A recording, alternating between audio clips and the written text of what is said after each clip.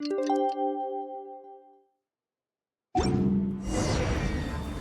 about time we headed over to the Curatorium of Secrets. We have something super important to discuss. You remember, right?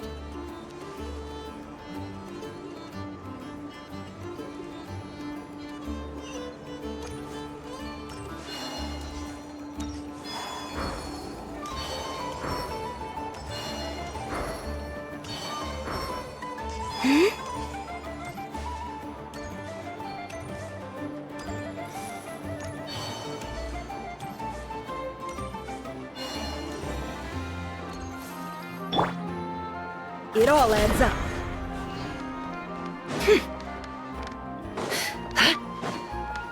What?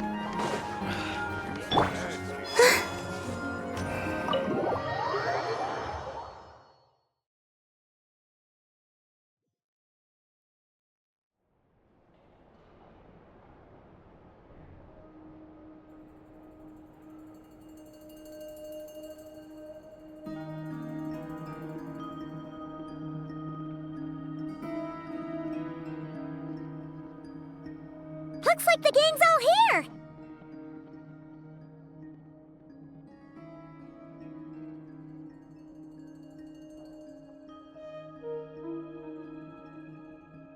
Yep, all ready. How about you two? Green and good to go? Paimon's ready!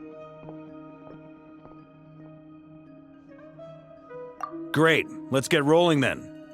Great. Well, first things first. Wait. Someone's here. We heard your footsteps. Although... You've been here for a while now. I take it you followed the Traveler, but I don't sense any ill intent in you. Come on.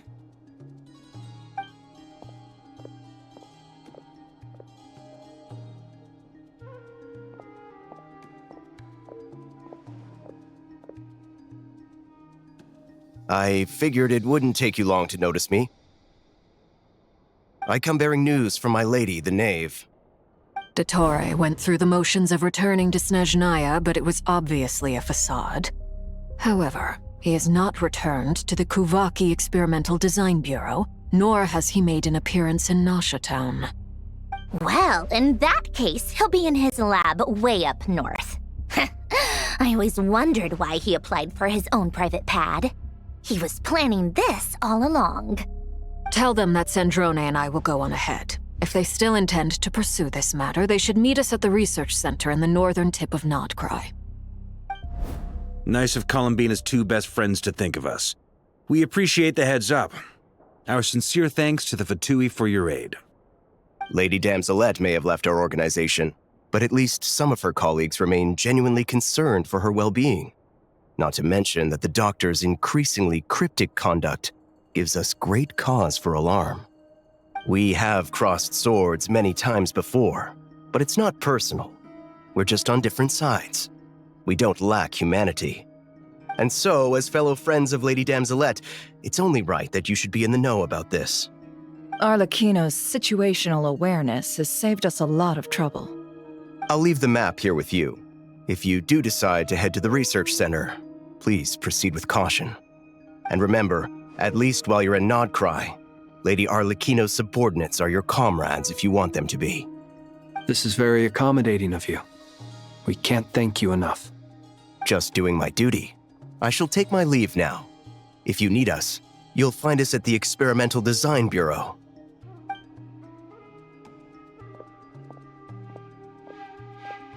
So, the Doctors left the Experimental Design Bureau and headed to some research center up north. Marionette seems to think he's been planning this for a long time. But when did it start? Before he even arrived in Nodcry? It seems his loyalty to the Tsaritsa is lip service at most. Behind the scenes, he may even be working against her. Whatever his motives, we know that he's decisive and incredibly ruthless. Facing him unprepared would be a recipe for disaster. At this stage, it's difficult to predict his next steps. I suggest we split into two groups. We need some people to stay behind and guard Nasha Town. much as I'd love to help, infiltrating research labs isn't really my area of expertise. But at least take Cool Your Jet's Ducky with you. It should be some help during the battle. And as for Miss Inefa, I suppose you will stay to protect Miss Aino? Detecting operational logic. Protect Aino. Priority. High. Just in case, Servarka, I think it would be best if you stayed behind as well. You can leave the research center to us. I mean, I would have said the Knight of Berea should probably be out on the front line, but okay, fine. Leave Nasha Town to me. Be careful out there, okay? If things get out of hand, fall back right away. Yehodo will be on hand to assist you. In my absence, she can handle any intel gathering work. You got it, boss. You guys make sure to get back here in one piece, all right? We will. Things are moving fast. We'd better head off soon if we hope to keep pace. So, it's infiltrate a secret research facility, or... Yeah, alright. Paimon will help out here instead. Sounds like it's gonna be a pretty intense fight. We all have to bring our A game here. So, anything you need to wrap up before we leave?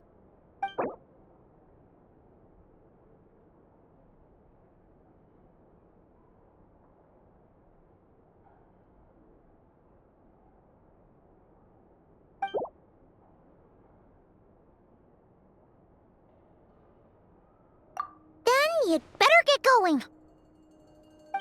Very well.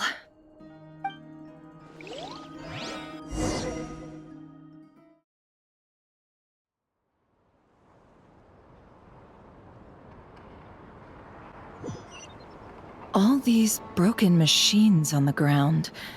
Someone got here before us. Could it be Arlecchino and Sandrone?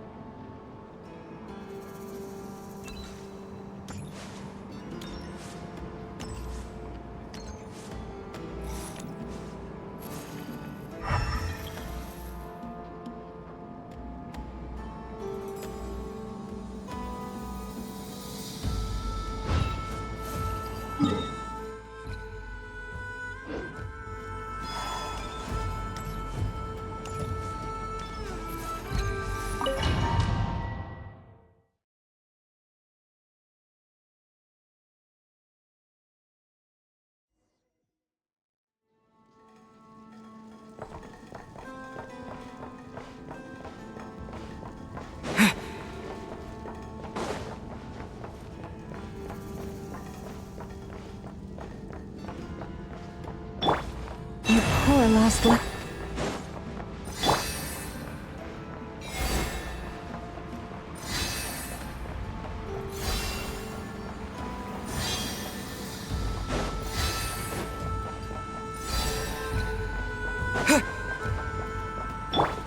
Forest,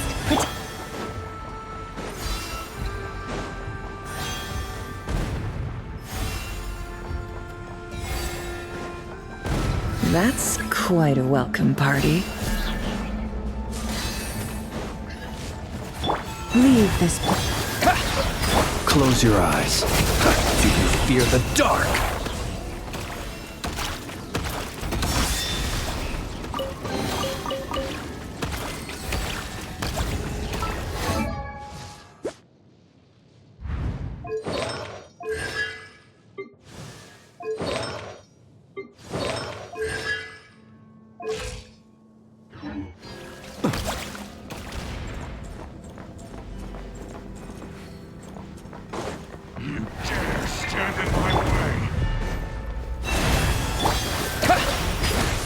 Can't hide the truth.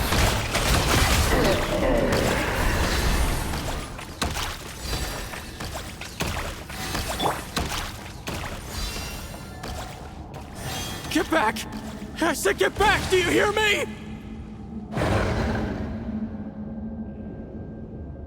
Why isn't it working? No! Don't come any closer! Don't! Ah!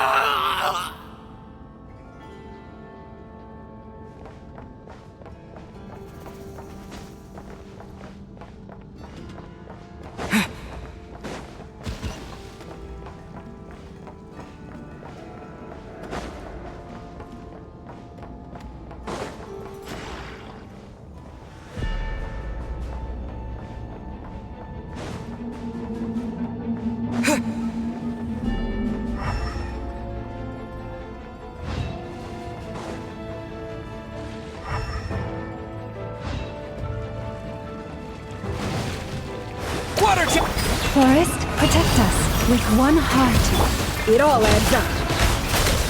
You poor soul. May your spirits find peace. Grab that key on the ground. We'll probably need it at some point.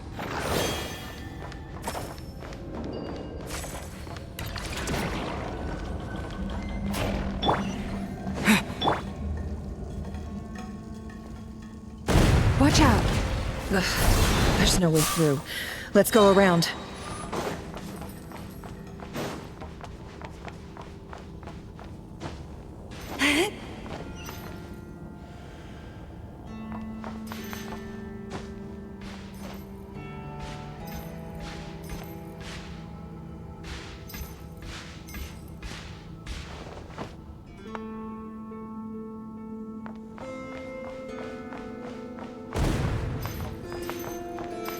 You poor lost lamb.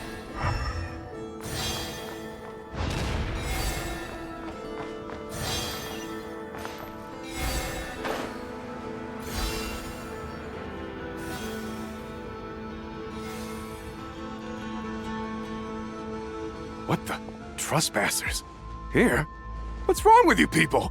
We're looking for the doctor, and we understand he might be here. I see you're fleeing the facility. You looking to settle a score with a doctor? Good luck with that. I don't think you have many chances left. Perhaps.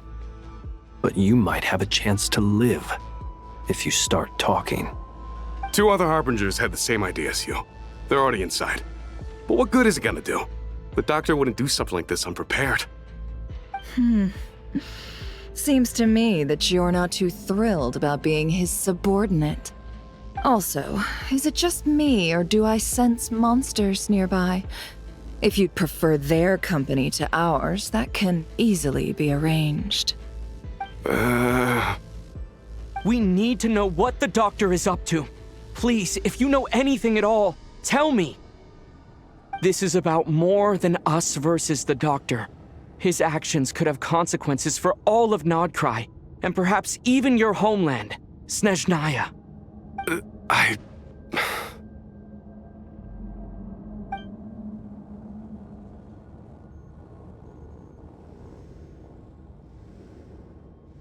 He's building something. Ambitious doesn't even begin to describe it. Feels like this could be the big one. God knows how long he's been planning it. A while back, he told us he'd be returning to Snezhnaya. We weren't expecting him back so soon. This time he brought some gemstones with him, or something. 2 of them. The moon marrow spheres. He stole them from their rightful owner, Columbina. Oh, Lady Damselat? Last I heard, she left the Fatui. Before she went, she told us she'd finished what Her Majesty asked of her, and wished to focus on some personal matters. I remember thinking that leaving us might not be the best choice. I mean, I always looked up to the captain the most, and... Back when this all started, the higher-ups dispatched 3 units to Nodcry to execute their plan. They were led by the Doctor, Marionette, and the Damselet, respectively. I was a part of the Damselet's unit to begin with. She never really interacted with us much. In fact, she seemed sort of detached from everything. Not because she was distracted, just felt like she was indifferent to the world around her. Like she had no stake in anything that happened. She always seemed like she was staring off into the distance. Almost as if she didn't see anything worth living for in the present, so she had to look further afield. That's right. She always used to stare up at the sky. The Doctor used to stand nearby and watch her. Apparently they got along well at first, but somewhere along the way, she grew wary of him. Started avoiding him as much as possible. After she left, everyone in our unit merged with the Doctor's. He's similarly indifferent to the world, except when it comes to the moons. He seems to have big plans for them. Right now, obtaining the 3 moons is his #1 priority. He even said if he can only get his hands on 2 of them, he'll create a 3rd one himself. How would he create an artificial moon marrow? Maybe the knowledge he gained from the Hyperborean phantoms has something to do with it. Thank you for cooperating. We appreciate the level of detail. I get the sense that you'd serve under Columbina again if you had the chance. Would that be fair? No, she's no longer a harbinger. As a member of the Fatui, my loyalty will always belong to the Tsaritsa. I'm only telling you all this because I don't completely trust the Doctor. His actions do not align with the goals that first brought us to Nodcry. I understand. We'll do everything within our power to stop him. The Knaves unit is based at the Kuvaki Experimental Design Bureau. Maybe you can seek refuge with them. Well, now we know what's going on here. Artificial moon marrow. He's likely well on the way to completing it. Dottore's technological capabilities are far more advanced than I thought. I fear this could get ugly. Everyone, prepare yourselves.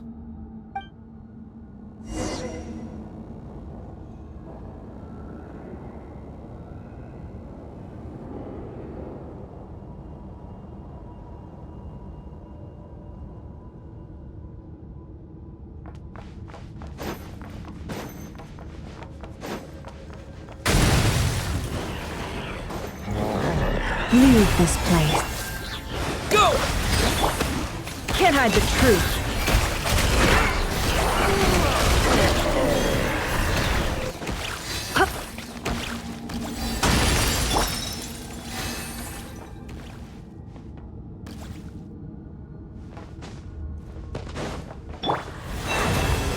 For the everlasting forest. The night cometh. Be silent. Close your eyes.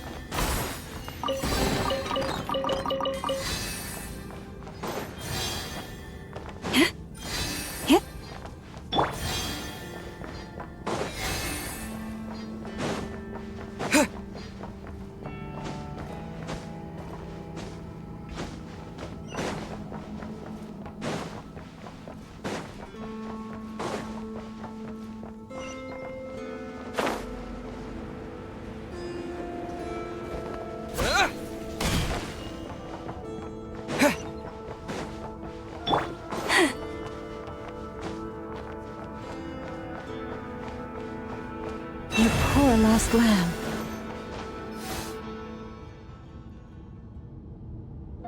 Welcome, one and all. I've been expecting you. I hope my humble research facility is to your liking. Yeah, we really appreciated fighting our way in through a horde of monsters. The gall. You expect us to believe you've just been patiently waiting for us? Of course I have. Should I be worried about something? Everything seems to be going quite smoothly so far, and you've shown up right on schedule. First Sandrone and Arlecchino, now you. Ah, quite a surfeit of guests I've had today.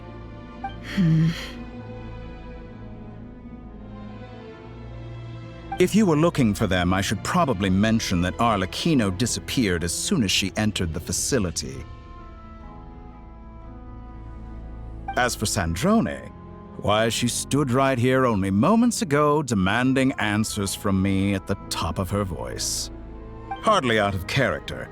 She never was one for basic courtesy. But I have to admit, I was a little surprised to see her showing concern for someone besides herself. Does everyone you associate with undergo such a change in temperament? Speaking as a researcher, I have to say, it is not a change for the better. It threatens one's ability to remain objective. Well, since you ask... So you've got your hands on the moon marrow, and now you're claiming godhood. Don't you think that's a bit of a stretch, Dottore? I must protest what you are insinuating with that phrase, claiming godhood. I am not claiming anything. I am stating a fact. You're a researcher. I'm sure you appreciate the distinction between the two.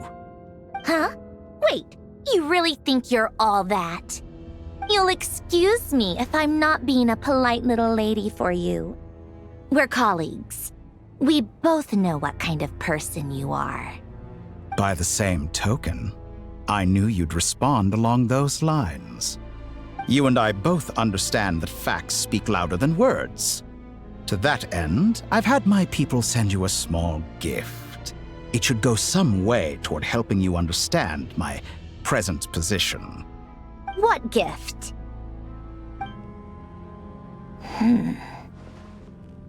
Where have all your troops gone? Who knows? Perhaps they are already marching toward a new world, following in the footsteps of an unknown god. As vulgar and arrogant as you may be, dear Sandrone, I have no intention of taking out my displeasure on your subordinates. They will enjoy equal rights to my own. You sent your people to the Experimental Design Bureau? That's the Tsaritsa's property. Yes, and I am very mindful of Her Majesty's instructions. But you know full well that they do not conflict with my present goals. In which case, all I'm doing is conducting another one of my experiments. Is there a problem with that? Now then, you have a judgment call to make. Am I simply lying to stall you? Or is it possible that every word I am saying is the truth? In which case, your subordinates really are in danger. So now you've turned on fellow Fatui soldiers. You're completely insane. I have set a new rule for myself. Each person gets one chance. Naturally, that includes you, Sandrone. If you wish to leave, I won't stop you. We are colleagues, after all. Scumbag!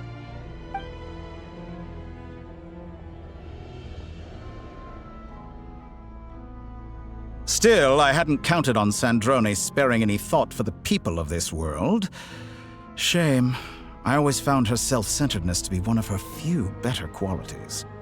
How can she ever hope to achieve greatness when she's so obsessed with protecting her little design bureau? It's more than a little disingenuous to speak of achieving greatness while taking hostages. Or does honor no longer mean anything to you?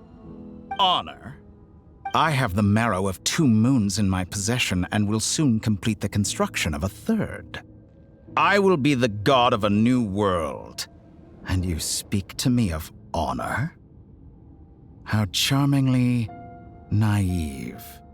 Those are sacred relics. You do not deserve them. In my view, many in this world do not deserve to be alive. And yet, I mercifully permit them to go on living, do I not? You'll come to regret your actions. Will I now? Let's see if you can make me.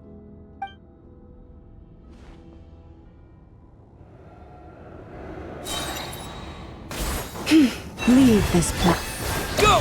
Wipe out! By the frost moon of old. Beware the creatures of the night. Observe.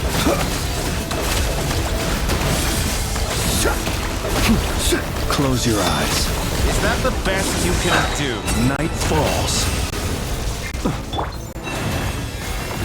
An exact practice.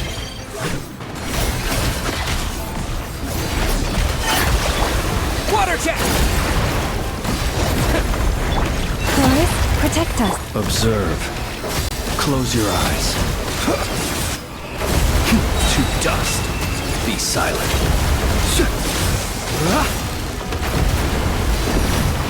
Arlecchino. Thanks for the assistance. Arlecchino. They see you as an ally. What a farce. You're clearly here to destroy my research. I say your research is more valuable than your life. Am I wrong?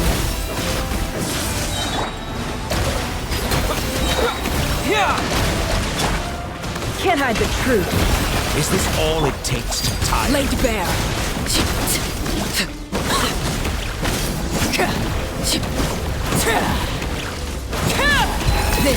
is where you fall. Transfixed! Shatter like a reflection. You poor lost Your lamb. actions betray your fear of For the everlasting forest. me. Is that the best you can do? Close your eyes. Be silent. Do you fear the dark? It all adds up.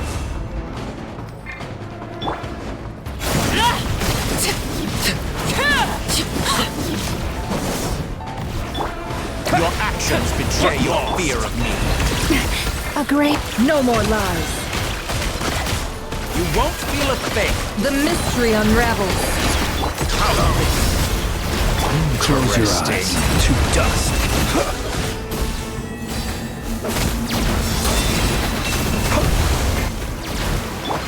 With one heart, we pray. Receive my... Wipe out!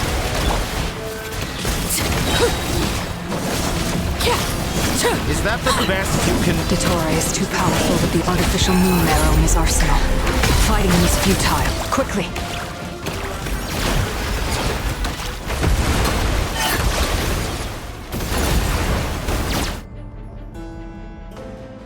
Let's go. I've always thought it is wiser to flee than surrender.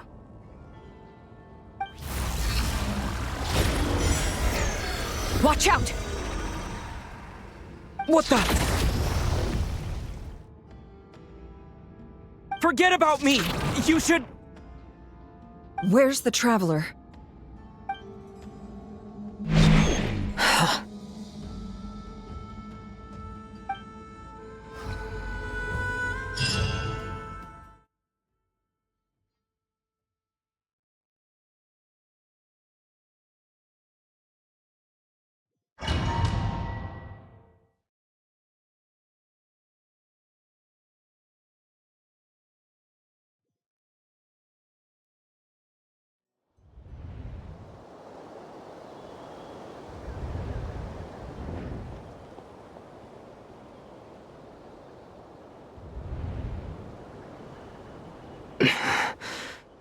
What just happened? Nasha Town?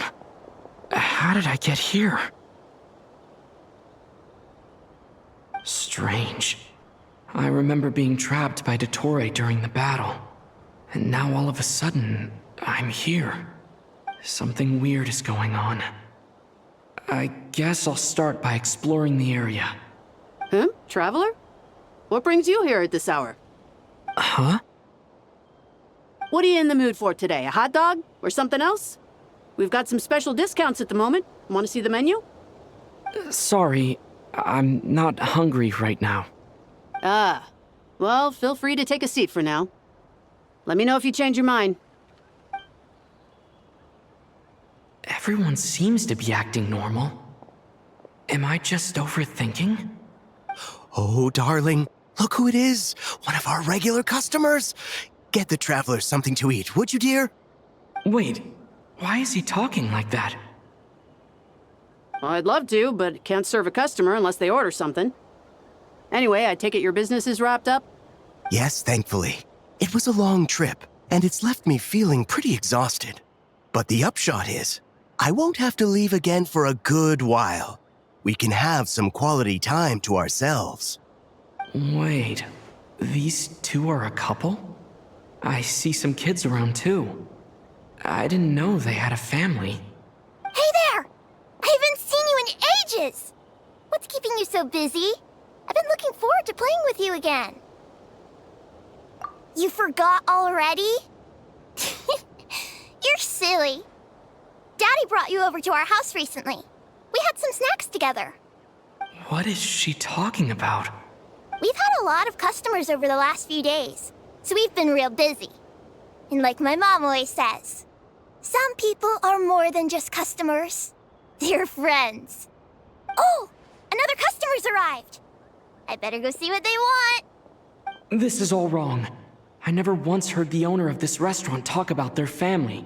It certainly isn't a family-run business. And that child? I don't recognize her at all. Could this be a false memory?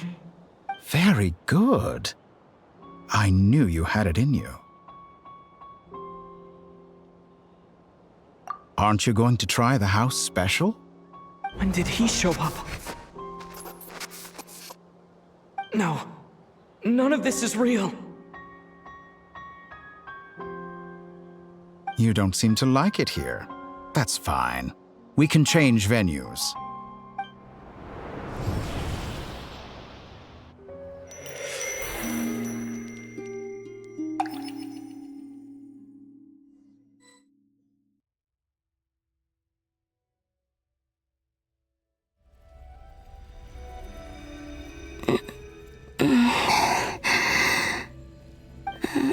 I'm still alive.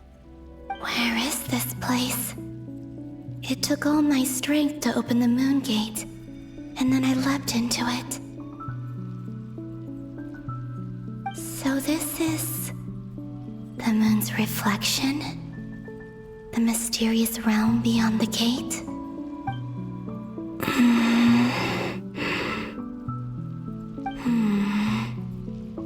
I can't sense anything.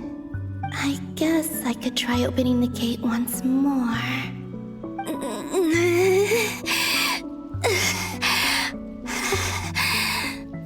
No response. Maybe this space can't be opened from inside. If this was the space that killed both Revier and his lover, then why am I unscathed? Or... no, I'm not unscathed. Even the air here feels frozen in place. There is nothing here with which I can restore my power. I should conserve my strength and proceed with caution.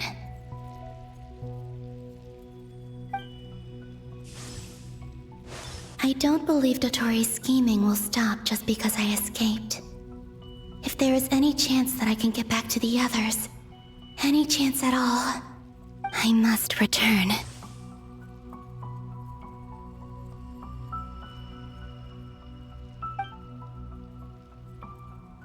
Emptiness, silence. What is this place? Or maybe the real question is, what is it for?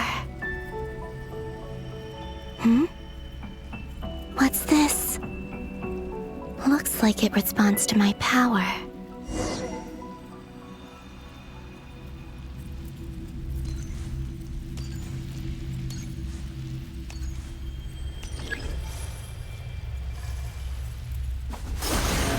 Golden.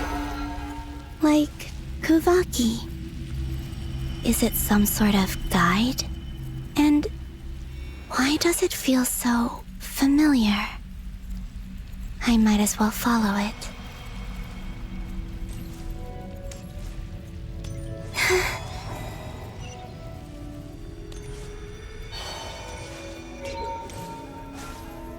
Where does this lead?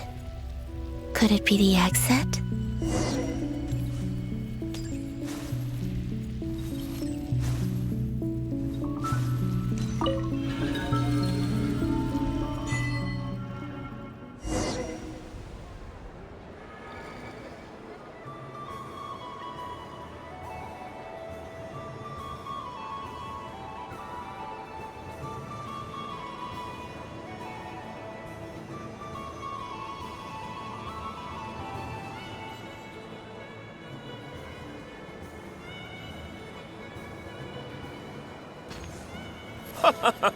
Welcome home, Moon Goddess. Is this Nasha Town? But isn't Moonbriar Night over already?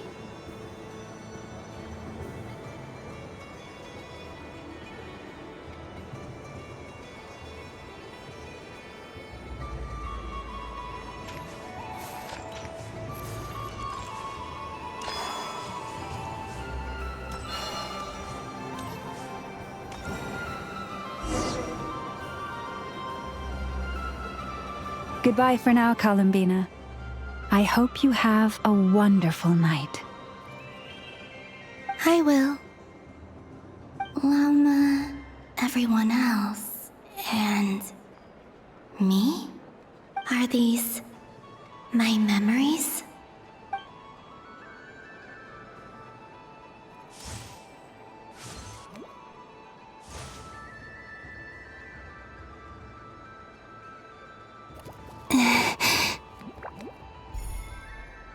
I can't touch them. It's as if we're separated by some impenetrable power.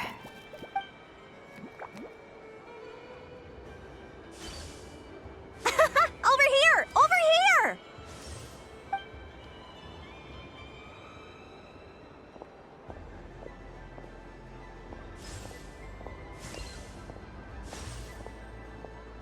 But the people in these memories pass right through me.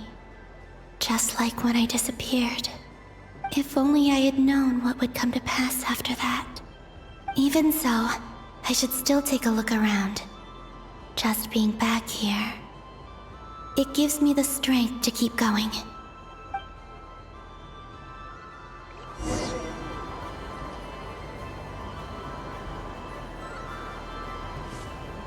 Welcome home, Moon Goddess. Oh, you're the genuine article. Alice was right. This moon prayer night was worth watching after all. Oh, yes. That was the fortune-telling stall run by Barbeloth from the Hexen Circle.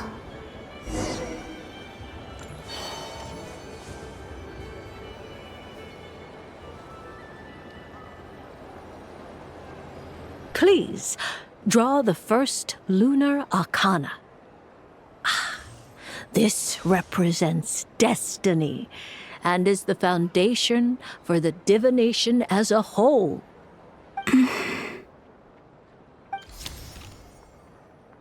My destiny. I believe the card I drew was the moon. Now that I think about it, Barbeloth's divination was absolutely right. It's almost time to draw the last card. The one that represents the future.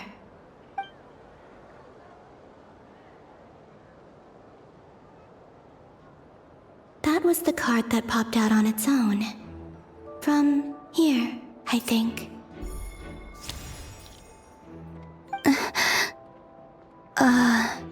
Kuvaki Pulse? What? Fascinating. I've never encountered this before in my role as a diviner. What's going on?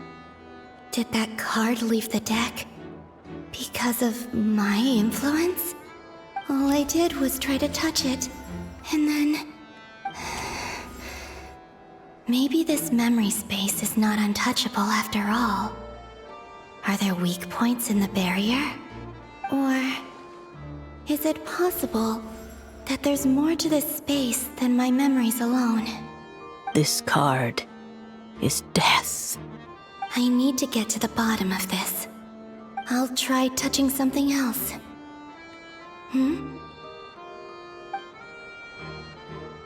Is this... the wind? No, it's gravity. It's pulling me outwards. No, Traveler!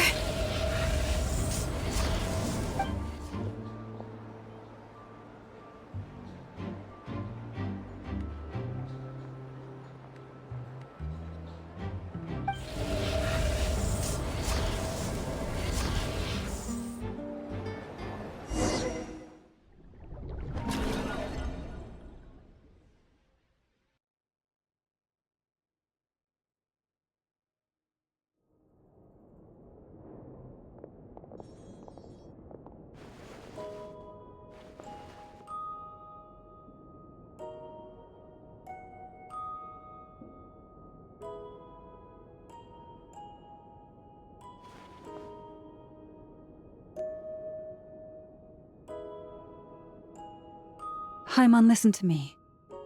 From the bottom of our hearts, we are so sorry. We completely understand how you must feel.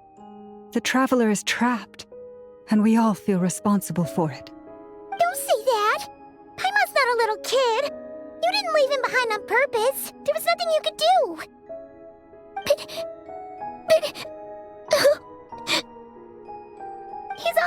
in there? What if something happens to him? What are we gonna do then? We've barely spent any time apart since we met. Is he gonna die? We must find a way to rescue him. We were all involved in the operation where he was captured, and we do not abandon our comrades. That being said, it won't be easy. Through conversation with the others on our return, we've arrived at a basic idea of what we're up against. Dottore's lab has clearly been in operation for a lot longer than we realized. We found many monster samples stored there. In all likelihood, they were materials he used to research his latest technology. We also know that through his contact with the phantoms of Hyperborea, he gained knowledge about the moons and certain Hyperborean technologies. Using this knowledge, he then fashioned an artificial moon marrow to serve as a replacement for the frost moon beyond the sky. Unlike Columbina, Dottore is not being rejected by Teyvat. And even with 2 of the 3 moon marrows, his power far exceeds all of ours combined. Once his 3rd moon marrow is complete, Dottore will have completely seized the authority of the 3 moons. Teyvat's most primordial powers will then be in his grasp. Does that mean... I'm afraid so. No one could have predicted this level of insanity. Not even from Dottore. And unfortunately, his insanity is coupled with an intellect and ambition that not even his peers in the Fatui can match. This is dire. Sounds like the world is done for. The 3 moons' authority can influence the very fabric of time and space. I dare not imagine what a monster like him would do with that kind of power. The trouble's already begun, I'm afraid. On our way back, we discovered that part of Nodcry is being enveloped by an unknown energy. We cannot ascertain what is happening inside. I'm convinced this is Dottore's doing. Not that there's any way to prove it. The issue is, we have no idea what his intentions are. The only thing more frustrating than facing down evil is knowing that it will surely come, but not knowing when. The doctor is guilty of numerous crimes in Mondstadt as well. One of our knights, well, former knights, his father was murdered by Dottore. His ideology and methodology are a danger to everything in his path, from individuals to entire nations. He does not feel guilt, even when he acts against his own people. He doesn't see them as his own people, that's why. People like him see everyone else as beneath them. Right. He views other people only in terms of how they can benefit him. That's the basis of all his social connections. Granted, he's hardly the only harbinger to pursue their own interests. We all do. And Her Majesty is gracious enough to permit it. Still, her mercy has its limits. Dottore's actions have gone beyond even what the Fatui could have imagined.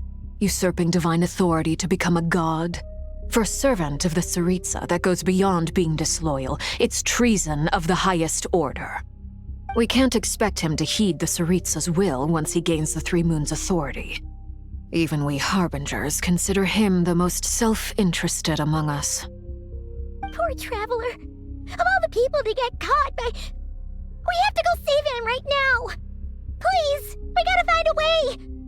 Paimon, I promise you, we are with you all the way. I get how you feel. I do. But it's gonna take more than strong emotions to take down an enemy like Dottore. What we need now is more information. Right. We can't even guarantee he's still at his research center. Before we can think about mounting a rescue operation, we need to confirm the Traveler's location. I'll find a way. Paimon knows, but... She's so scared. If anything happens to the Traveler... He might be the strongest person Paimon knows, but he's still human. He feels pain and bleeds just like anyone else. Then think things through before you stick your neck out. Unless you want to lose your head. Sandrone. Miss Sandrone, you're okay? Put the stuff over there. and be gentle with it. Am I okay? As you can see, I've had to move my whole livelihood out of the Experimental Design Bureau. It's been swallowed up by Dottore's energy field. If I'd left it any longer, I probably would have gotten stuck there. Ugh, Dottore always goes a little loco when he finds a shiny new toy. Not that he'd ever admit that. But this time, he's gone full psycho.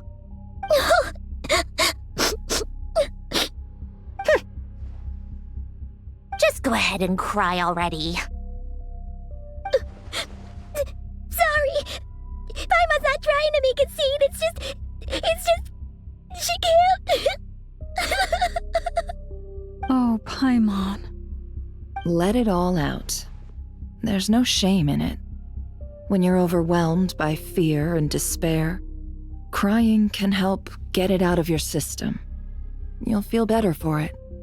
Okay then, while the baby of the group is having a moment, how about the grown-ups get to work? Give me your hand. You've made a discovery? Polonia, scan.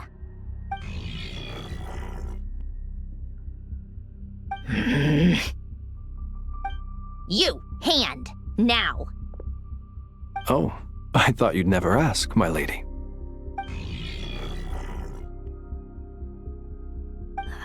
Curses! You're next, then you.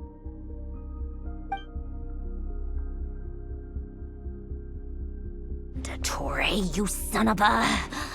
He's done something to us! Everyone who entered his research center has been implanted with some sort of curse. I don't feel anything unusual at the moment. Does that mean it hasn't activated yet?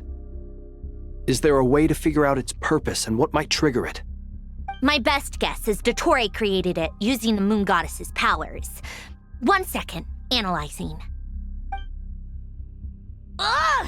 That friggin' maniac! So, what twisted game is he playing this time? The moment I analyzed the energy composition, some encrypted text appeared in my mind's eye. And when I deciphered it according to the Fatui standard encryption protocol, I got the following message. Feel free to run, or you will perish in nod cry. He's mocking us. Yup, he loves to toy with people. Only in this case, there might be more to it. But I didn't detect any murderous intent or malice either in the message or the curse's energy. As if this is him at his least malicious. Or perhaps all people are cowards in his eyes. Maybe he thinks the threat alone will be effective. What a despicable person. And he has the Traveler in his grasp. If I may, as unhinged as Dottore may be, he has always exercised great patience with the objects of his interest. I remember a comment he made when we first arrived in Nodcry. He said, "This world is, on the whole, an exceedingly dull place. But at least there are a few intriguing features, such as the gods, or the Traveler. Presumably, they interest him because they're unknown quantities. He wants to understand as much as he can about them." Agreed. The Traveler is Tevat's fourth descender. All Harbingers are aware of this. Since Dottore took such pains to capture the Traveler, he is unlikely to kill him right away. Okay, but we still have to do that rescue operation. Of course. I also think we need to read between the lines with Dottore's message. If he's encouraging us to run, that means we mustn't leave Nodcry under any circumstances. My guess is, his curse will only trigger if we leave.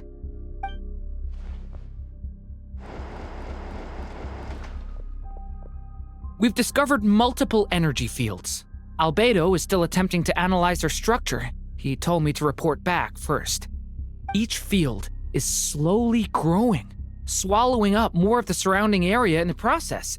And the pace of their expansion has increased since we first examined them. He's probably trying to swallow Nodcry whole. His nefarious ambition knows no bounds. If this continues, the whole of Tevat will be in trouble, not just Nodcry. The loss of Columbina could not have come at a worse time. Do we think she's truly gone for good? She entered the space beyond the Moon Gate, knowing what became of Rerir and Thalindus.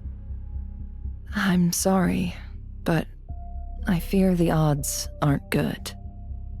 Don't be ridiculous. If I know her, she's busy finding a way back as we speak just so she can annoy me. She isn't dead. Whatever has become of her, the fact remains that we are two comrades short on the eve of a decisive battle. We need to find out the Traveler's location, but there is also other work to be done. Agreed. Whatever Dottore planning, we have to get the local populace somewhere safe. So, as well as a rescue mission, we have to organize a mass evacuation at the same time. It would be best if someone could approach leaders of neighboring nations and negotiate emergency asylum for Nodcry's inhabitants. Can anyone handle that? Snezhnaya is one option. I'll see what I can do. Guess it'd be so much easier if the Traveler was here. No! Stop thinking like that, Paimon. Paimon will join you. She's pretty well connected thanks to the Traveler. Maybe it'll come in handy. Either way, that's what the Traveler would do if he was here.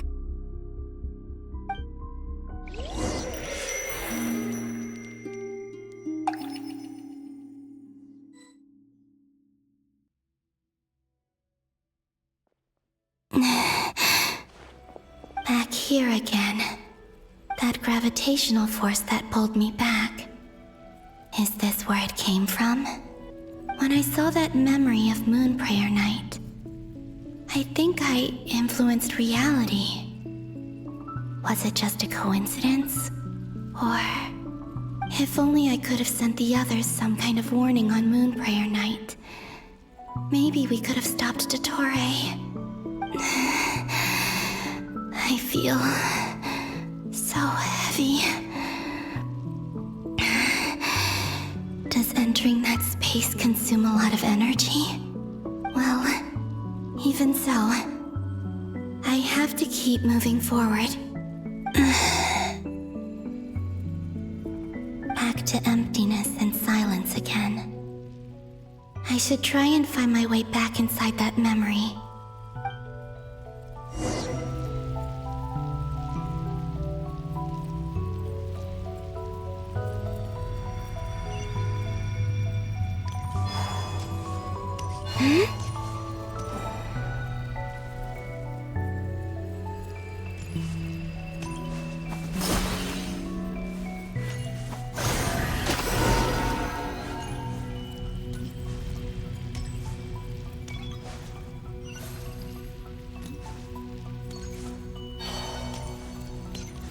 The entrance from last time isn't showing up.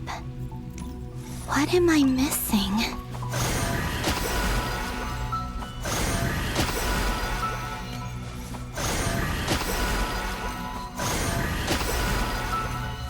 Looks like I need to gather these scattered fragments.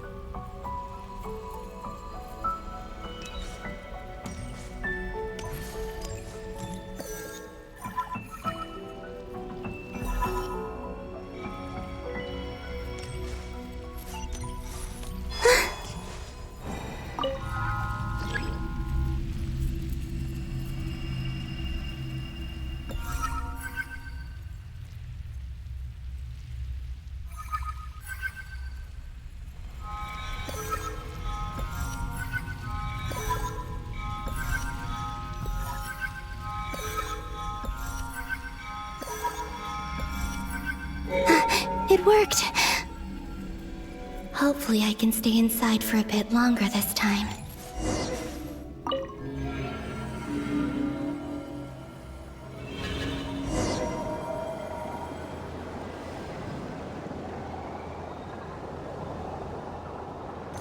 Ad Astra Abyssosque. Welcome to the Adventurers Guild. What? This doesn't look like Moon Prayer Night.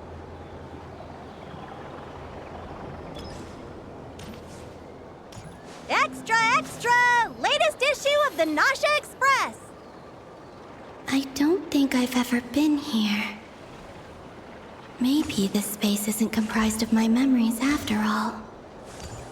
There aren't any festive decorations around. Is this Nasha Town after Moon Prayer Night ended? Did Dottoro's plan not affect the town?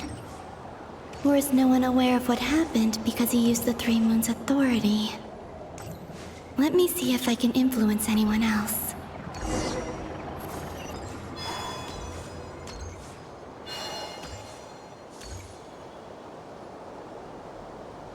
So, what do we do next? Wait, that voice. Paimon?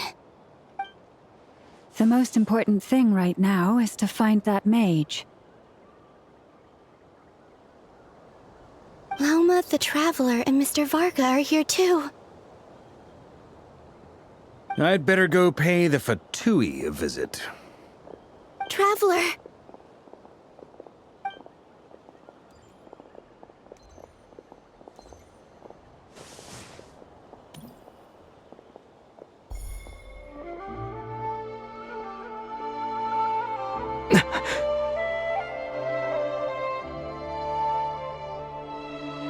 Columbina?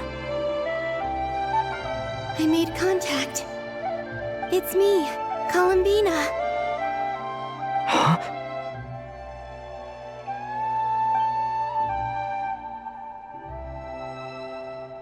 Traveler?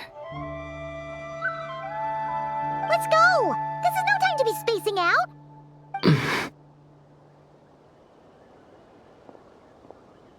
Huh? Wait a moment. This has happened before. Huh? This is what happened when I disappeared. I stood right over there, thinking that no one would ever find me again. It was only when he called my name that I decided to follow them. But did he turn around because he sensed my touch just now? Is it really possible that from in here, I can change the past? If I keep following them, maybe... Huh? It's that gravity again.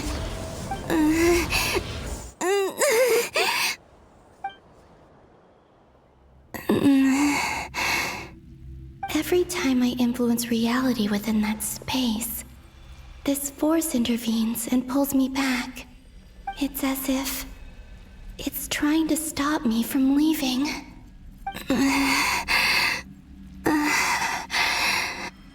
I'm getting weaker and weaker. I'll just have to try another approach next time. Come on, Columbina. Keep going. You have to tell everyone what happened.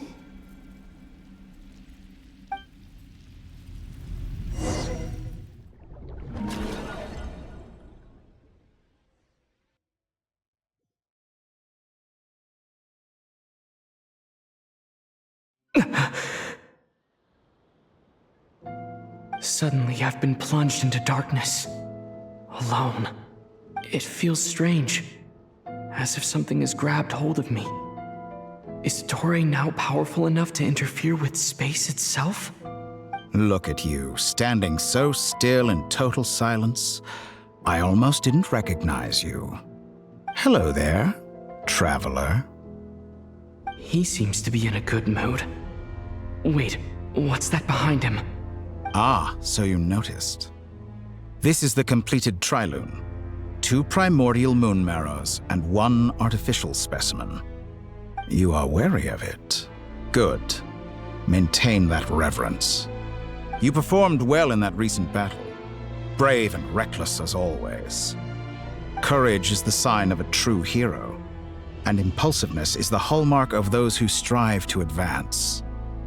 I say this not to belittle you. Most creatures are far more timid by comparison. 3 moon marrows? Does that mean the artificial one is now complete too? Well spotted. What do you think? For a replica I built myself, I dare say it looks the part. Dottore, are you planting illusions in my mind? I have no interest in fooling your eyes. On the contrary, I hope to show you the true essence of all that you see before you. Is this not a beautiful city? People live in peace and find joy in their work. The streets are safe. People can even leave their doors unlocked at night. You might say it is the Elysium everyone dreams of. All available data indicates your values and worldview conform with the mainstream. This kind of society should be quite to your taste. False beauty is deceitful. Lies are to no one's taste. I wonder, is it your moral standards that are too high? Or your expectations of reality? Answer me this. If someone existed in a sweet dream from the moment they were born, a dream in which they never once felt pain, which do you think they would consider superior? The dream or the reality? That's pure sophistry. It has nothing to do with your actions. As I suspected. You have yet to understand all of this for what it really is. What do you want from me? You sound impatient. Do you think the only reason I'm keeping you is because I want something from you? If it's not, then why haven't you killed me yet? No one can stop you if you're as powerful as a god. I'm delighted you recognize that fact. I believe we last squared off in Sumeru. Ah, the memories. How time flies. You and I have both grown. I'm not surprised that Arlecchino and Sandrone worked with you. You've always a way of slowly but surely ingratiating yourself with all levels of society. People laud you as a hero, but I suspect there's more to it than that. Oh, but to be clear, I don't say that to flatter you. Do you always give your opponent an appraisal before you deal the final blow? Call it a long-time habit. I'm a researcher, and one of my duties is to give an objective assessment of my subjects. But you misunderstand. We are not opponents. Not at this moment. I just want to talk. Think back to Tartaglia, Arlecchino, Capitano, Colombina, and now even Sandrone.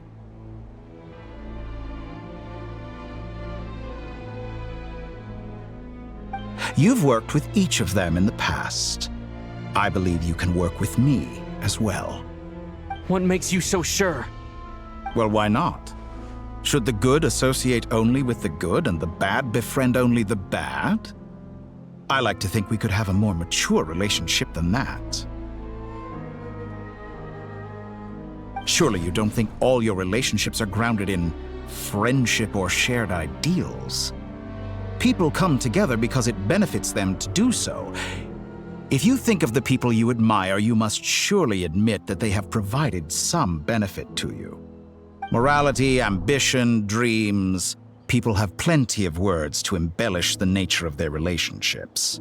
But once you break free from those ethical frameworks, you will see that the only thing connecting the two of you is mutual benefit. And that is what I'd like to talk to you about. We're finally getting into it. He's probably been planning to kidnap me for a long time now. But for what exactly? He has the authority of all three moons. I won't be able to gain the upper hand in a fight. Best if I pretend that I'm willing to negotiate for now.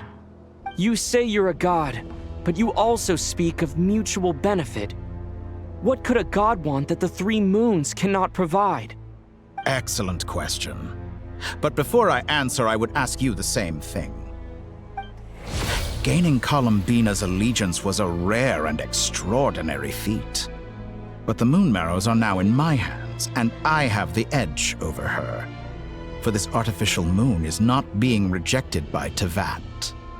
Her identity and lineage may have been a thing of glory in the old world, but they were also shackles that prevented her from ever integrating into Tevat. I, on the other hand, you may view me as a thief, but I have overcome that limitation. So what is it that the three moons cannot grant you? What stops you from negotiating with me to get what you want? I don't make deals with lying psychopaths. That's quite an accusation.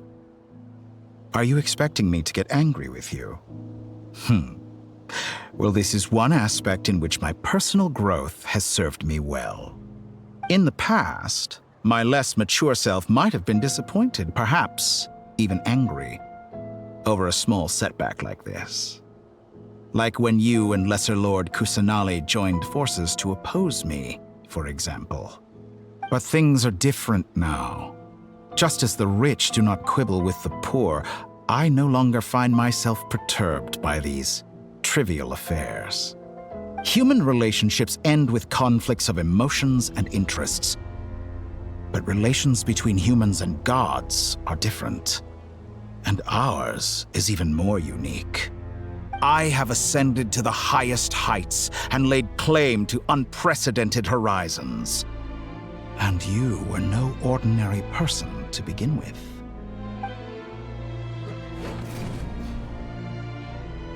Allow me to show you the world, Descender.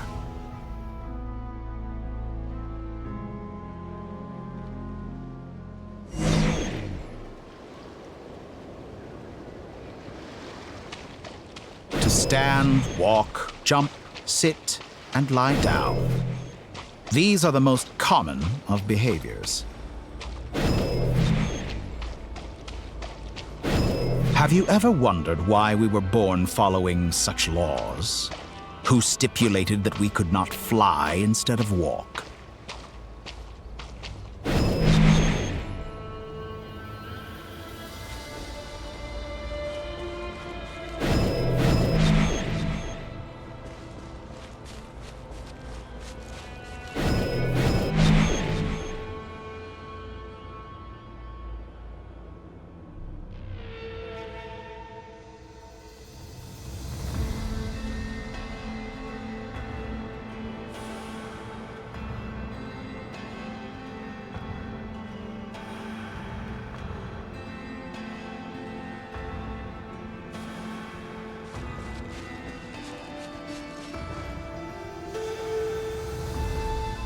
Someone of your talent and experience must surely know of the 4 great rulers who serve the heavenly principles.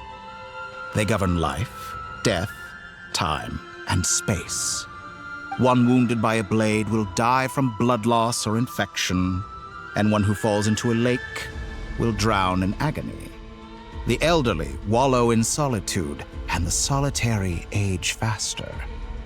Eventually, new life is born, only to embark on the same path of suffering. These 4 divisions anchor the world and shackle those who live in it. But they themselves transcend its boundaries, squandering the power bestowed by the heavens. All who live yearn for equality, but unless the gods prostrate themselves and profess that they are mere servants of the living, equality can never exist. Who makes the rules we must live by? Who has the right to restrict us?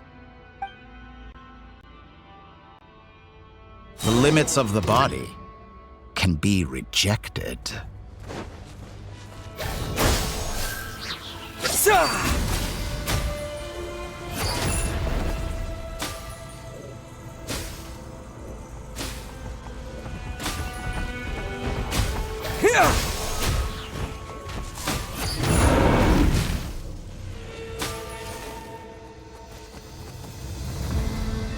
Scatter!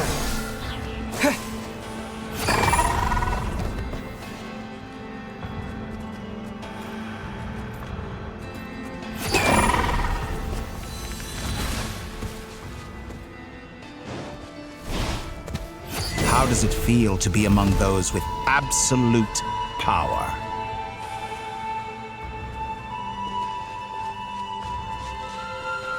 You cannot conceive the extent to which your flesh hinders your mind and spirit.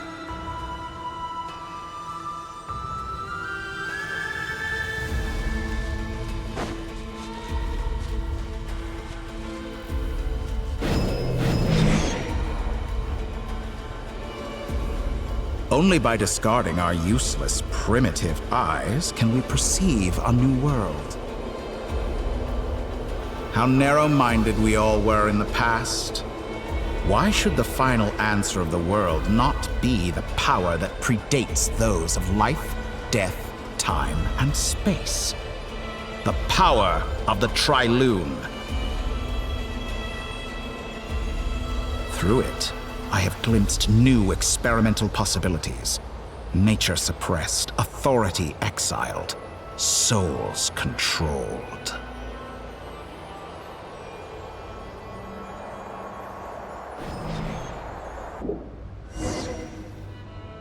You know, I heard recently that a group of critics reviewed countless stories and drew an interesting conclusion. They found that it is more often than not the villains who strive tirelessly to push the boundaries of progress. In fact, long before this, someone voiced a similar idea in an academia editorial. I felt a great affinity with this perspective. I have never been afraid to step up and play the role of the villain. Fanatics are trampled down for their transgressions, and those who transcend are rebuked for their audacity. And so, the majority of creatures are too timid to follow my lead. But all sacrifices made during my experiments have been worthwhile, as you can now see. I can offer you something new, something unique, precisely because I am a villain. Think about it. We are eternally bound through mutual interest.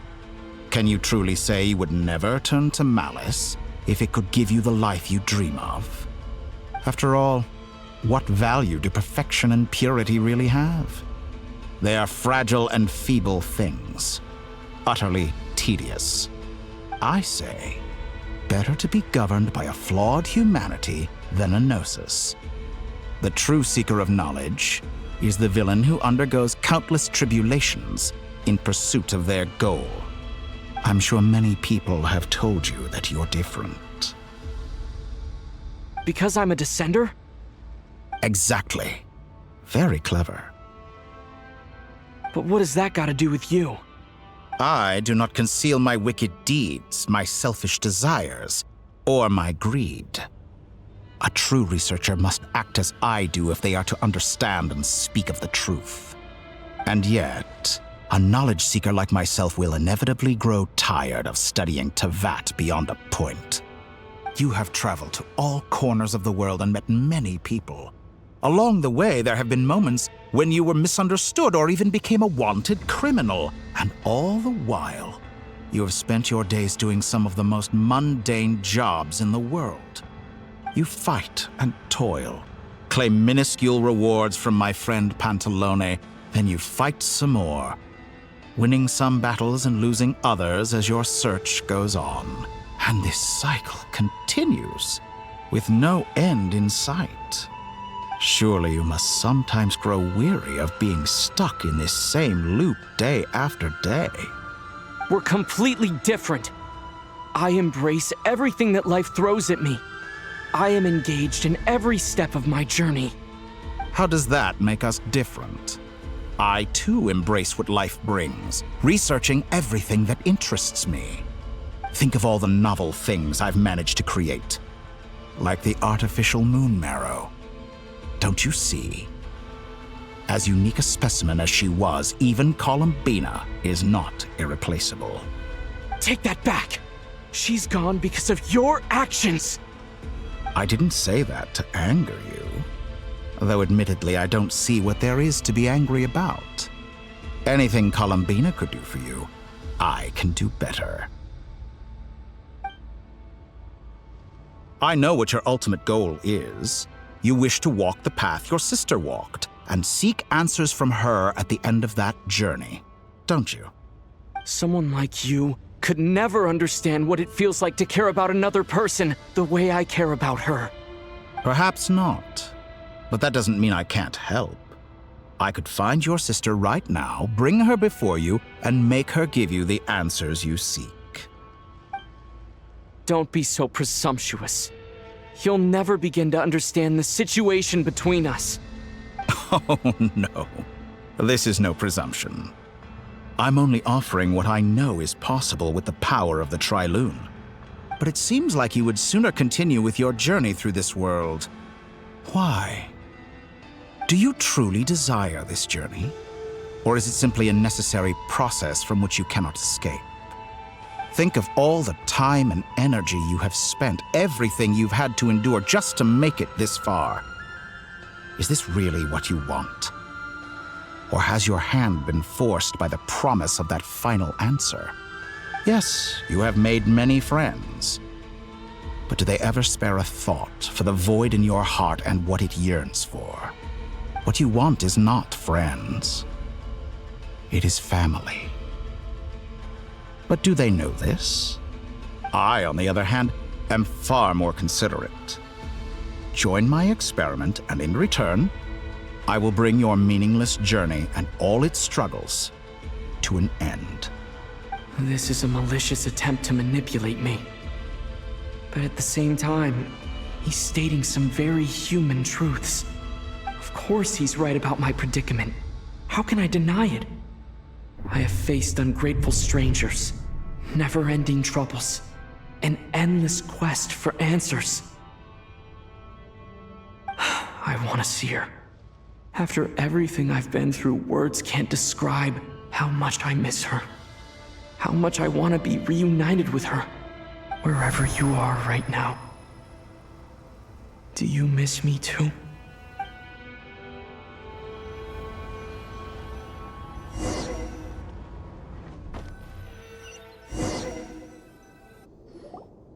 All right, everyone.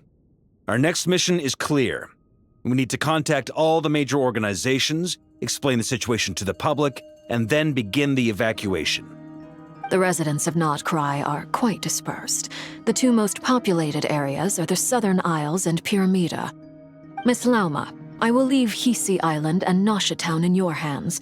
I will liaise with the Fatui and Pyramida. Agreed. We will reach out to Natlan and Snezhnaya. Anyone found north of the Experimental Design Bureau should follow the Fatui to Snezhnaya. As for those dwelling south of that line, I will ask the Voynich Guild to help persuade them to leave. Then I, Mr. Varka, and the Frostmoon Scions will escort them to Natlan. The Voynich Guild has dealings with the Curatorium of Secrets. I will send them a letter vouching for your credibility. Yehoda, you should help Lauma. This is too big of a task for one person. My wish has come true. You're willingly lending me your most capable employee for the day. Well, good for you if all this only takes a day. Of course, if it takes any longer, I'll be charging a fee. Boss, wait! Don't I get a say in this? Oh, I'm sorry. Something to add, Yehoda? Well, no one's more important to me than you, boss. And remember how Lauma healed your eyes after that big battle? I think that's worth at least 2 or 3 days' work for the Frostmoon Scions. Are you completely incapable of acting in your own self-interest? Or do you simply devalue your own labor? Are you sure you don't want to come with us?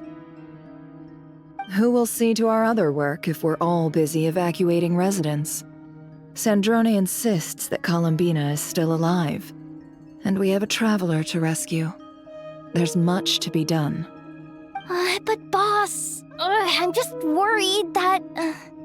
Well, Nefer, I'll link up with you once my tasks are complete. What makes you think I'd need you to do that? I'll need it. And considering the way you approach certain matters, I think you'll be better off with me present. That's quite enough. Just focus on your work first. I bet we're in for an uphill battle here. But we can help out too. Inefa and I are gonna help Nasha Town's residents carry their stuff. Loading schedule. Store essential local research data and technology samples, then escort the people to Natlan. Understood. I will execute this to the best of my abilities. Great stuff. Thank you, ladies.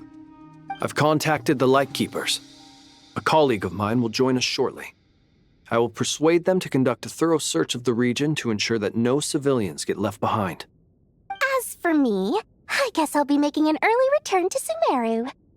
I think it's important that someone informs the Dendro Archon of what's going on in Notcry. Roger that. Someone should inform Mondstadt, too. Mr. Duran, can I trust you to handle that? I think you fly faster than any of us can run. As an added incentive, get there fast enough and I'll see about getting your gliding exam waived. Really? Ha! Mission accepted, sir. I intend to stay behind and help Miss Sandrone with her research. She has some alchemy-related questions that she'd like me to explore. She recognizes your expertise, then. I wish you a fruitful collaboration. Thank you. In truth, I was surprised to hear her express an interest in subject matter outside of machines. I believe she has been investigating some Fontanian technology recently. She made a point of bringing the relevant materials with her when she left the Experimental Design Bureau. She's sorting through everything in her room as we speak. I should mention that we have one other friend who isn't present. He hasn't made his position in all of this clear. But if we know anything about him, he's likely investigating on his own. Paimon's been very quiet today. But I know how close she and the Traveler are with the Natlanese. She should come with us to the border. Okay. Paimon will do her best. Make sure to heed Sandrone's warning. Many of us have been cursed by Dottore. As such, under no circumstances should anyone cross national borders. Remain within Notcry. That aside, personally I have faith in Columbina. Things look grim, sure, but who knows how it'll play out. Same goes for rescuing the Traveler. Both of them are important allies and friends. We'll be counting on you to gather intel on them, Miss Nefer. Oh, wonderful. You're all here.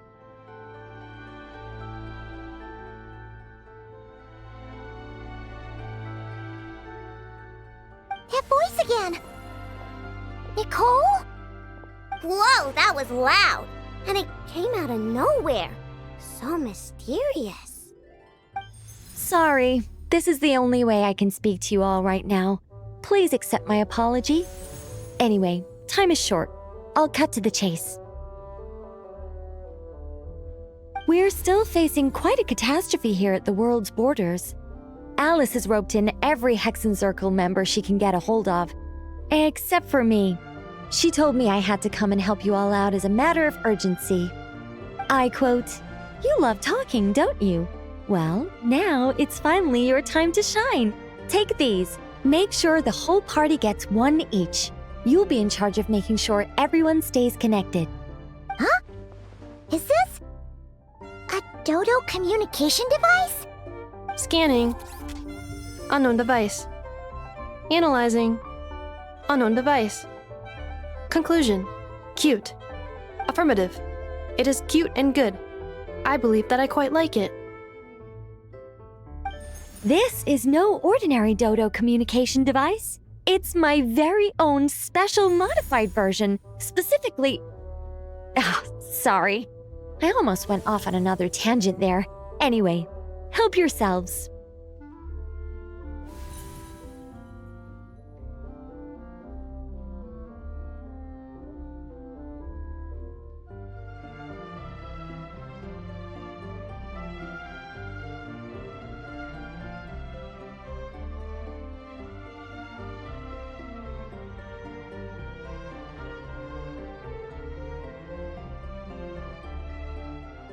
It will allow us to communicate over long distances within Notcry. No more worrying about shuttling messages back and forth. What astounding technology. Am I right in assuming that it relies on your personal abilities to function, Miss Nicole? Yes, exactly. Right on cue, Albedo. I'd love to brag to you all about how it all works. But no, next time. Anyway, I'll be right with you all, serving as a communication hub. That's all from me. Head off as soon as you're ready. I'll be staying here to keep watch, and I'll be sending you my blessings.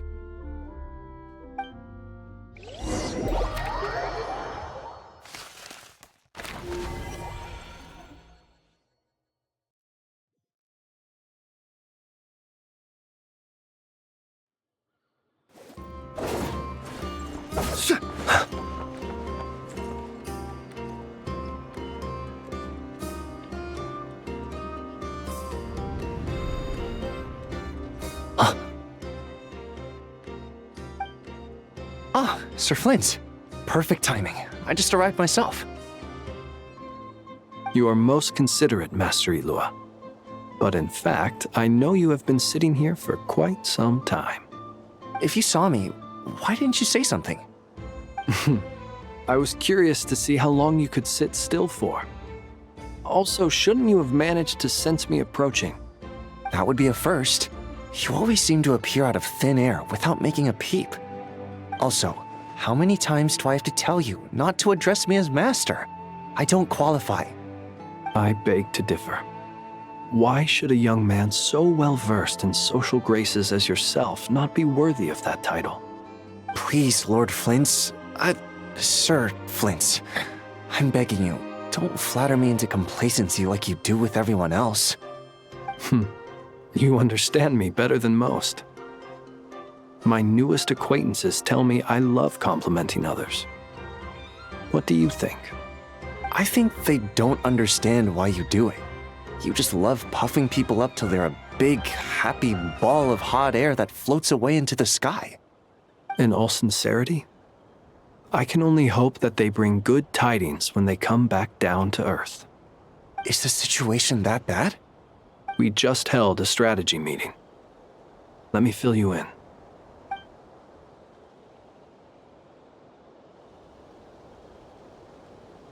In short, we need everyone gone from Pyramida. We also need a team of Lightkeepers to scour the more remote regions of Nodcry for civilians to evacuate. I only hope we have enough personnel. We do. Old Man Nikita will definitely help, and we can recall anyone out on patrol to focus on this instead. Good. I'm sure you and the others will make short work of this. Now, don't forget, once you've completed this task, make sure you and the rest of the team evacuate to either Snezhnaya or Natlan as well. Flint? If you've got something to say, Master Ilua, why not guess what I'm thinking right now? You mentioned that you have something else to deal with later. How difficult is it going to be? I doubt it will be easy. I know you're a Lightkeeper, and it's your duty to protect others in times of crisis. But I have a feeling that you'll be walking into grave danger. However bad things have gotten in the past, Nodcry has never faced a mass evacuation before. But from the sounds of it, you don't intend to come with us. I don't mean to pry, and it's probably none of my business. But whatever it is you're intending, you don't have to go through with it, you know. I've been afflicted with some sort of curse, and I'm told it may well trigger if I set foot outside of Nodcry. As such, I cannot leave.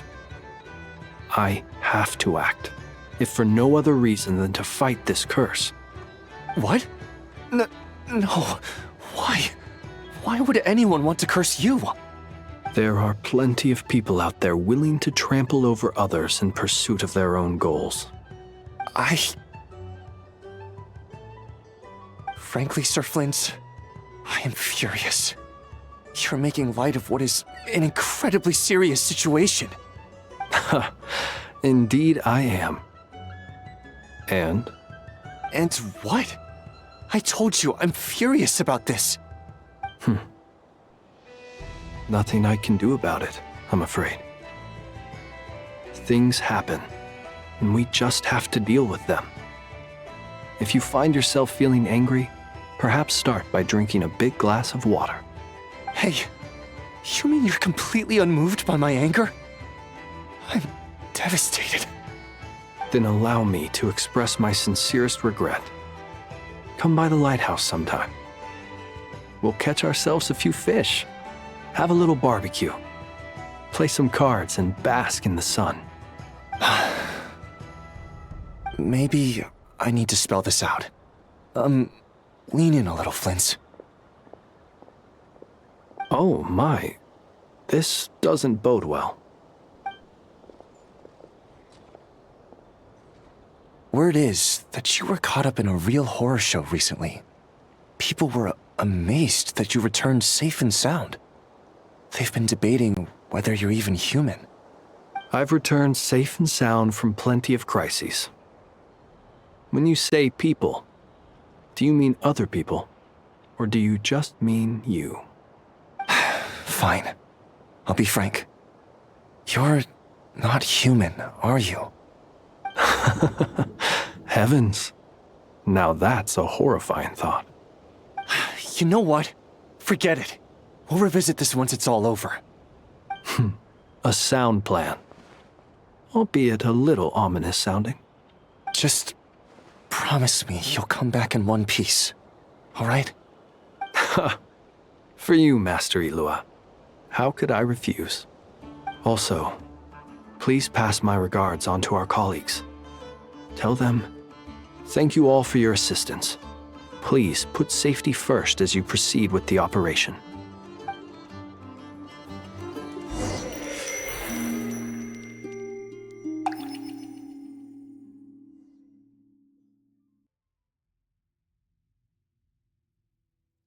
I have to keep searching for a path toward reality.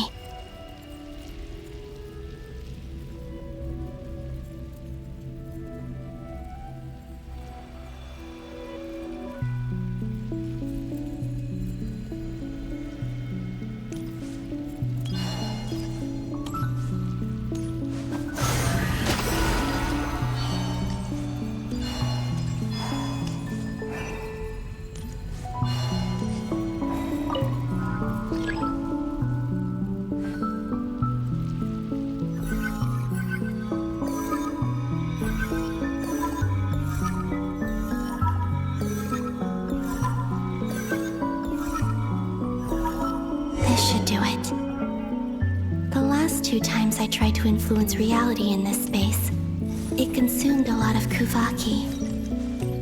I'll try and be more careful this time. I need to leave key clues behind using less power. I hope everyone still remembers what I said on Moon Prayer Night.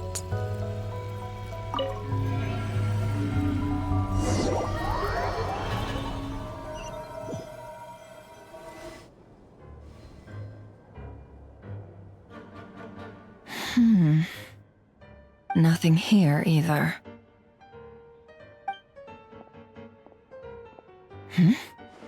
Flints? Ah, Miss Nefer. What are you doing here? Unless... I just spoke with Itlua about arrangements for the search and came for a walk nearby. As for you, why would... It appears we think along similar lines. And neither of us likes to accept things at face value. As well as figuring out how to gather intel on the Traveler, I wanted to confirm some of my own suspicions.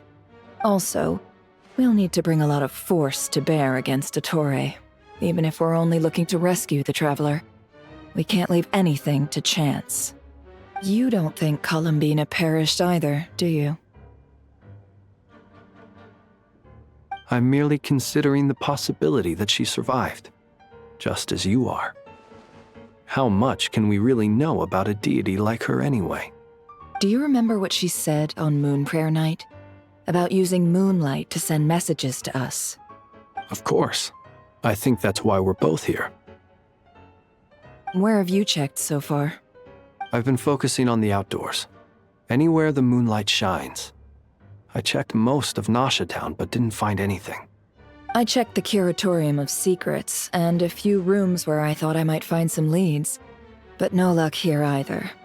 The only places I haven't looked yet are the rooms in the flagship. But process of elimination isn't the only thing that brought me here. Oh, really? What's your other reason? After all that build-up, our mystery ally never showed up even once!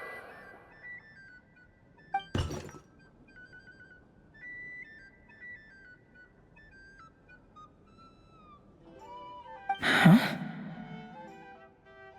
Am I imagining things?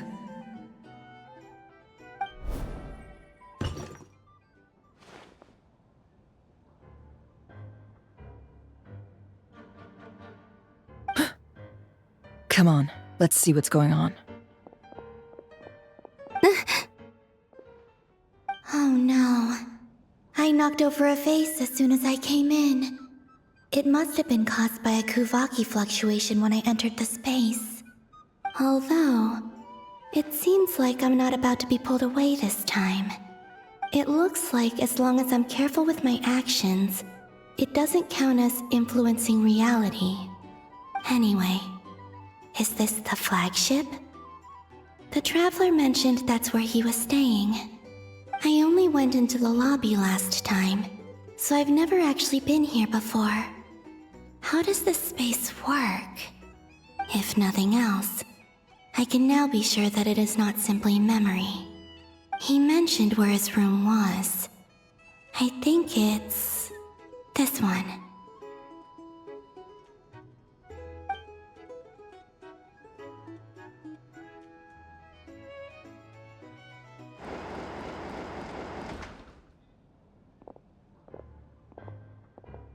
The door is closed. But if this is anything like when I disappeared, then maybe...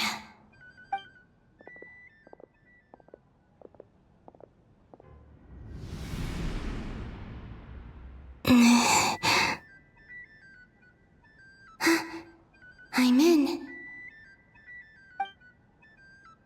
He and Paimon aren't here at the moment.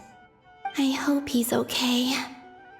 I wonder what happened to him after that battle with Dottore. Best not to dwell on that for now. I need to try and leave them some clues.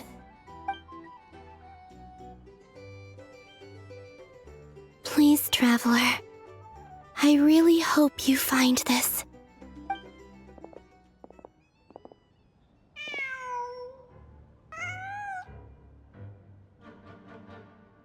Huh. Just a cat. Nothing else here strikes me as noteworthy. Didn't you stay here for a couple of nights once? Before Rerir showed himself, yes. It's also where the Traveler and I first met. Did you notice anything unusual during your stay? I remember thinking how much noisier the flagship is at night compared to the graveyard. Other than that, no. The Traveler and Paimon were most congenial neighbors. This is where they've been staying, yes? Over here? That's right. I wouldn't usually condone breaking and entering, but we can make it up to them later. Focus now. I have to write a message on the wall using Kuvaki, just like I said on Moon Prayer Night. Simply open your windows on nights when the moon shines bright, and the moonlight will naturally flow towards the words I have written. Here goes. I'll need to carefully control my strength.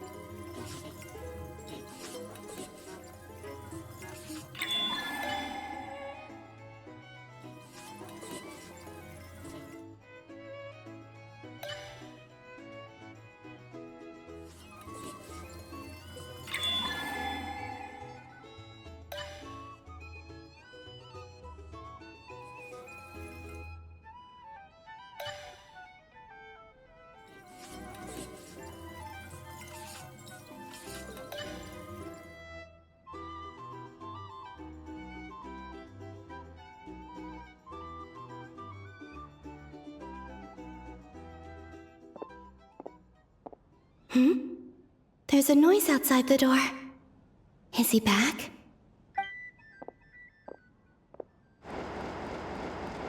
Please, you have to see these words.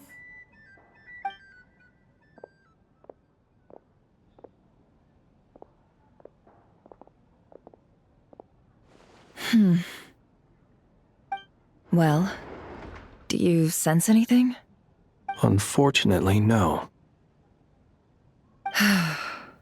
And this place was our last chance. Not necessarily. We've only looked in Nasha Town so far. Miss Columbina said she would leave messages at her friends' dwellings. It's still worth checking where Miss Lauma lives and where I live.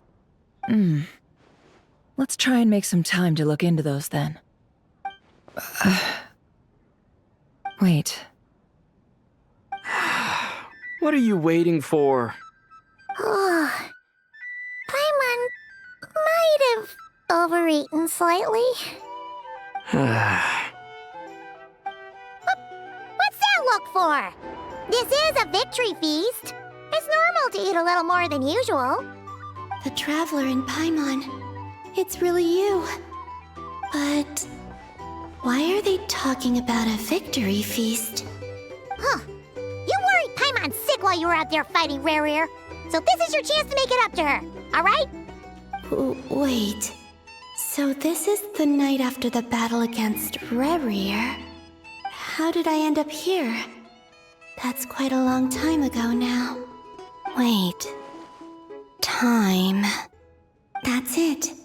Every time I've entered reality within this space, it's been at an earlier point in time.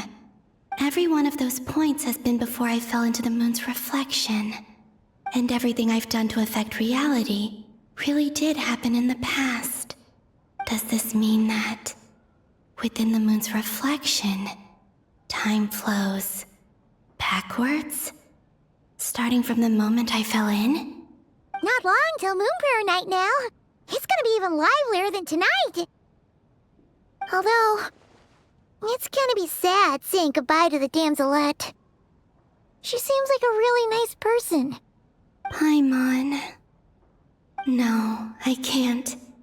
Even if I make contact, they probably won't understand what's going on. And in any case, I'll likely get pulled away again if I do. Instead, I have to find a way to get them to notice what I've written using the moonlight. Wait, even I hadn't thought of doing that before Moon Prayer Night. They'd never conceive of that possibility. Is there truly no other way? Don't lose heart. We'll find a way somehow. Huh? Oh, you say that, but the Frost Moon is beyond the fall sky. If we wanted to go visit her, how would we make it through to the other side? We might not have all the answers now, but I'm sure we'll find a way one day. Huh. Guess someone's gotta be the optimist. The present. The future. That's right. There are still things I can do. What's your plan? Flint's, when you were staying next door, did you ever open the window? No. The rooms here are dark and damp. And there's such a buildup of dust on the windows that the moonlight can't even get in. I didn't think it was worth the trouble. The moonlight? I think I see where you're going. One moment. I'll see if the owner is available. Don't bother.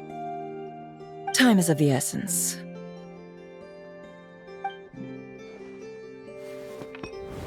Time. Even if no one sees what I've written at this moment, maybe someone will remember what I said after Moon Prayer Night. I need to write down as much information as I can. And maybe one day...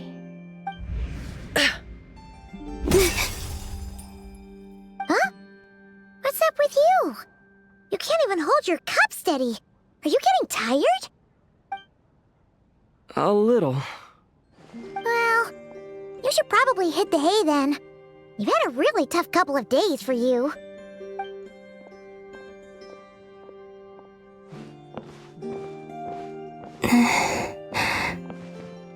You truly have. You helped defeat Rare, helped me reclaim my name, and you helped the others organize Moon Prayer Night. Wherever you are right now, I'm sure you're still fighting against the injustices of fate. This is all I can leave for them. How I wish I could stay here. But it's time for me to go.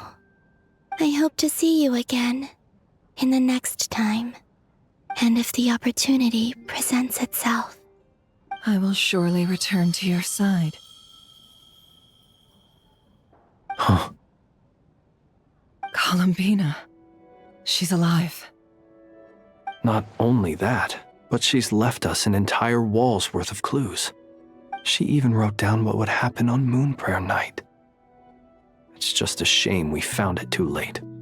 I am here. Time in this place flows backwards. I am constantly moving forward. It sounds like she's found a way to influence the past using Kuvaki. But her future is our past.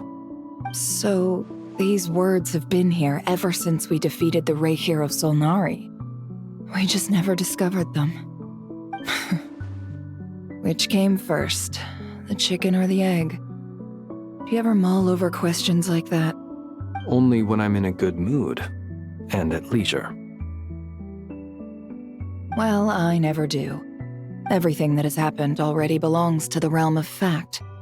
As a business person, and especially an intel broker, what I do is extrapolate from those facts to try and read the future. An admirable philosophy. It's a means of survival. Let's go. We have a wall's worth of clues to share with the others.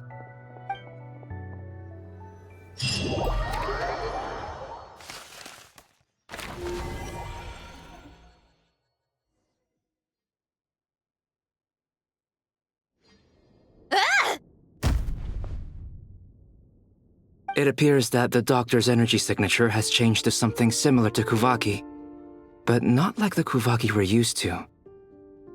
Nodcry's Kuvaki devices will only have a limited effect on it. I can see why you've chosen to place your hopes in alchemy instead. Also, I must say these books are rather profound. My subordinates just shipped them in from Fontaine. Some of them are from the Narcissenkreuz Ordo. Some are incident reports from Petrichor, and then there's a few test reports for these junk machines. Additionally, after some further scanning, I've discovered something extremely annoying. What's that? Tevat's skies contain multiple moons. A long time ago, when I did my first scan, I detected 3, just as the legends say. But when I checked again just now, I detected 4 moons. So there's one extra? Yeah. Originally, I thought that if I could still find 3 moons, that would at least mean Columbina's still alive. But then it occurred to me that apart from the frost moon, Tevat's moons are just husks. And husks surely shouldn't show up in the scan, since they're not alive. It's weird, isn't it? If we can't even distinguish between a dead and a living moon, how are we supposed to know whether a moon goddess is still alive? Or does this mean that the moon marrows are equivalent to the moons themselves? It's certainly possible. In which case, the 4th moon you detected may be Dottore artificial creation. So he wasn't bluffing. He really built his own moon marrow. Ugh! I'm so mad right now! It's easy to get overwhelmed when you have too much on your plate. Maybe you need to relax. Perhaps try going for a walk, or simply take a few deep breaths. Nothing can calm me down at a time like this.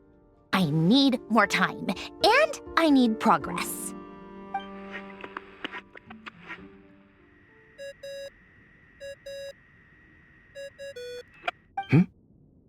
It's Mr. Flynn's. I really hate that ringing tone. Ugh. First the 4 orthants of the Narcissenkreuz, then moon marrows. Now what? Oh, sorry if we're disturbing you. Might I ask what's troubling you? What do you want? We're busy. Are you still at the Curatorium of Secrets? Yeah. Look, everyone else is still out, so there's no hurry. Plus, I'm busy, so I would appreciate if you gave me some space. Even though we have crucial intel to share? Fine, I'm listening. Do you intend to share it via the Dodo communication device? Ordinarily, I would, but this is a unique situation. I think it's best that we discuss it in person. See you at the curatorium.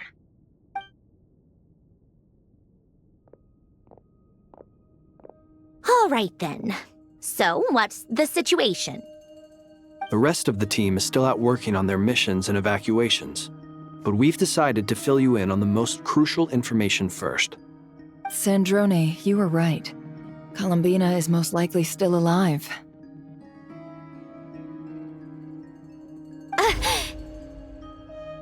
That's the best news we've received in a while, by a long way.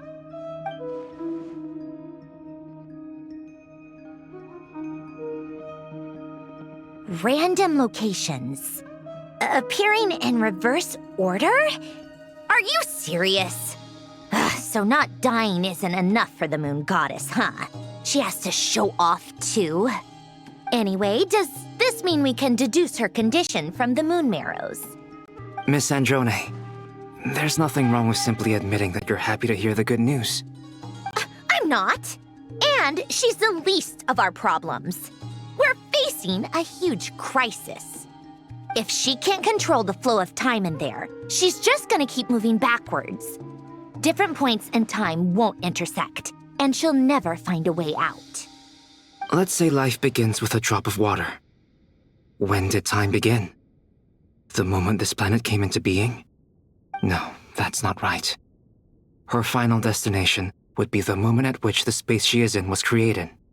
But it doesn't seem like we can influence that space from the outside world. So how can we help her? Also, if she's alive, Rerir and Thalindus might be too. But as far as we know, neither of them have come back out. That space may not have an exit at all. I'm afraid I must concur with Miss Nefer in this. Can't exactly argue with that. Let's leave it there for now. I've taken notes on everything you said. Will it help with your research? I doubt it's gonna help with breaking Dotori's energy fields.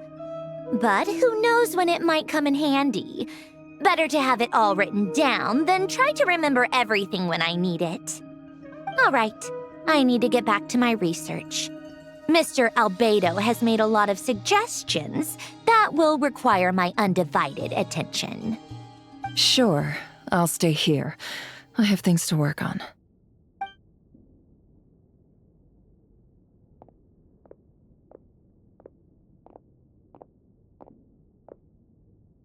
Paimon, are you there? Oh, right. She went with Varka to Natlan, didn't she? Good thing we've moved her and the Traveler's luggage in here. Speaking of the Traveler, where could they be? There's a note from Paimon. Paimon here. Not in at the moment, but if anyone needs to borrow her stuff or the Travelers, go ahead and help yourself. Paimon won't be mad. Also, Traveler, if you get back before Paimon, make sure to get some rest. Paimon misses you a lot, but put your health first, all right?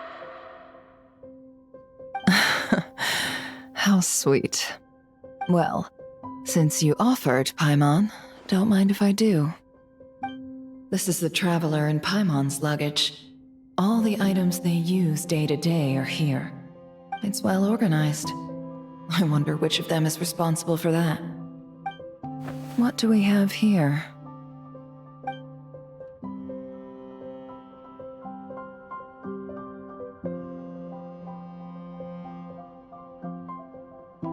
The camera captured a special moment that can only occur between people who are close to one another. You can really sense how the photographer feels about their subject. I wonder why this picture was placed outside. Is it because Paimon recently looked at it?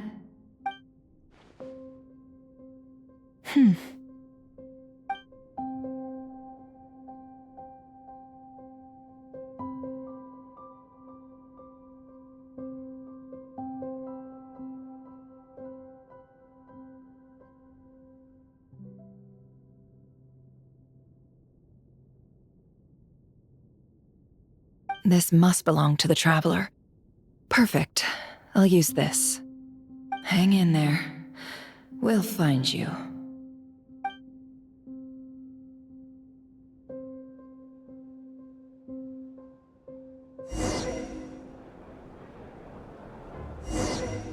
Polonia. Search keyword world formula and bring me all relevant books.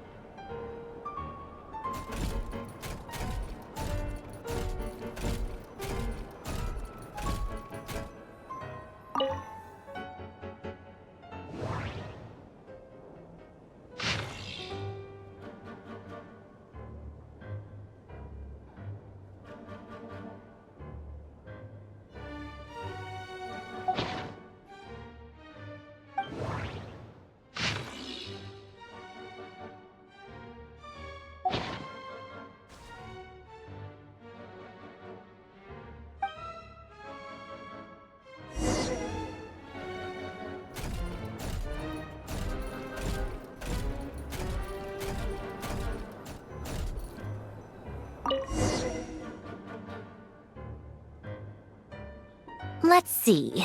This one is on Tonki's sermon dictation concerning the apocalypse.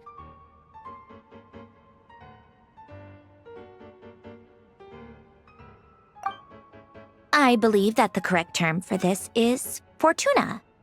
This was an ancient Romorian technology, a wisdom unparalleled. I never imagined that Romorian ideas would be so similar to the diagram I have named, the world formula. This is strong evidence that human civilization should gradually shed possibilities as it continues to explore and evolve. The end of humankind may well be upon us right now.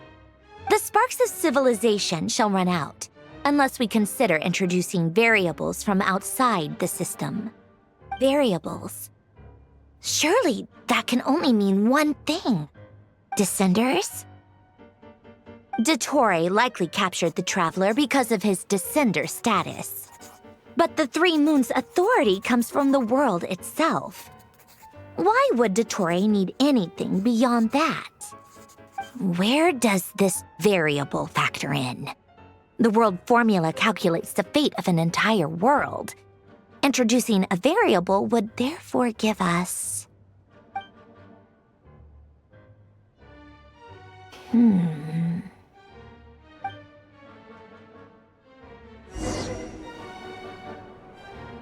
Polonia, search keyword pathway and bring me all relevant books.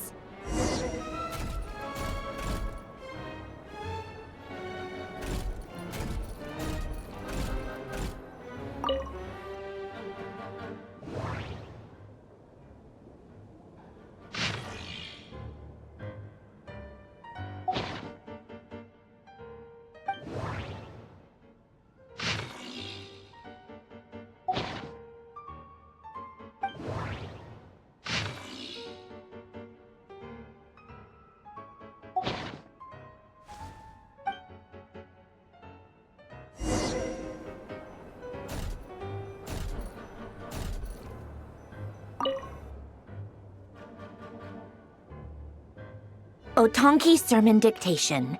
Explications on the Chemical Marriage. These titles are pretty esoteric.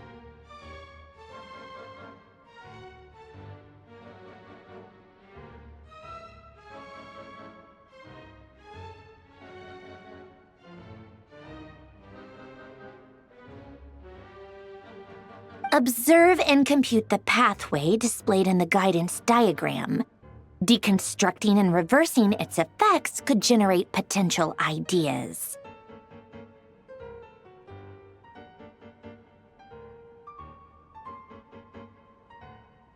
So, it's one of Renee's draft lectures. Deconstructing the pathway. I suppose that could lead to a breakthrough.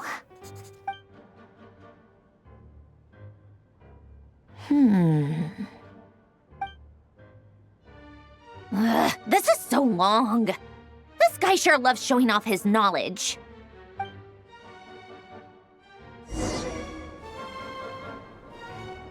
Apollonia.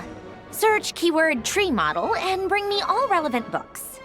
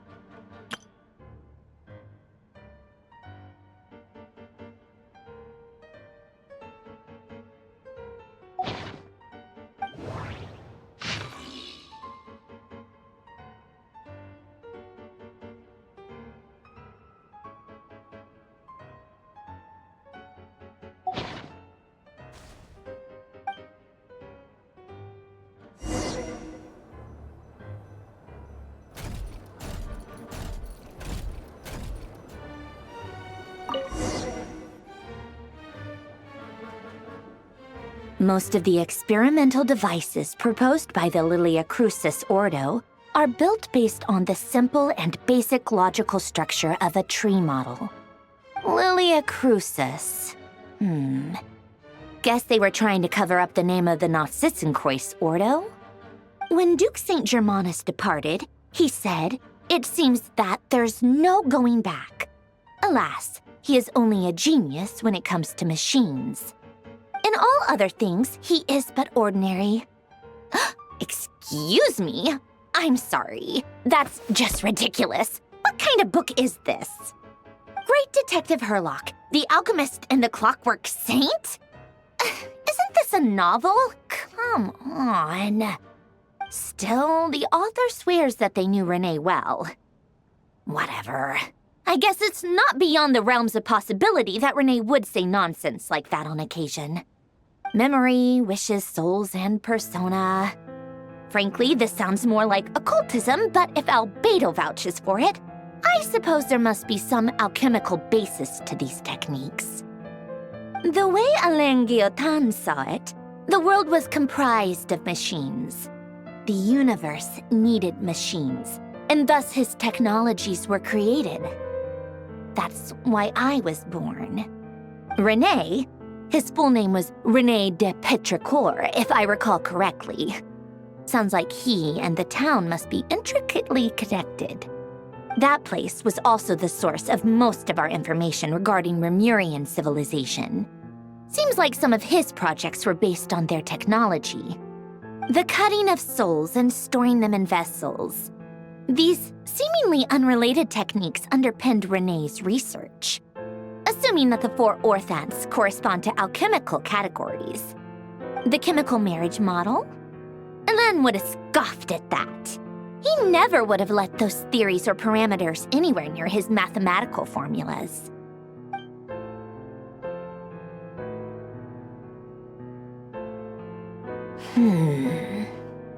What was Alain's view on René? I know he mentioned the name, albeit very rarely. Oh, now I remember. Alain's old notes are here too. They mentioned René once. René seemed most out of sorts when he spoke to me. A lack of sweet foods has dulled his mind, I should think. Either way, his words are not to be believed. Yep, that sounds like Alain. My subordinates actually did a half-decent job digging out all these materials. Makes a change. Good for them. Some of Alain's old files are completely consistent with these records. He must have gotten them from the Tower of Gestalt. I never knew he got his hands on René's records that early. He He may have kept them, but he never even attempted to use them. Didn't believe a word they said. Come to think of it, Renee's world formula was filled with calculations of constants. That shows he believed that the fate of the world to be predetermined. As for Elan, it's been too long. I forget what he said. What would he have said? A guy like him, fervent believer in machines, but not headstrong enough. The world can be changed. It is worth persevering. Yes, that's how he used to think at least. He created that procedure to save this world. Yet the scale of the world's fate proved too enormous. The result was beyond his ability to calculate. He died having never seen the outcome. And there I was, left behind in the ashes of his dreams. Did you really never take a close look at Renee's research? Or did you read it but deem his philosophy incompatible with your model? The very thought of trying to incorporate his ideas probably made you feel sick to the stomach. Well, don't worry, because there's a whole new category of lunatic in town. Next to Dottore, every other madman looks sane. You once asked me what I wished for. Should have asked him instead. He's the one pining for things you'd sooner die than witness.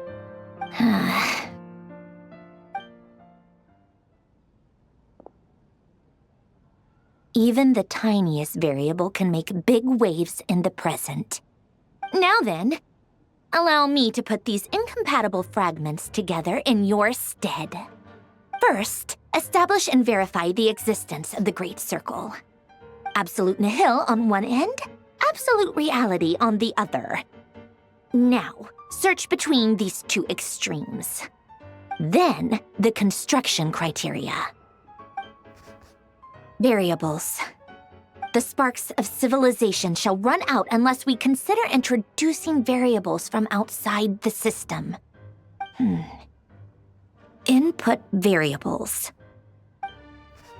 Traverse the world, space-time, and civilization. Then extract the essential nodes from the records to determine which variables they point to. The primordial power that differentiated itself from the void. The power of light. Yes, light. Records. Hyperborea. This is horrendously complicated. After all that, I'm still missing a few variables. I need to think this through again. How do you think it looks, Polonia? Like the frenzied scrawlings of a madwoman? Fine, keep it to yourself.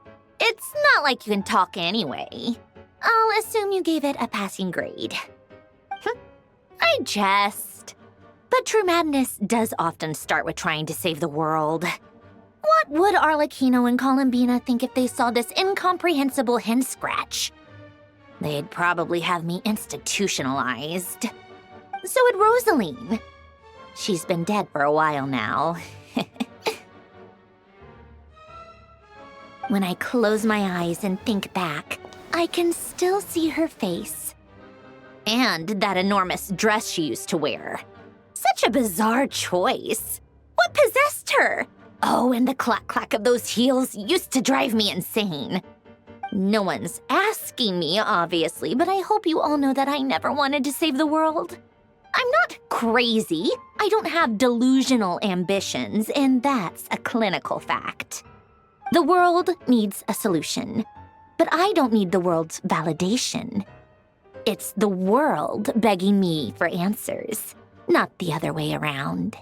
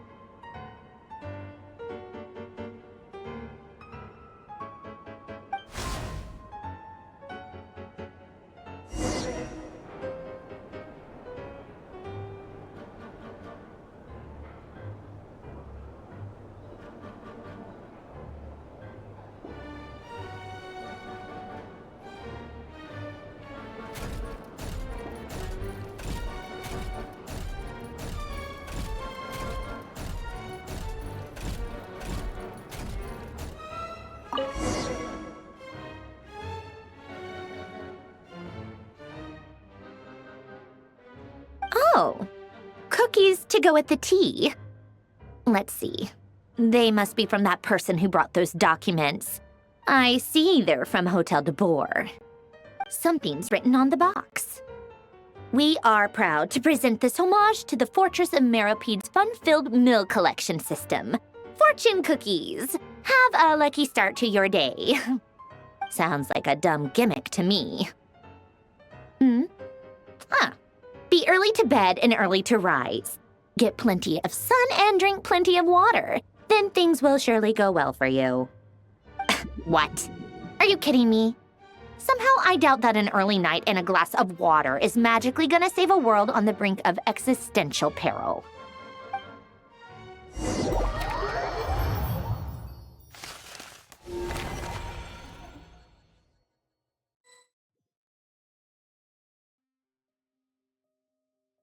Lady Arlecchino, word has reached us that Lady Marionette's troops are all in position. They are ready to act as soon as the order is given.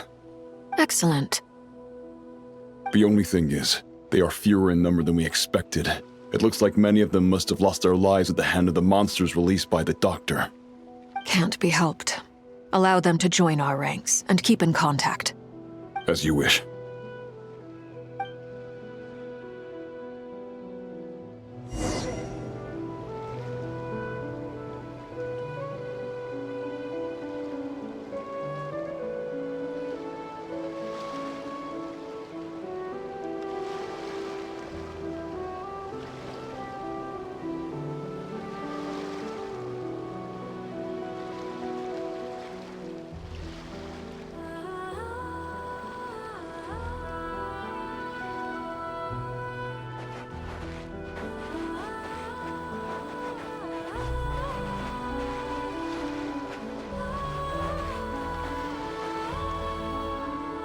It's been a while, Arlecchino. You look well. Did Dottore really have to build his lab right on the sole path between Snezhnaya and Nodkrai? Had to go on a huge detour to stay out of its line of sight. Sounds like an arduous journey. I assume you've brought word from Her Majesty? Of course, all part of the job. Firstly, the Tsaritsa has authorized Fatui Internal Affairs to review Dottore's case. They will reach a formal verdict on whether he has turned traitor and whether he poses a threat to Snezhnaya. While they're working on that, I've been ordered to come and receive the refugees from Nodkrai. They are nearby. My team will escort you to them shortly. Great. Aside from that, Her Majesty has a message for you and Sandrone personally. Huh? Where is Sandrone? She stayed behind to work since I was making the trip anyway. It seemed sensible to have one person on standby at base while the other came out to meet you. All right, guess that's just how she rolls. In that case, tell her that the Tsaritsa's decree this time is pretty awesome sounding. I think she'll like this one. Still, I wonder what... Wait, what's that? Did one of our troops turn into a monster? Take him out.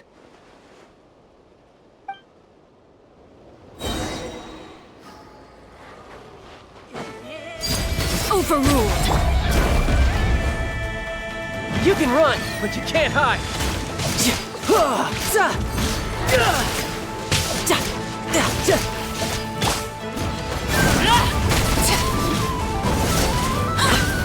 You've gotten stronger, Arlecchino. Nice! Stop that right now. I appreciate the praise, but I am not fighting you today. I knew it.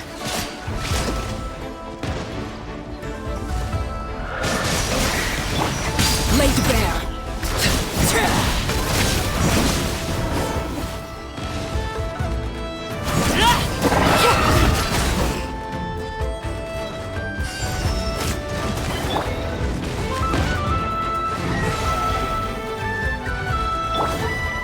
Everlasting as the moon! Overruled!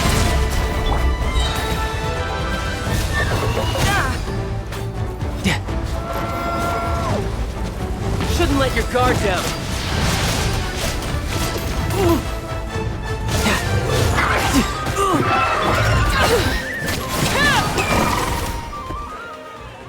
can't believe it. He was a living, breathing human one moment, and the next... Another fine piece of work by our dear colleague, I'm afraid. What in the world has been going on in Nodcry? A lot. But long story short, Dottore stole 2 moon marrows that should have belonged to Columbina, then built a 3rd moon marrow of his own to concentrate the Trilunar Authority in his hands. What? What do you mean he built a moon marrow? People build roads and houses, not moon marrows.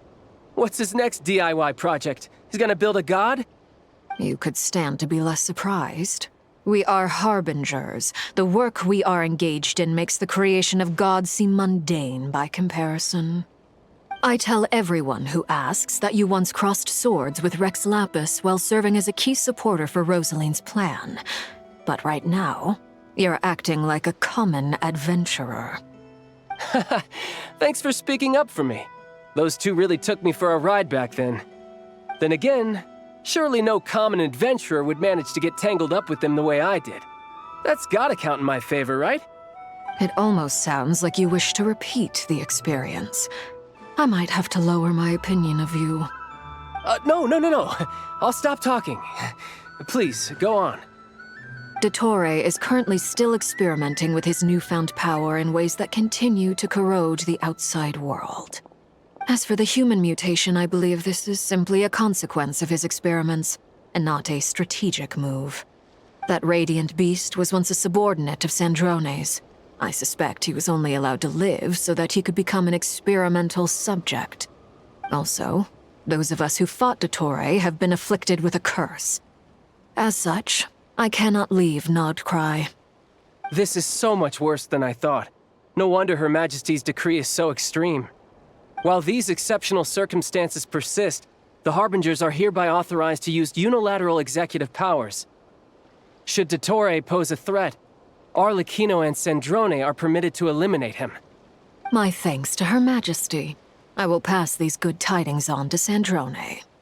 Her Majesty has also declared that she will refrain from launching an attack on the now evacuated Nodcry due to the presence of unretrieved research material. A wise decision. By the way, how's my old partner doing? I'm assuming they're with you? Partner? You mean the Traveler? I'm afraid I have bad news. He was captured after our failed assault in Dottore's lab. His whereabouts are currently unknown. What? Why? Since when does Dottore have a bone to pick with him? That is indeed the question. I'm not sure he does. He must have some other goal in mind. This won't do. I have to rescue him. You can't. We have no idea where the Traveler is.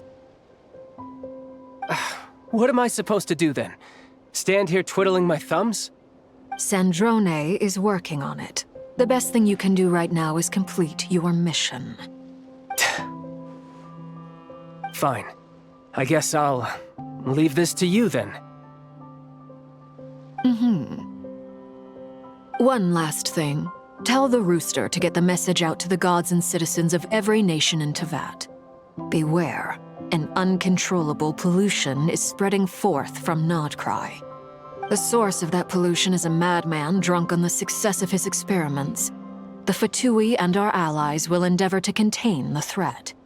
However, if Nodcry falls, things are likely to escalate. Considering Dottore is one of our own, all Fatui stationed in Nodcry consider it our duty to stay and fight him to the bitter end. Whatever the cost. Hey, don't be too pessimistic. If it comes to it, I'm sure Her Majesty won't stand by and do nothing. I hope you're right.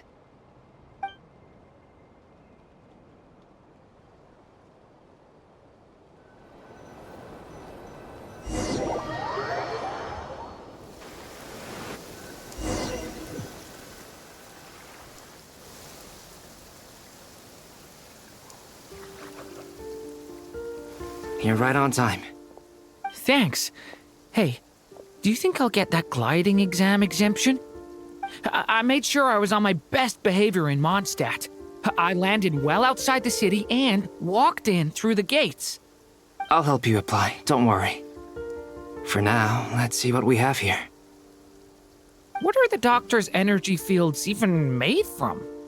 The usual attract and repel principles that govern Kuvaki don't seem to apply to them. They are very mysterious, but ultimately, they appear to be comprised of energies from the three realms. Thanks to research by Master in the Hexen Circle, we know that Tevat's 7 elements are derived from the more primordial power of the Light Realm, which is antagonistic with the power of the Void Realm. Since you have the power of the Dragon Durin within you, I'm sure you can already tell that this energy field contains no abyssal energy. That's true. It's not abyssal energy. It's something pure, wild, and untamed. I've been thinking about something. Do you still remember the device that Dory supplied from the Academia when you and Miss Columbina fought Rarier? That was one of the most marvelous feats of ingenuity I've ever seen. The design, the craftsmanship, the material selection. I couldn't fault any of it. Not to mention the operating principles. Surely the most ingenious feature of all. Dory didn't go into detail on how it functions, but I have a working theory. The clue was that Miss Columbina was somehow able to use the pyro energy that you provided, despite the fact that, as a moon goddess, she should only be able to use Light Realm energy in principle. Now, all elemental energy is, of course, derived from Light Realm energy to begin with. Hence, I suspect that the device works by restoring elemental energy to its original state. This presumes a theoretical model of the 7 elements akin to that of light refracted through a prism. Perhaps it is no mere analogy.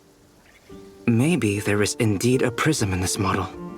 I almost wonder if the idea for the device was conceived based on direct observations of said prism. It would explain how such an ironclad design concept was achieved. It is at once a masterwork of engineering and a groundbreaking application of the Academia's latest elemental theories.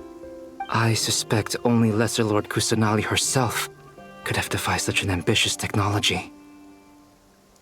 But back to the energy field before us. If this is pure Light Realm energy, its relation to elemental energy is one of integration versus division. Or you could say that the former contains the latter. Could this mean that elemental energy can dilute the power of the Light Realm? Should we give it a try? We should.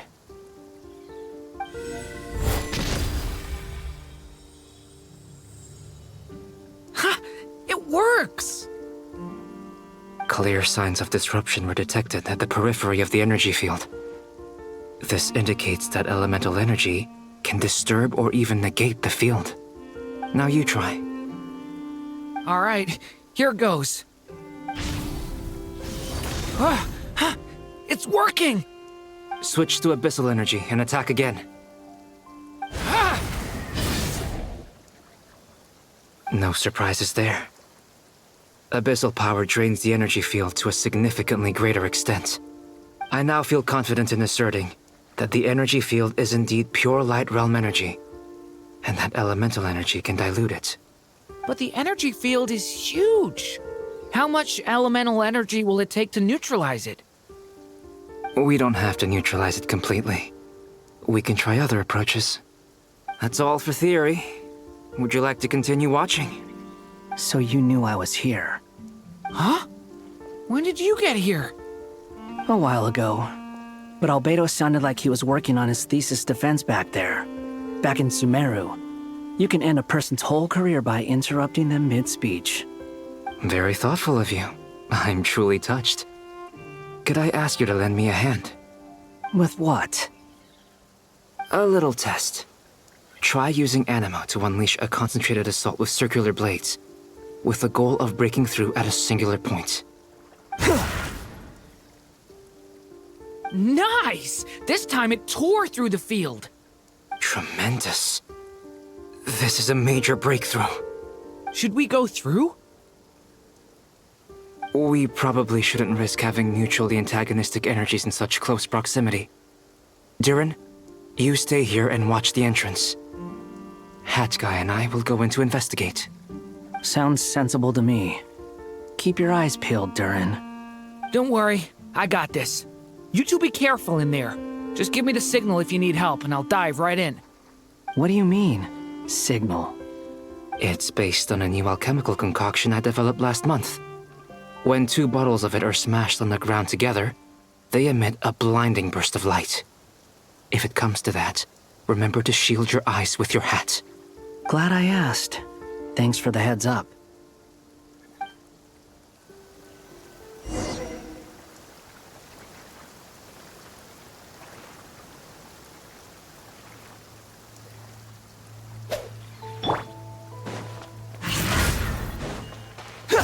The wind rises.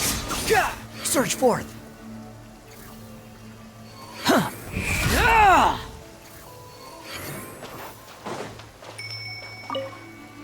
Like I thought. Beyond a certain distance, we can't see the opening where we came in. Maybe that's to prevent people from escaping. Sounds like Dottore style to me.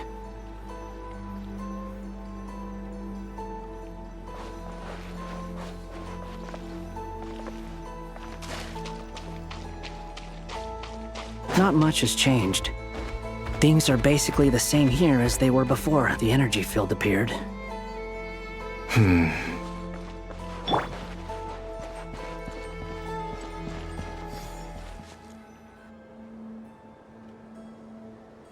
They have no heartbeats and they're not breathing. We can only assume they're dead.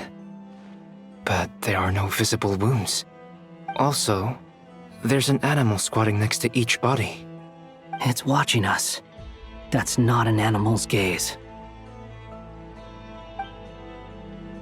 What are you trying to tell us?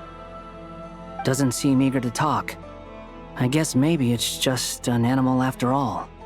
Let's keep looking around.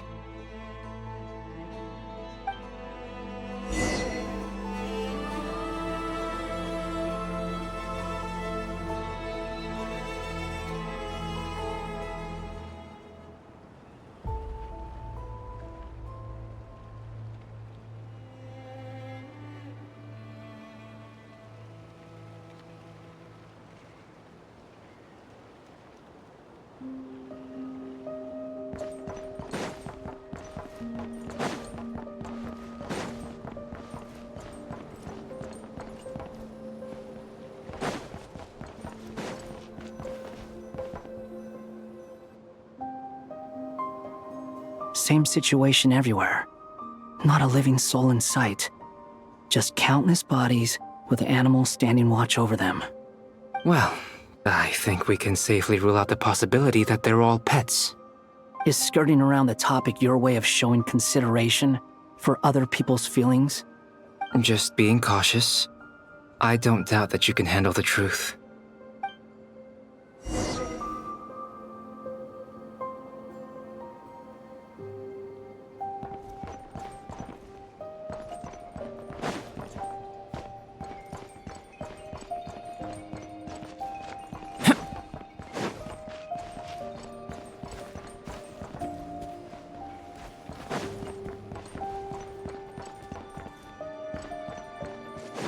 Careful.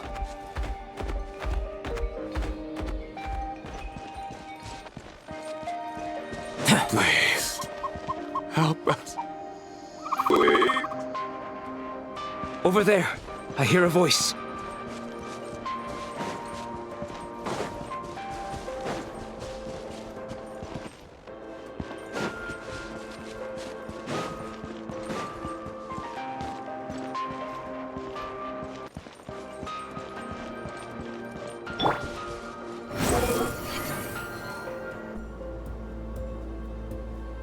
Please. Help us. Please. What happened here? I don't know. Suddenly, everyone collapsed. Then my line of sight got lower. I still have some of my senses left. I gotta get out of here.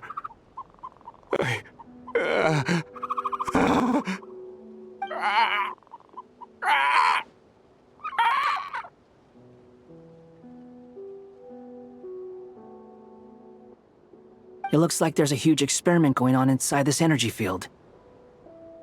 Maybe each energy field is its own giant experiment. Vile. He's swapping human minds with those of animals. Even without the other circumstances, this would be an extremely radical experiment. Those people may have lost their sense of selves, but they are not fully animals either. If they were, they would have left. But instead, their instincts are driving them to remain by their dead bodies. We should go. No sense in sticking around here longer than we need to. Agreed.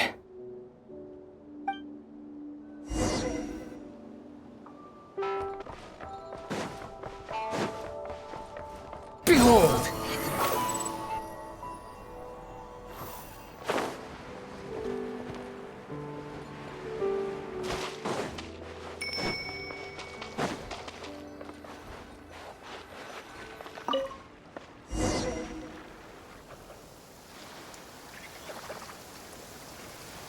You're back! Everything okay?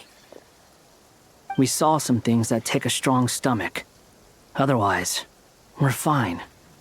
We should share our findings with the others.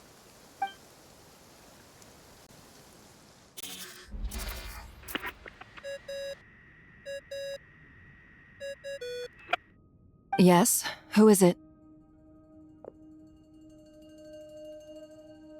Miss Nefer, it's me, Albedo. We found a way to break through the energy fields. With enough control, it's possible to tear them open using elemental energy. Also, we managed to take a look inside. Dottore is carrying out his cruel experiments on an immense scale. Any residents who have failed to evacuate in time will likely meet a grisly end. Sounds like he's living down to our expectations. Might I ask how things are proceeding on your end? I'm just about to get started. I'll be in touch once I have a result. Understood. Stay safe. I will.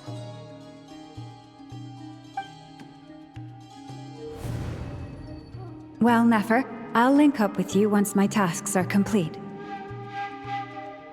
What makes you think I'd need you to do that?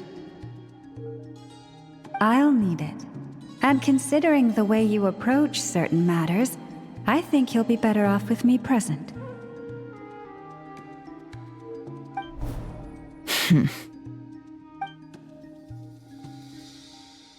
Let's begin. Entering simulation mode. A vast wasteland. Is this the Traveler's inner world? I was expecting something more vibrant, to be honest. Wait, someone's there. What are you looking at? In that case, I'll look at it with you.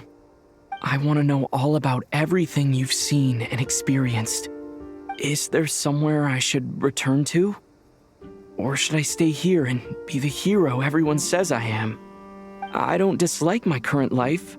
Roaming the land, fighting battles, accomplishing missions, earning a living, looking after Paimon. It's not so bad. I guess the only thing that's missing is that you're not here with me.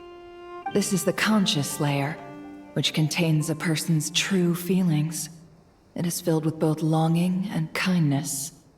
I suppose anyone who lives long enough ends up wishing for someone who can't be there. Maybe it's the only way we can feel truly alive. Time to delve a little deeper.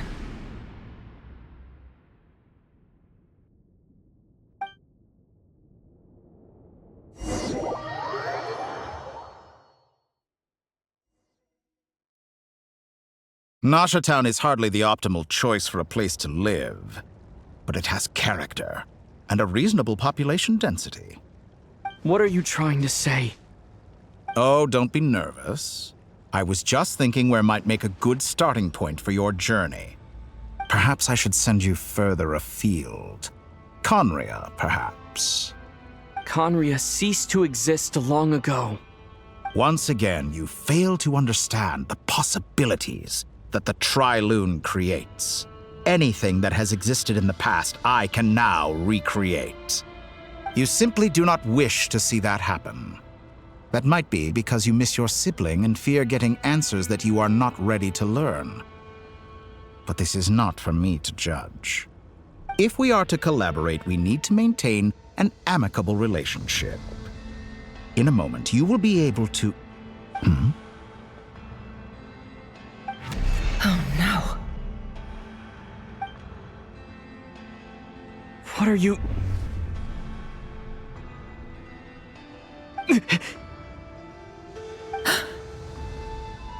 What are you gonna do? Don't move. Something unwanted has crept into... Oh? Gone as quickly as it came.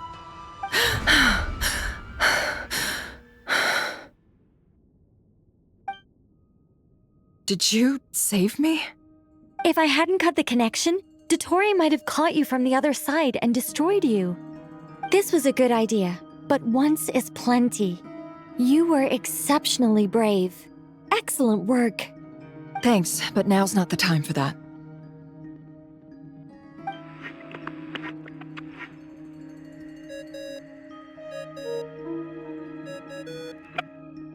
Albedo speaking. I think I know where he is. What is this endless darkness? I can't see anything, even though my eyes are wide open. But why? What happened? Ah, sorry about that. I take it you didn't notice. Just now, a friend of yours took a little peek into your mind. Could it be Nefer? How did she do it? Did she use something as a medium to connect to me? Do you think she's aware of your current circumstances?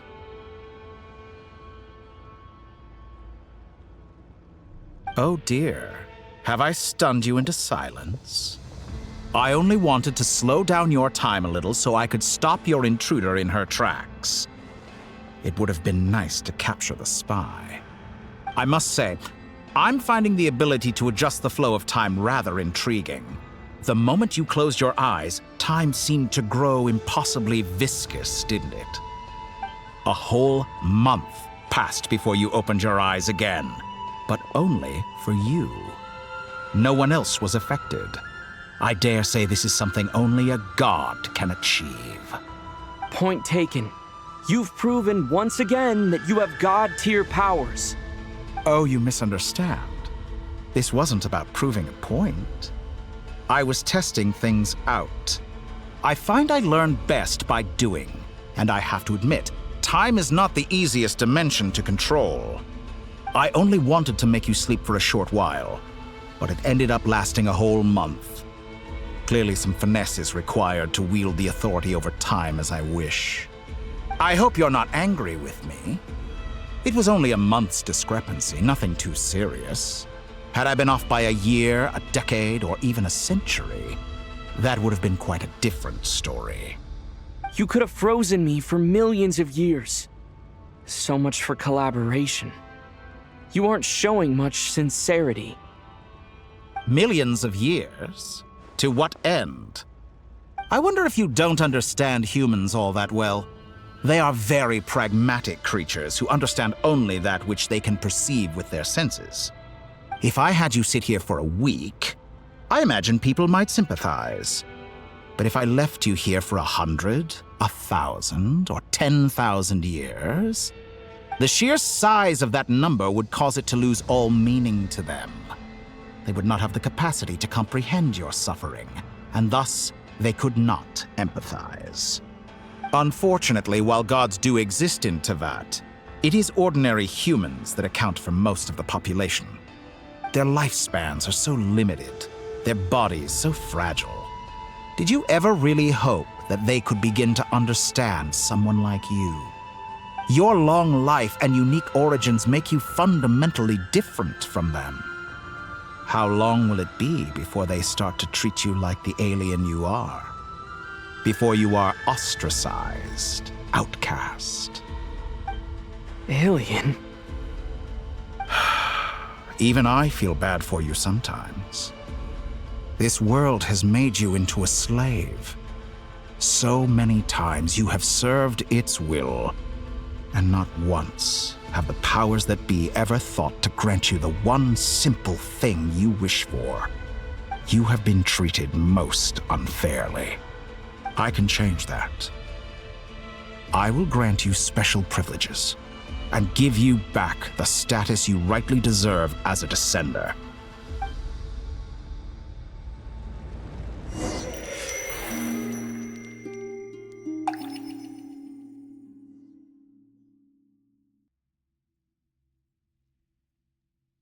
I've entered the past 3 times at this point, but I still have so many questions. For instance, beyond each point being further back in time than the last, what determines the specific locations at which I can make entry? So far, the common thread linking all 3 scenarios is that the Traveler has been present. But it's more than that. I know I sensed something familiar around him. What was it? I'll keep this question in mind as I carry on.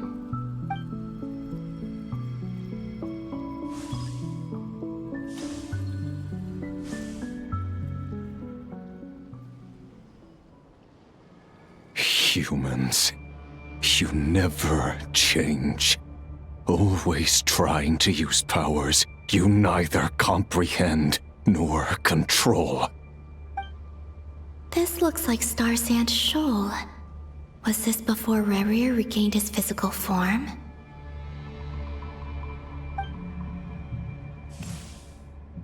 You've messed with the cannon again, huh? Sorry, but this round's not gonna go your way. The cannon. That's right. I was at Silvermoon Hall and I sensed an abnormal Kuvaki fluctuation coming from Nasha Town. And right after that, came an ominous power emanating from Star Sand Shoal. My body was once torn into countless pieces and hurled into the swirling chaos of time itself. But even so, my life and will were not extinguished. I wonder if I could try to prevent his resurrection. But how would I do it? What can I do, here and now? Traveler! Behind you! Look at that light!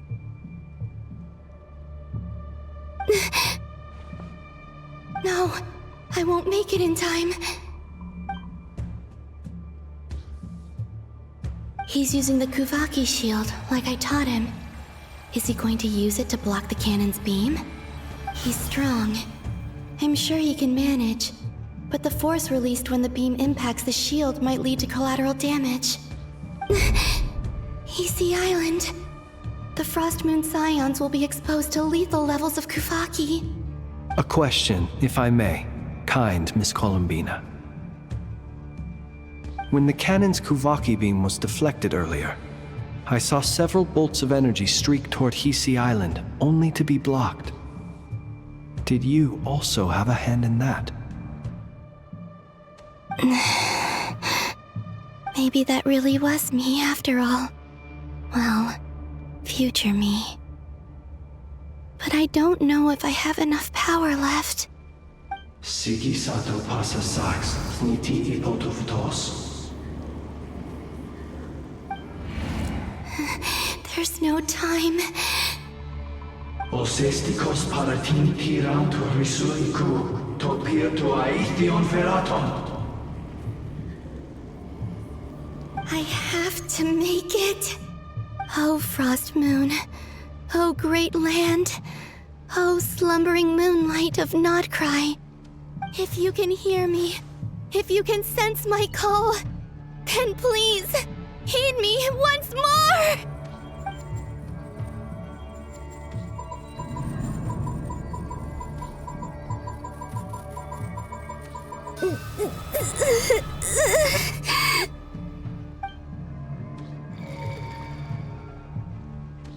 Did it work?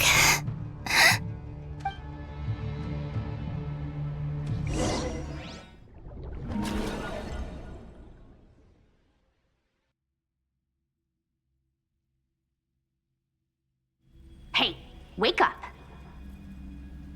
Hey, did you hear me? Columbina, I said wake up, now! Oh, good morning, Sandrone. It's 3 in the afternoon, actually. And could you kindly not use my quarters as your personal nap room next time? But I feel so safe here. And your coffee, right?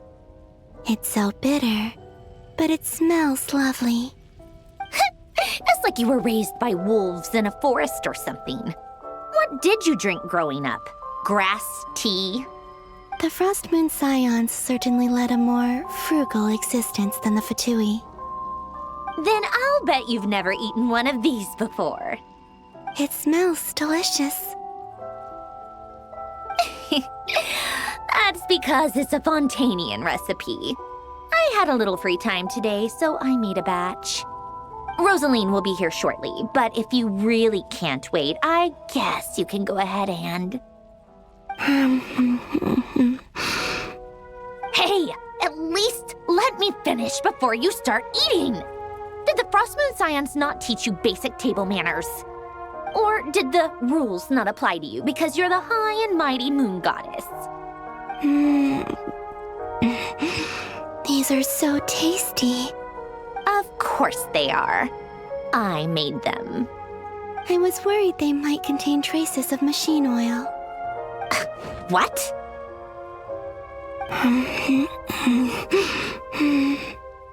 You know, there's something I've always wanted to ask you.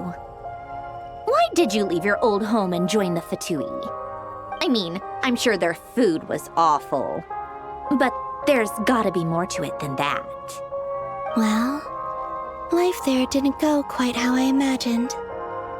What were you expecting? You're a god. Your followers are gonna make some demands of you, right? Surely you can just answer a few prayers here and there in return for the free food and drink. How bad can it be? Well, would you help other people just for free food and drink? The doctor told me that you were created by a great mechanic, Lord something Fisher. The Lord Artificer. Ugh, some people can't keep their mouths shut. Oh, Lord Artificer. And didn't he have something to do with the, narcissist? Narcissenkreuz Ordo. Yes, that was it. Narcissenkreuz Ordo. So, would you try to fulfill their wishes? You must be joking. I wouldn't go even if they paid me. I don't even know them. Exactly. Well, I felt the same way. I did not know the people who made demands of me. What do you know? We're on the same page for once. In his later years, Alan did ask me if there was anything I wanted to do. If I had any wishes of my own. Well, I don't. And I'm not in any mood to fulfill someone else's either. Who's Alain? He was the... You know what? Never mind. You're not gonna remember. Anyway, the point I'm trying to make is, neither of us is the self-sacrificing type. Let me ask you this. What sort of place would you like to live in, if you could choose? A place where people don't ask me for things I cannot give them. Where they don't worship me, or fear me, but just want to chat with me like a normal person. I'd also like the freedom to come and go as I please. And ideally, it would be somewhere with the smell of coffee and snacks. Not to burst your bubble, but no such place exists in the world. Now, take your snacks and scram.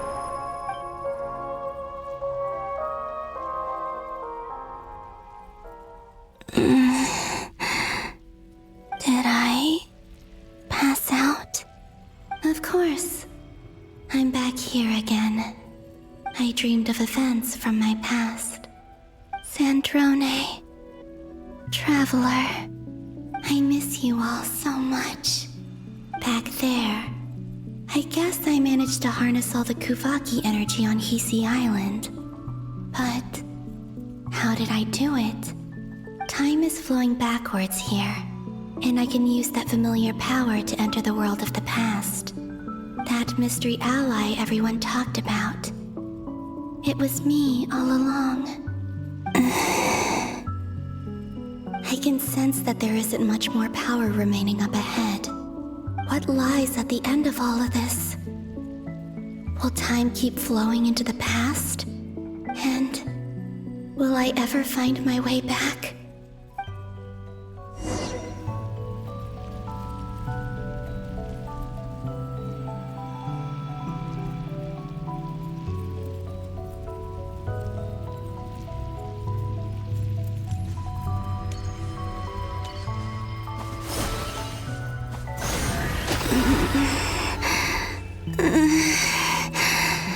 It's getting harder and harder to use my power.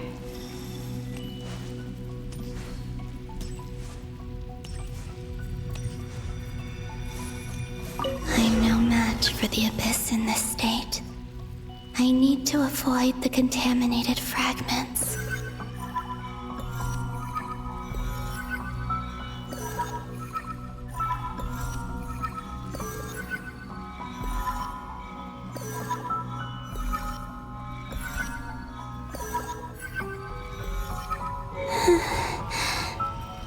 Time to go. I wonder where I'll find myself this time.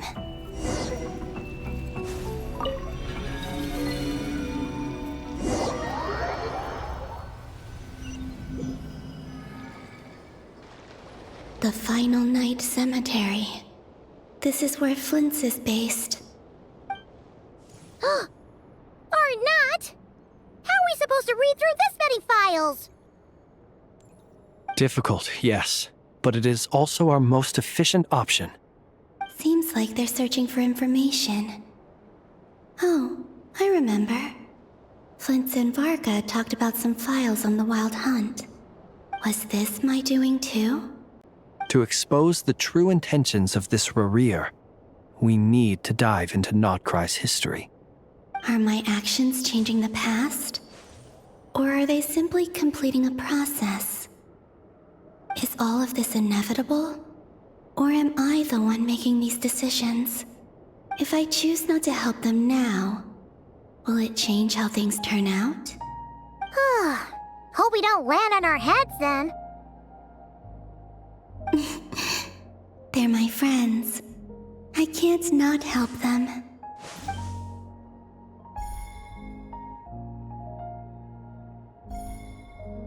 Ghost! And the other one was... here. Hey! Another file's moving!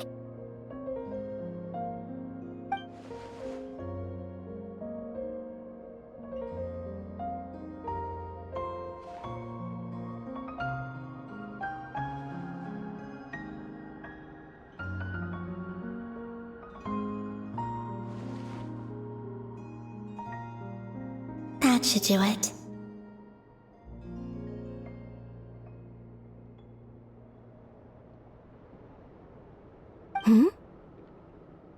Luanatar? You can sense my presence? Wait!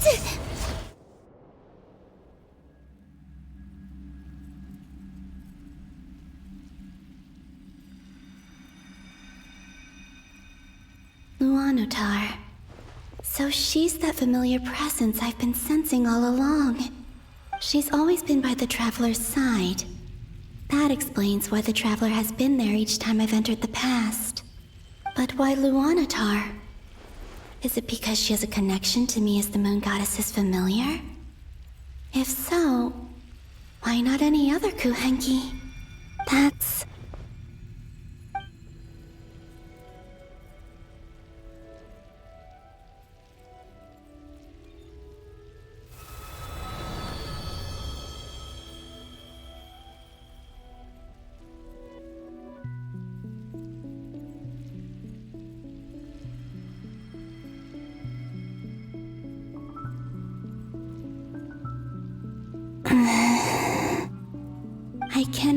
sense any power up ahead. Just a void, stretching out into infinity. This is likely my final chance to enter the past. It's now or never. I have to find a way back.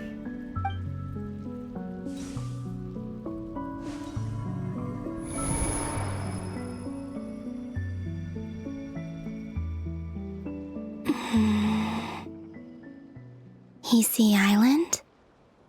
How far back in time is this? Where's Luanatar?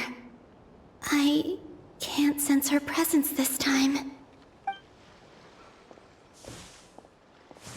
Oh, seeing Anafa and Aino reunited like that sure was heartwarming. Traveler, Paimon. No, stay calm. I don't have much power left to change things. I don't even have that much time left here. Think, Columbina. How do I find a way back? A way back... to where? Do I go back to Moon Prayer Night? Or to the future that followed? And if I return in my current state, what will become of me then? Dotori's actions that day proved that he'd been planning that for a long time. He had already seized the power of 2 moon marrows before capturing me. Even if I managed to get back, how can I fight against him when he wields the Tri-Lune Authority? I can't. If I go back like this, I'll be playing right into his hands. I have to find some way of rivaling the power he has usurped. Wait. Time flowing backwards. The Tri-Lune Authority. Does that mean... I think I know what the final destination of this lunar reflection might be. I know what I must do. Speaking of homes, we must already be close to where the Frost Moon Scions live. The vibe here feels different, just like the scenery. But how do I communicate my plan to my friends? Should I write it down here? No, someone else will see it. I need something with a close connection to me. Something I can use as a medium to tell them what's happened to me in here. Now it makes sense.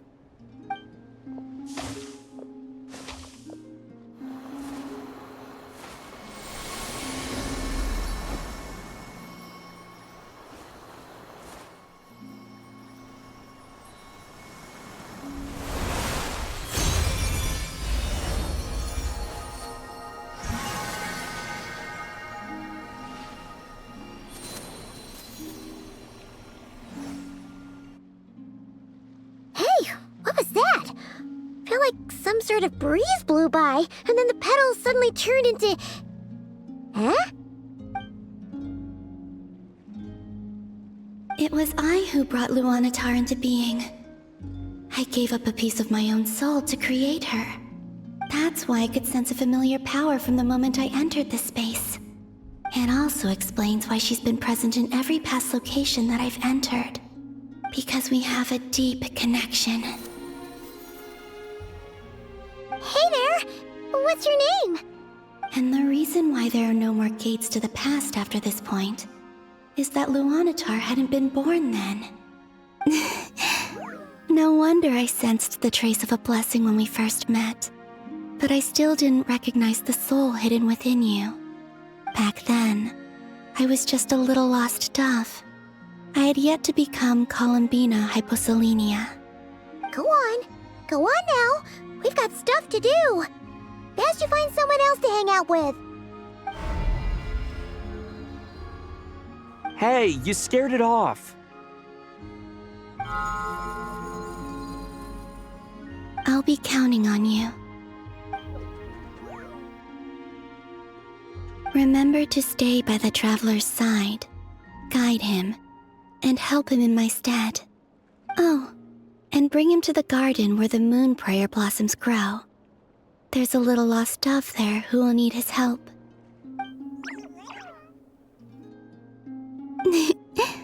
Go on.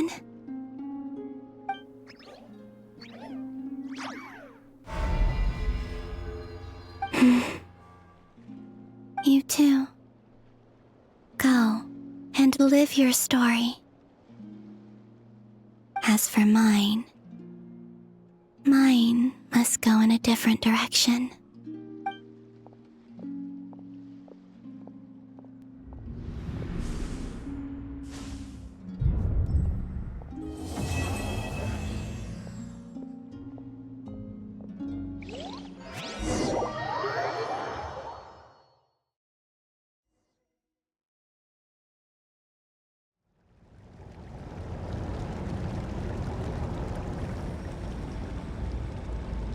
How would you like to experience the thrill of never being held accountable for your actions?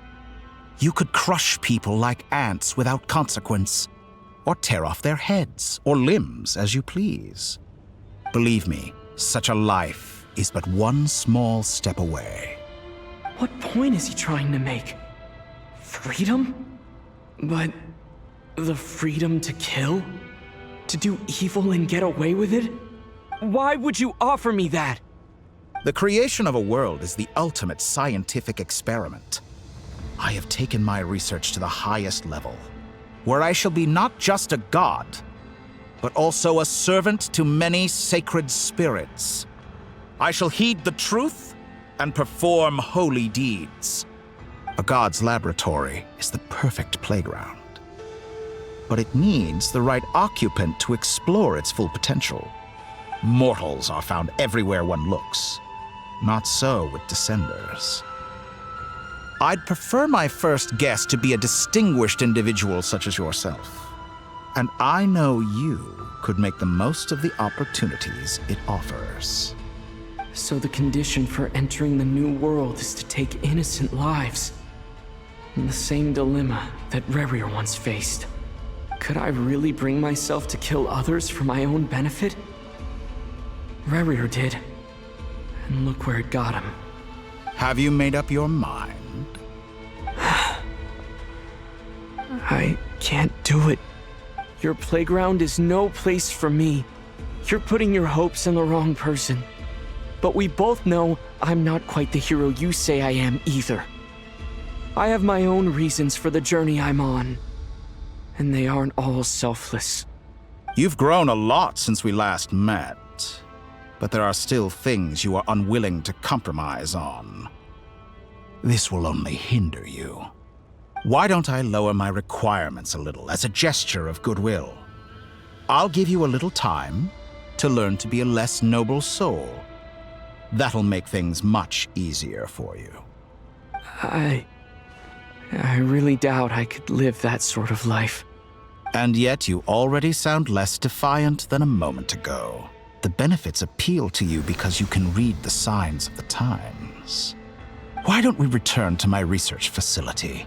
Your last visit was so rushed. There is much that I have yet to show you.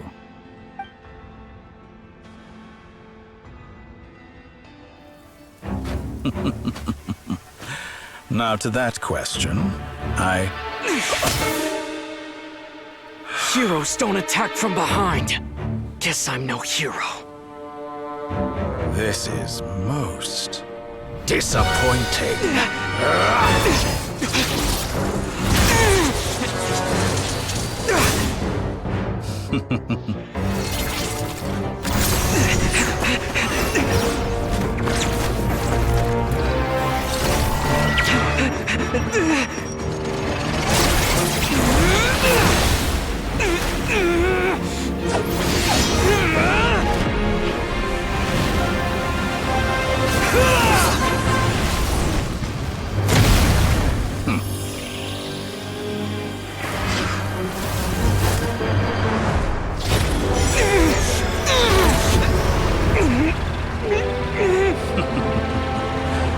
Now then.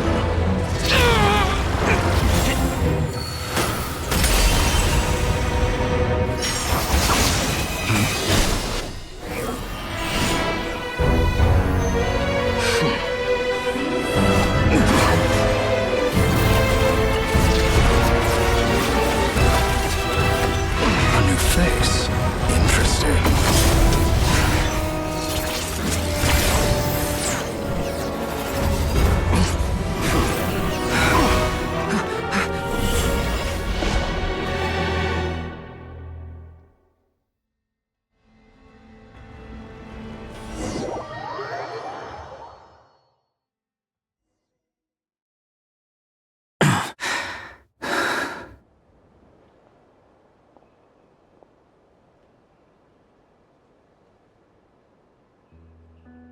You're still gonna call me Hack Guy after that, huh?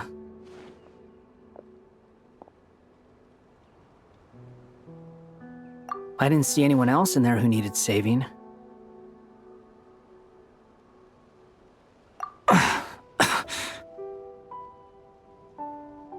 It's nothing. I'll be fine. Why are you looking at me like that? Is it that shocking that I'd come to your rescue?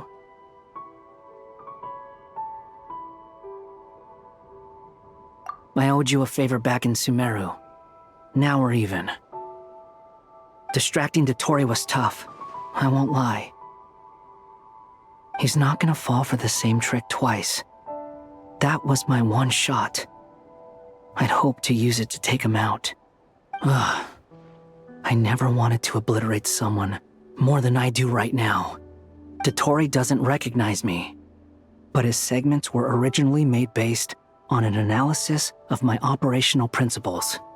I expect it's only a matter of time before he figures out what I am. So Dottore doesn't recognize Wanderer because he deleted himself from Irminsul. Did he really miss his only chance for revenge by saving me? Why the long face?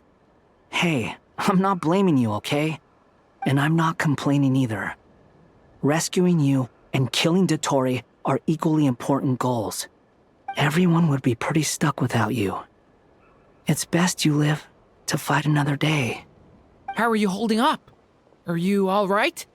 Hat Guy said to put safety first, so we agreed to run as far away as we could after leaving the energy field and only meet up once it was safe. You don't look injured. It seems that Dottore didn't do anything to you. All right. Rescue operation complete. Let's head back. There's a lot more work to be done before this is over.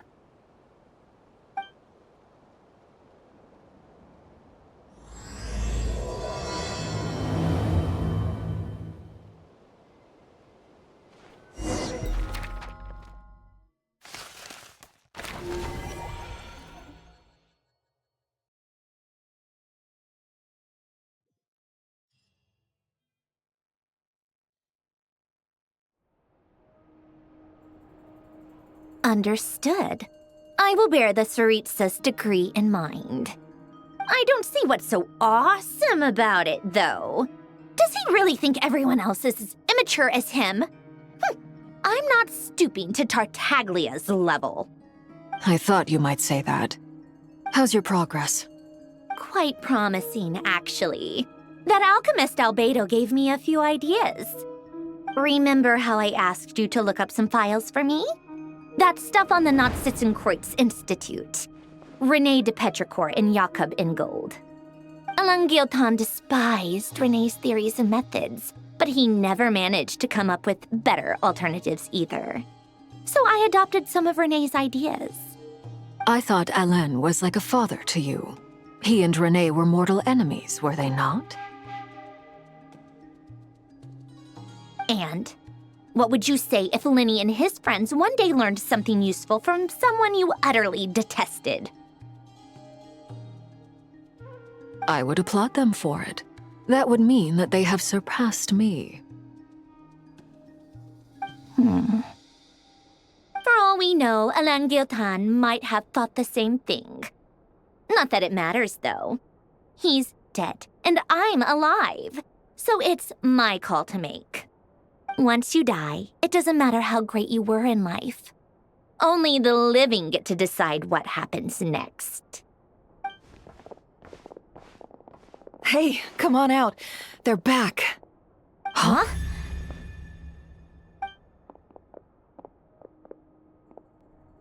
You're back? And your head's still screwed on? And you still have all your limbs? What does it look like? Way to keep your composure, madam. Excuse you. I am perfectly composed. Glad you're okay. Yes, it's a huge relief. Worry? Oh, yeah, right. You think we, the Fatui, were worried about you? We were worried sick. Hey! The Traveler and I were already friends. You are free to join this mission in whatever capacity you please, much like your tea parties. It's a laugh a minute with you guys.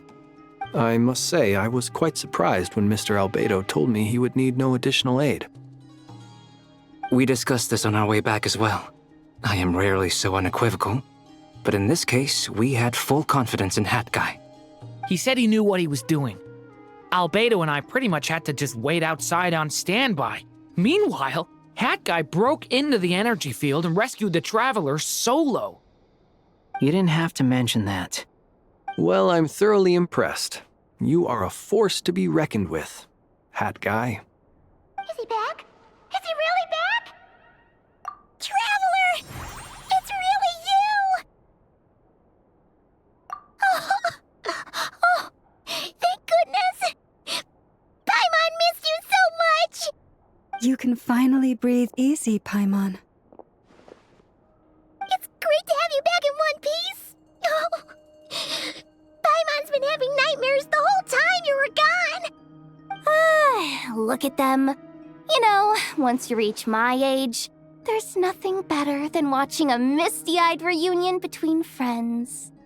It's nothing. Same goes when you get to my age, too. I bet Aino and Anefa would be tearing up as well if they were here.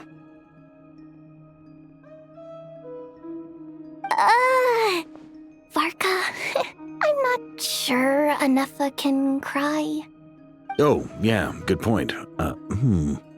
Hey, your eyes are looking a little red and puffy. Come here, let's hug it out. What? Ew, no! No, thank you. You're not my dad, okay? Knock it off! Everyone, I'm sorry for all the trouble I caused you. But the silver lining is, I didn't come away from this ordeal empty-handed. While I was being held captive, I learned a lot about Dottoro's current capabilities, and what he plans to do with them. Allow me to explain.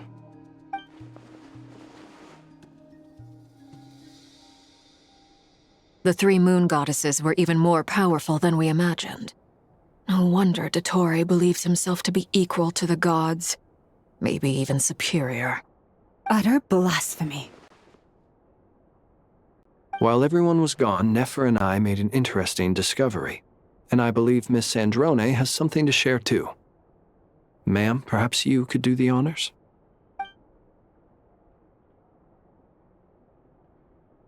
Called it. Getting rid of a pesky troublemaker like her is like trying to clean up after a crumbly cake. It always comes back to haunt you.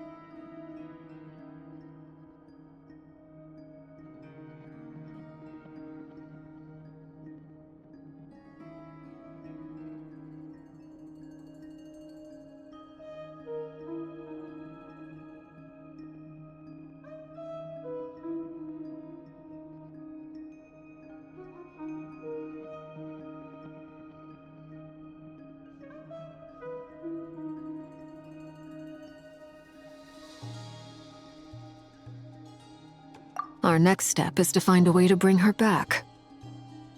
A place where time flows backwards, with no destination in sight. Surely it must have been created for a specific purpose.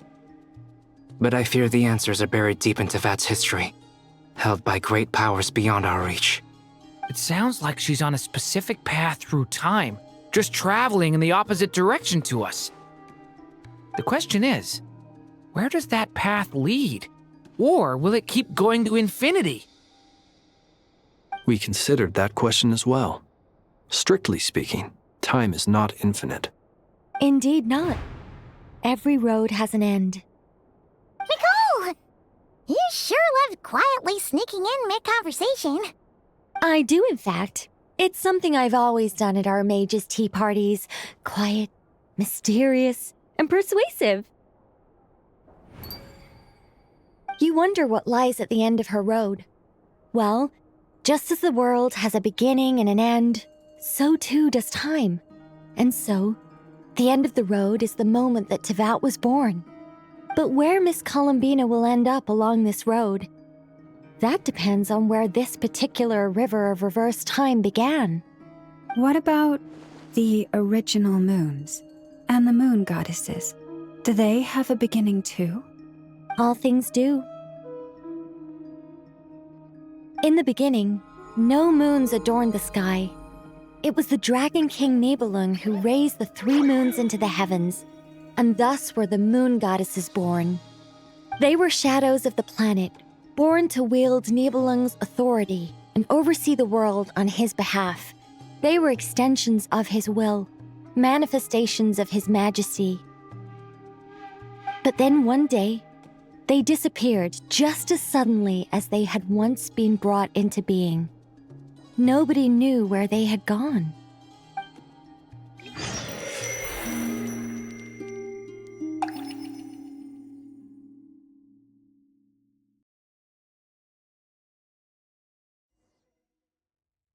Like I thought, no more paths back to reality have emerged since.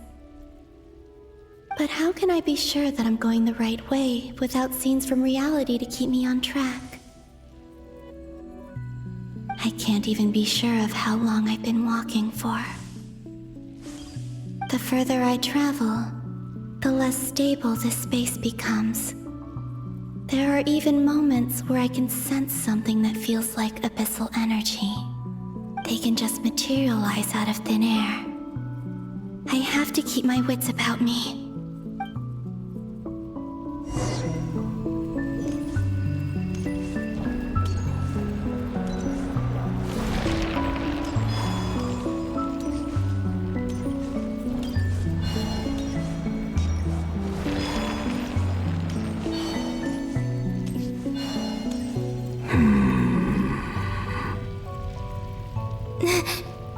Is that the ray here of Solnari?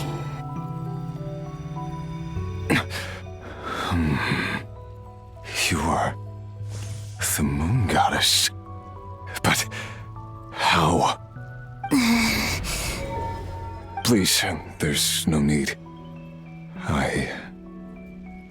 I'm not interested in fighting anymore. I find that a little difficult to believe. Yeah. Honestly, so do I. The way you used my own power against me was... It was a brilliant strategy. And then, in the final moment before I was thrown into this space, I got to see an old friend. Mr. Dainsleif. Right. It was so long ago now. But we were friends once. And when I first got here, I was filled with hatred, remorse, and rage. How I cursed and devoured. I tore everything here apart. I was consumed by the desire to leave this place and have my vengeance. But to no avail. This is a place with no exit. This is the second time I've entered this space. Though I have no memory of the first. I was torn to shreds the moment I entered. But this time I survived. It must be partly because of this new body. And partly because of all the Kuvaki I absorbed in Nodcry. Are you the source of the abyssal power in here? Not all of it. Some is from when I first arrived here and tried to destroy everything. But there was already a degree of abyssal power here before I entered. And like a venomous snake baking in the merciless sun, it tried to slither into my shadow. Tried to? So, you rejected it? Yes. Because after that, the world suddenly became silent for a moment. What do you mean? The voices in my head, they were gone. And then I saw her. Her? Thelindis. My former lover. Never mentioned that she saw a memory of Thelindis leaping into the moon's reflection. More precisely, I saw her afterimage. I'm sure the real her is long gone. She was just an ordinary Conrian. She couldn't have survived here for very long. Anyway, Why have you come here? Didn't you know it was a dead end? If I hadn't escaped through the Moon Gate, my friends would have been in far greater danger. Oh, I see. Because of your power. The power of a moon goddess. What? You'd like to know how I know, wouldn't you? The one who resurrected me said so. I could hear a deep lust for power in his voice. Do you mean... Dottore? Dottore.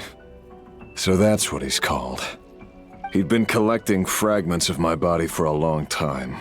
All so that he could resurrect me at the moment of his choosing. I had no interest in his research. But being as corroded by the Abyss as I was, we were aligned as far as hunting the moons and recovering my strength were concerned. So that's why the Wild Hunt suddenly became so active in Nodcry. When I left the Fatui in my weakened state, Dottore must have felt that his time had come. Moon Goddess, could I ask a favor of you? What? I know this is a lot to ask, especially from someone who tried to kill you. If you refuse, I won't fight it. But this is the only thing I desire now. Nothing else matters. What do you want? I'd like you to take a message to Thelindis for me. Thelindis? But... Yes, she's dead. But like I said, I saw her after image. I can sense that some part of her soul remains here. Far, far ahead. Why don't you go and speak to her yourself? I can't. I don't know why, but I can't move freely in this space as you can. All I can see is a glimpse of her walking away. Just like the moment when I last saw her in life. In return, I will clear these abyssal obstacles for you. No, not in return. I'll clear them for you, whether you want to help me or not. It feels like something I ought to do. Why? Yeah. Why, indeed. I've been asking myself that question a lot recently. Why did I do the things I did? I'm tired of it all. Tired of the person I became. People used me. And then I turned around and started using others. I hurt a lot of people. I think I grew tired of it long ago. But I wouldn't admit it to myself. And ultimately, that's how I ended up here. What do you wish to tell her? All of it. My past. My mistakes. Everything that happened after we were separated. Is it okay if I give her the abridged version? Yeah, I'm sure there's plenty you can skip over. Just tell her the important parts. Whatever you think that means. Like the part where you relentlessly tried to kill us? It's up to you. Love demands honesty. But my relationship with Thelindis was built on lies. We hid too much from each other.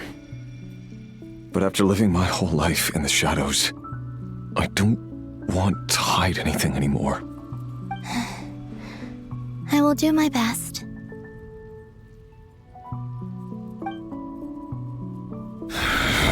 There.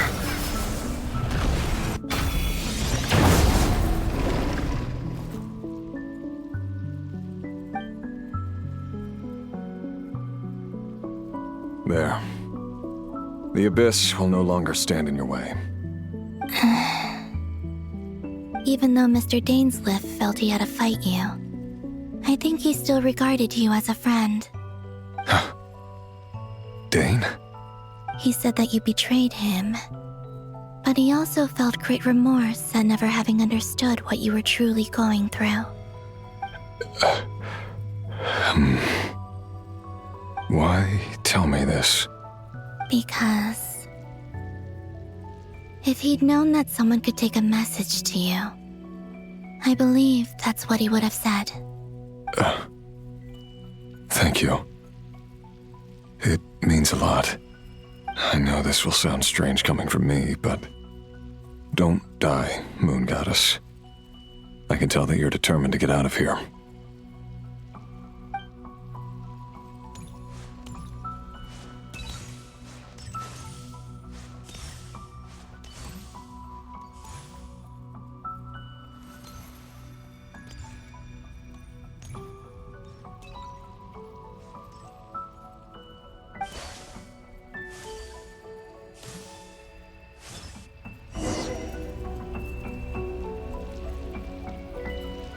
He kept his word.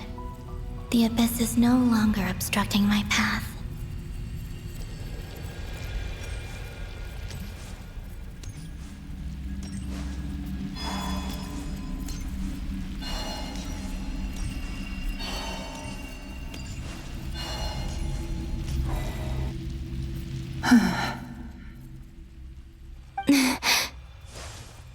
Is that the Lindis? She wasn't far off at all. And yet, they can never meet. Hello, Miss Lindis. Who are you? How do you know my name? I've never seen anyone else here before. You can call me Columbina. I promised Rerir that I'd bring a message to you. Rerir? My Rerir? Is he well? He's doing better than he was. Better than he was, huh? Sounds like he's had a pretty rough time. Others have had a rough time on his account too.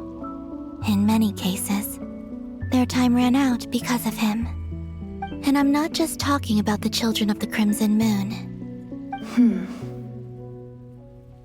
So, things got worse before they got better.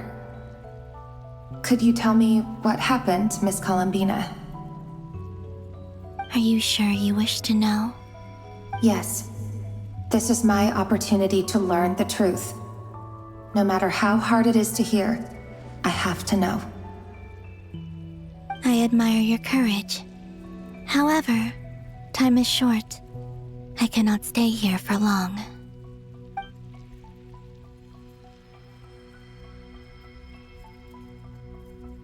Rerir had seeds of hatred in his heart, and many people nursed them for their own ends. On some level, everything he did was to try and find a way to see you again. But in the end, he came to regret his mistakes. He wanted to apologize for hiding his past from you. Beyond that, he did not say specifically what it was he wished to convey to you, but I'm sure that you've always been on his mind. You are what has kept him going over all these years.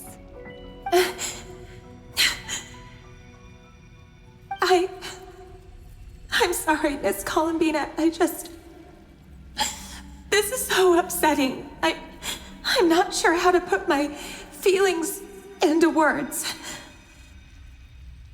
It's all right. I understand. Well, that's everything from me. So, I guess I'll be... Wait. One moment. Time flows backwards here. The road ahead only leads further and further into the past. I know. I intend to reach the end of that road. Without a moon marrow, without the 3 moons' power, you won't make it far. Wait, unless... Are you one of the moon goddesses? You could say that. I see. I often think to myself, if life is like a train ride, why haven't I reached the terminus? Where am I even going? And it's not just me, it's this whole place. Wherever it is, it seems like it's existed forever. It's such a mystery. Where is it going? I must seem so ridiculous. I can't answer these basic questions, and yet I jumped right in here without hesitating, only to be torn apart the moment I entered by powerful energy currents. Only my soul remains now. Thinking back, I was suddenly overcome with fear and terror in that moment. Perhaps I too became bewitched by the abyss. I may have been the leverage it needed to control Rayrir. I used to be a researcher at the Universitas Magistrorum in Conria, researching the iridescent moon's marrow. Eventually, I came to the conclusion that time in here flows in reverse. Rayrir was one of the Vinster King's retainers. With me, he was in an impossible position. It plagued him constantly. I wanted to help him escape his lot in life. I wanted him to be happy, so I thought I'd use this place to return to the past. At the time, I thought I could just go back to the day that the Vinster King first found the princess. It was only after meeting the princess that the Vinster King started going too far with his research into the abyss. That was the day all of our woes began. I thought I could stop the king from ever meeting her and solve everything. I couldn't kill the Vinster King himself, so I had to find another way to save Rayrir. That's why I wanted to go back, to kill the person who had brought new possibilities to our realm. I'm sure it was a futile endeavor, but the abyss probably enhances the basest human desires. So I naively hoped I could change everything. But I was simply too weak. Like a speck of dust against the whole universe. Look at me. I didn't even survive the journey here. Not physically, at least. I know I'm never getting out of here. But you're different. You can make it, and I want to help you. I owe you that much. How do you plan to help me? Have you noticed the golden energy that exists here? Based on my past research and my observations since coming here, I believe they carry you forward faster. I can share what I've learned and help you understand the pattern in which this energy appears.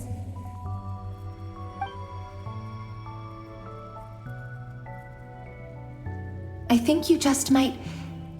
Now, I know you will be able to change the past. Also, I've been speculating about where this space ends. The documentation was scant, but from what I know of the legends about the moons, the oldest ones seem to begin with Nibelung, king of dragonkind. I have no way of verifying any of it by this point, but if it's true, you might be able to reach that era if you keep walking.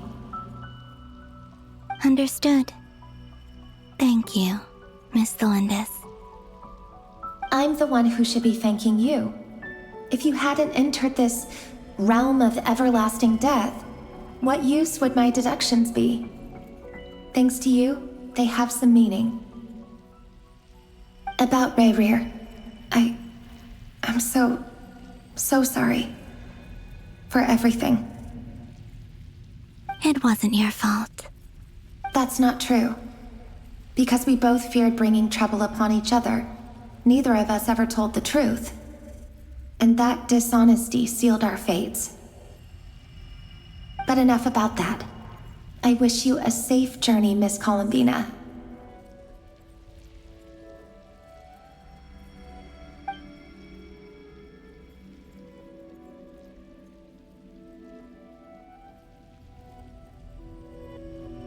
And may the outside world never have to experience pain like this again. Rayrir, You're there, aren't you? I cannot see you, because you exist in the future. I expect we'll be trapped in this prison of space-time for all eternity. But please, gaze upon the past, and then sit for a while. Let's find a place to sit down together, just like we did when we first met.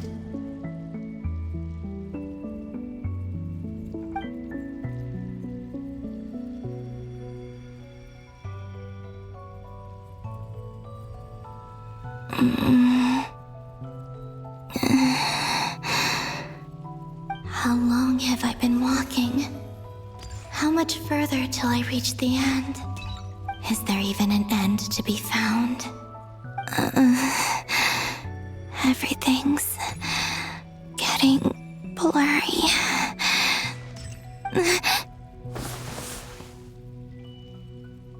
Huh? Are you all right, little sister? Have you come from the distant future?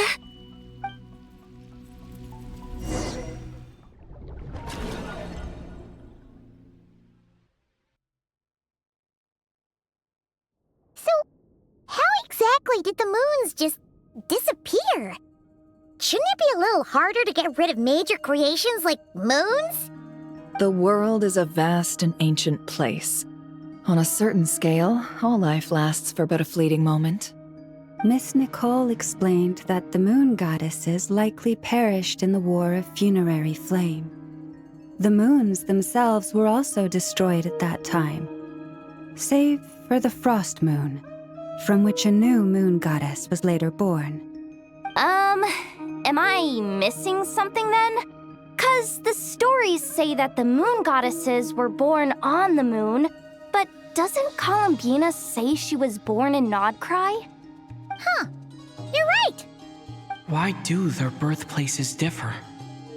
What's the difference between the two generations of moon goddesses? Also, remember what Sandrone said? Her scans detected 4 moons.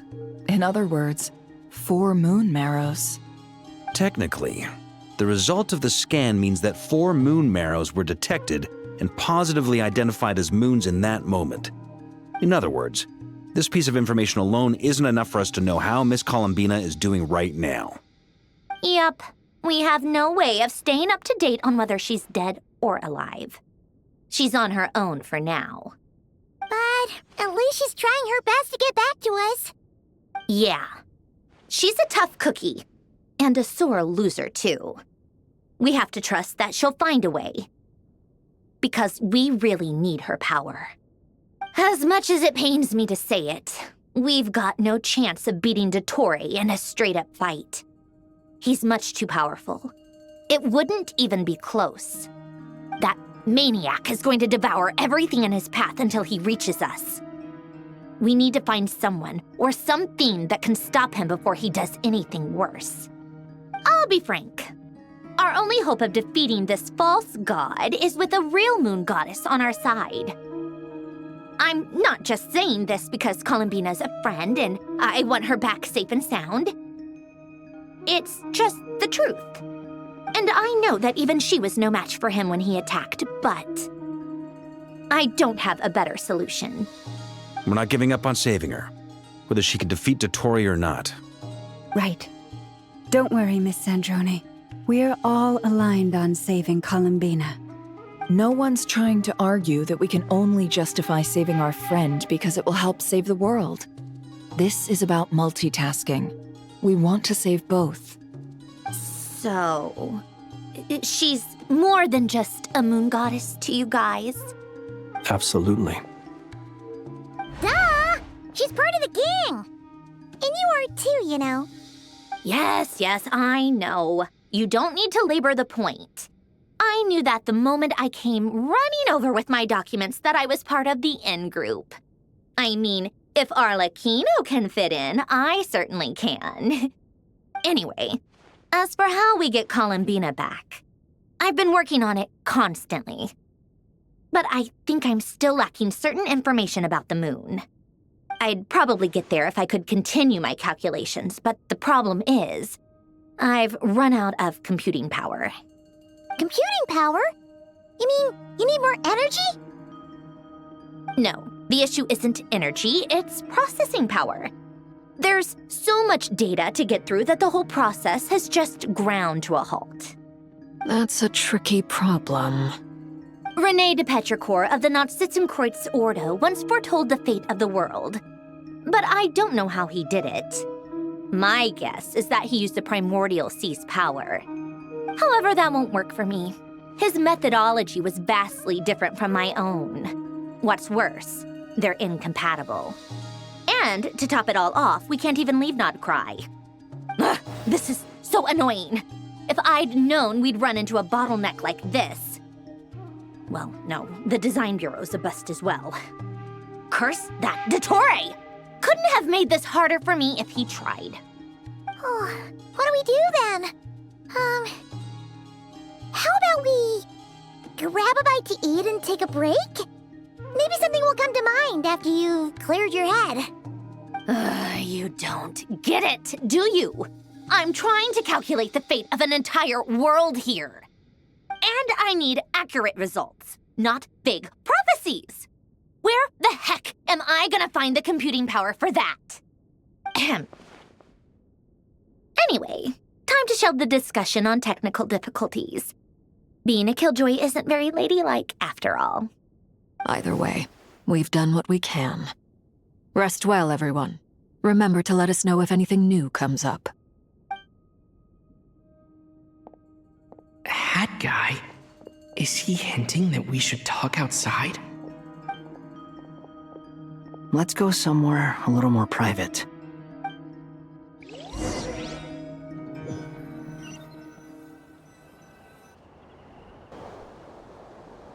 You know that Dory went back to Sumeru, right? Yeah, she mentioned she was planning to head back. Things aren't looking good for Nodcry.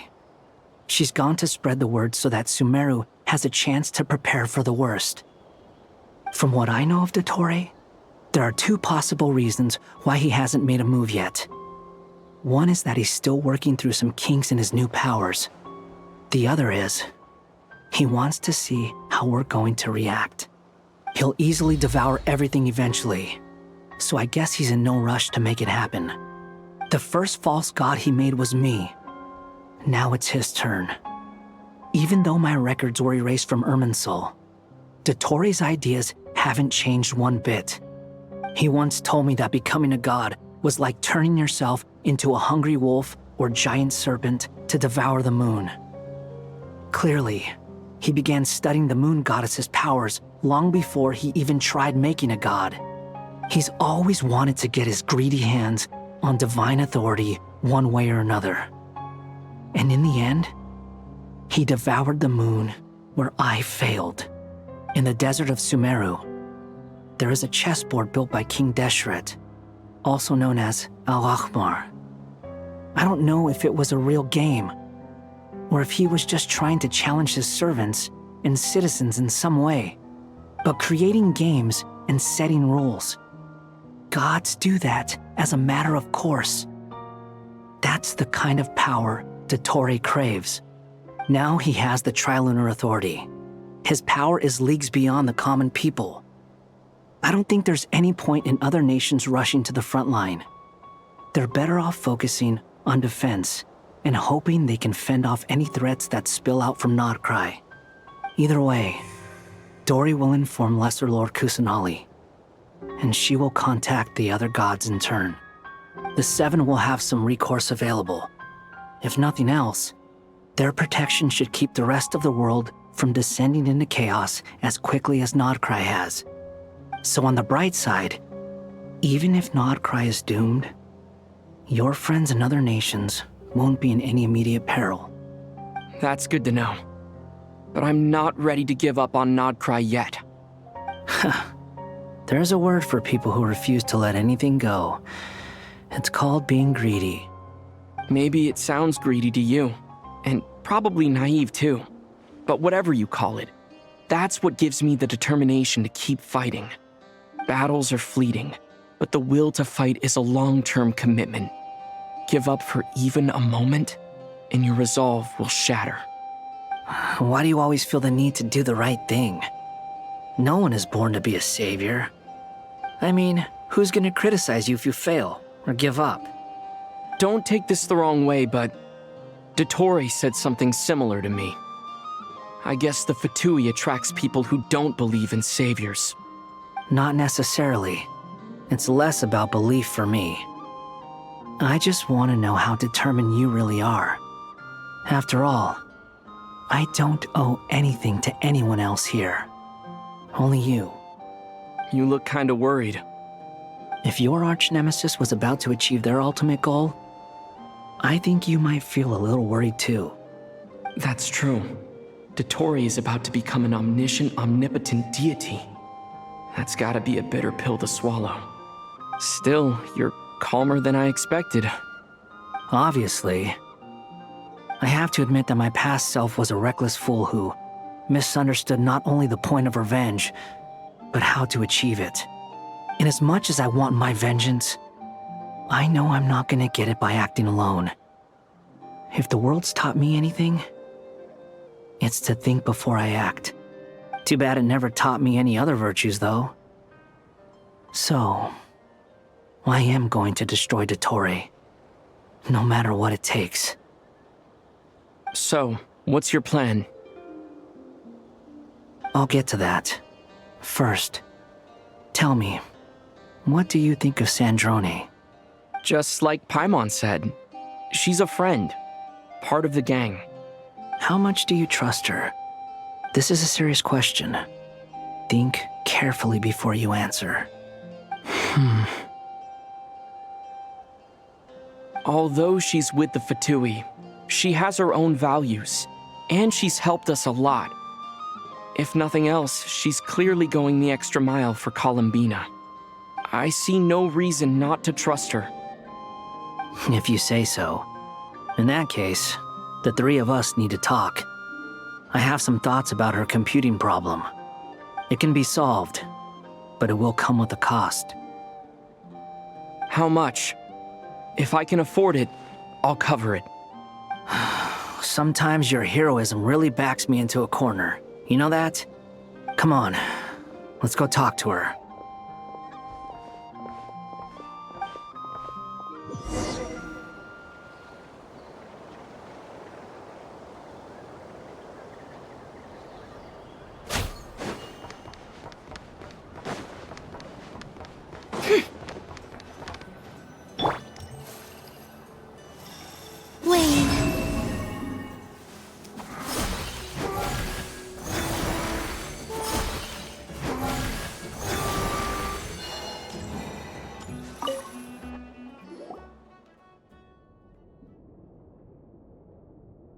Miss Androne, Traveler.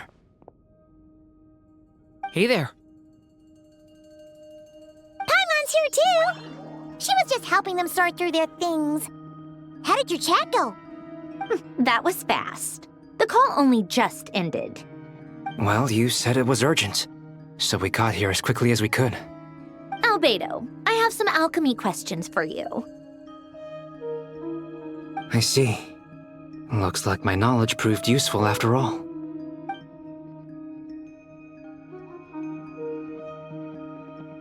If I might ask, what is the end goal for the modified formula you'll be using? I needed to predict the future of the entire world. But I've run into some teething issues since trying to implement Renee's theory of the 4 Orthants. I see. I'll have a look at it. Still, computing power is the real issue here. How do you plan to solve it? About that, it's been sorted. Oh, with the Traveler's help?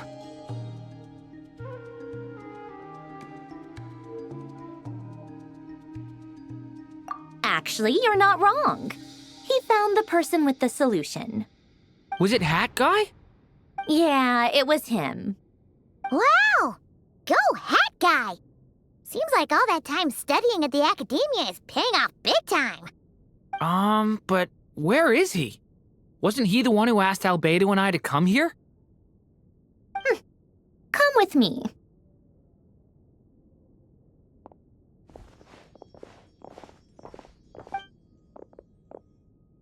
Hat guy? What's happened to him? Hat guy, can you hear us? No response. I guess he's in hibernation. Hat Guy mentioned that he was a puppet. It seems that his functions are currently shut down. I presume this has something to do with the solution to your computing problem. That's right. He and the Traveler came to see me. Wait, what? You have a solution? Would you calm down? Why do you always react so hysterically to everything? Excuse me? How would you know? You shouldn't be so quick to judge complete strangers. It's very bad manners. Oh, please. It doesn't take that long to figure out that you have a temper. Where does a mere student get that kind of confidence? I've actually published more papers than you. Not that status counts for much. Even Paimon's applied for academia admission. Huh? Are you serious? See? This is why I can't be bothered to explain myself. She recognizes no one's skills but her own. Okay, fine. I'll hear you out. So, tell me, how do you propose to solve my computing power problem? This world itself is constantly processing all kinds of information.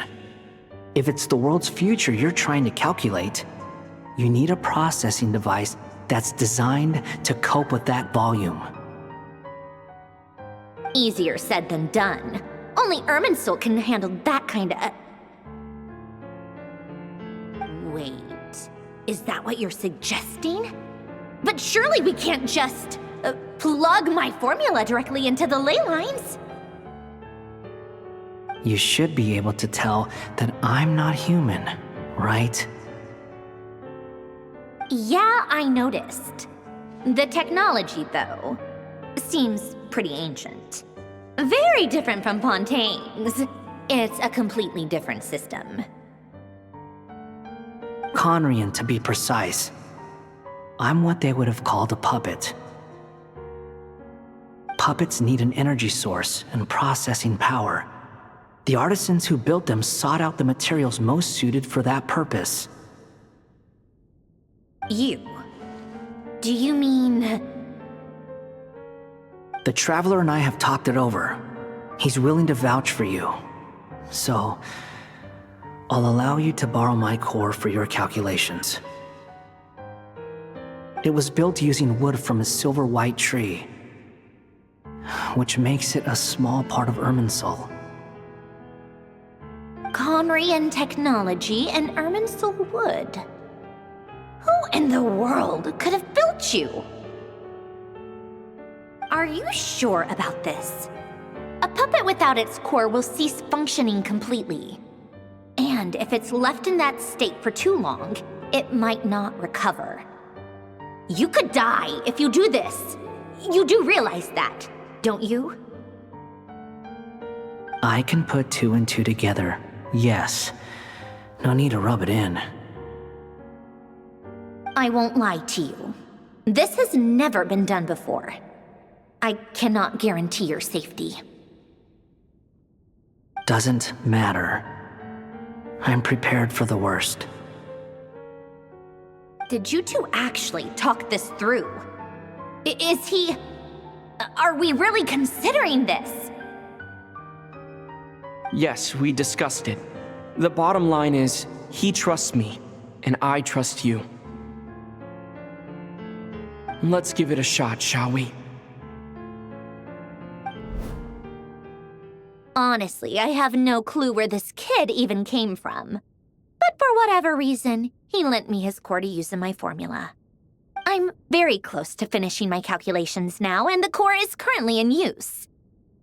So I'm sorry, but I can only show you a sketch right now. This is what the core looks like. A silver white branch. It certainly matches the legends told about Irminsul. Is Hat Guy gonna be okay? He's not gonna die, right? Right? In theory, he should be fine.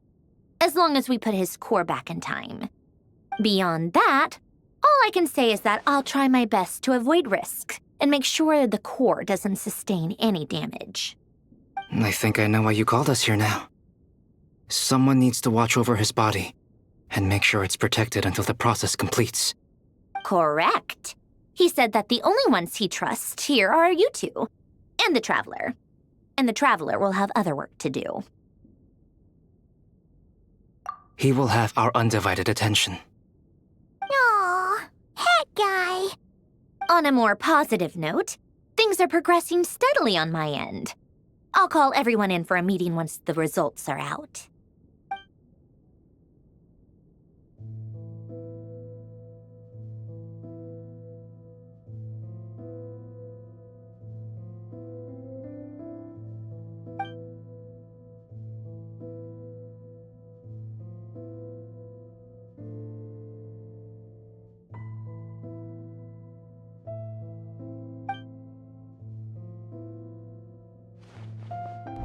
The worst case scenario with the core removal is either a system reset or a total loss of function. But I'm not afraid. A quiet death should have been my fate long ago. A core is completely different from a heart. It's like another vital organ entirely. I never believed it could be a true replacement for what I sought. But in the end, it turns out the core was more useful to me. Pretty funny when you think about it. It's like the punchline of my entire life. Do you think there's any difference between a puppet and a human? If not, then this would just be another samsara. I have already experienced both a past life and a next life. Part of me wonders whether I'm only capable of making this decision because I've become a real human. What's with that expression? Isn't this a good thing? Sandrone will succeed, won't she? She has to. She will. We all have to persevere until this is over. That's right. And I'll protect you all until a moment of victory arrives.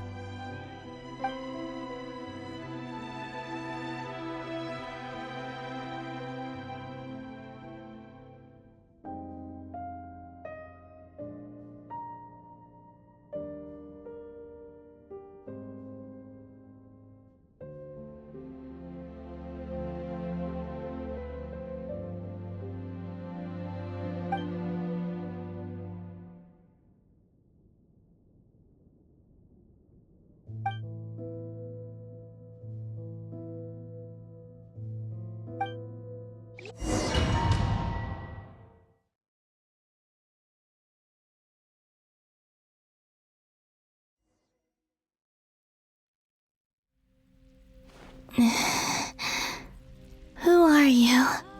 Call me Sonnet. You have the same power as Canon. Sonnet. So, you're the goddess of the iridescent moon? Oh, goodness! You recognize me? Well then, what's your name? Columbina. Columbina Hyposelenia. Hyposelenia? What a lovely name. Did you choose it yourself? It was a joint effort between me and my friends. Friends? You mean your friends in the heavens? Huh? Oh, sorry. You must be exhausted. I apologize. Hang in there. Let me introduce you to my older sisters. Do you mean the other two moon goddesses? Arya and Canon? Wow, you sure know a lot. Hey, does that mean that our story goes on into the future? Oh, I guess that wasn't the best question to ask. It's alright. We were prepared for that possibility. You could say we were too prepared. I can't even remember how long my sisters and I have been here by this point. When did you get here? How long has it been? I can't say for sure, but it feels like it's been forever. I see. Are you feeling alright? You look a little unwell. I can hold out a while longer. We don't have far to go. The place where my sisters and I are based is just up ahead. Don't worry, they're both really nice. I'll introduce you.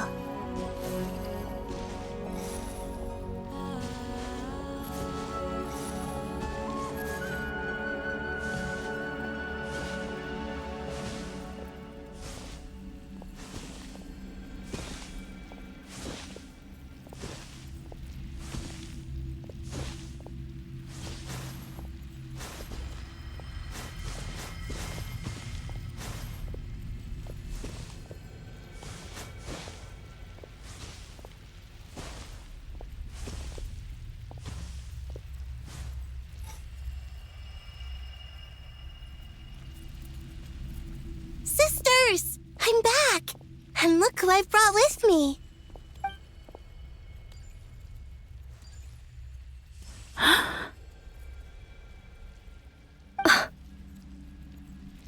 It's our lovely little sister, born in the far future. The pleasure is all mine.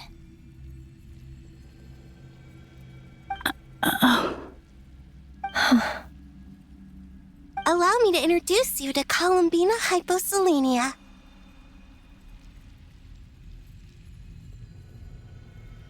This is Arya, the goddess of the eternal moon. And this is Canon, goddess of the frost moon. Canon, don't you think Hyposelenia's power is similar to yours? Hello, Columbina. I apologize for our startled reaction just now. And please, forgive our little sister if she's been annoying you. She tends to talk a lot. It's fine. You seem shy. Don't worry, Columbina Hyposelenia. No one can hurt you here. Could you tell me where here is? Please. I must know.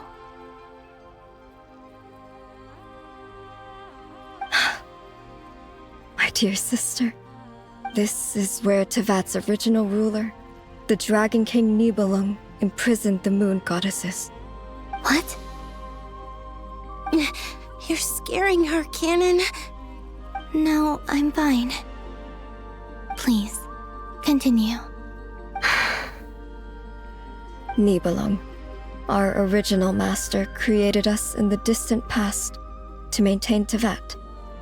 But he left this world and traveled into the dark universe beyond, to explore worlds vaster still. Day and night, we fulfilled our duty in the heavens, until the day that the first Descender arrived. The great ruler of the firmament. The heavenly principles. Is that what later generations call them? I see.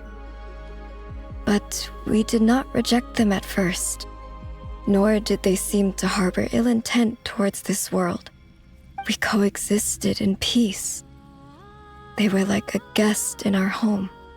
Slowly, however, we came to realize that our guest had a growing desire to change and dominate the world. And you didn't stop it? No. There was an order to the rules they set up that Nibelung never taught us. We wanted to know if this order would bode good or ill for Tevat.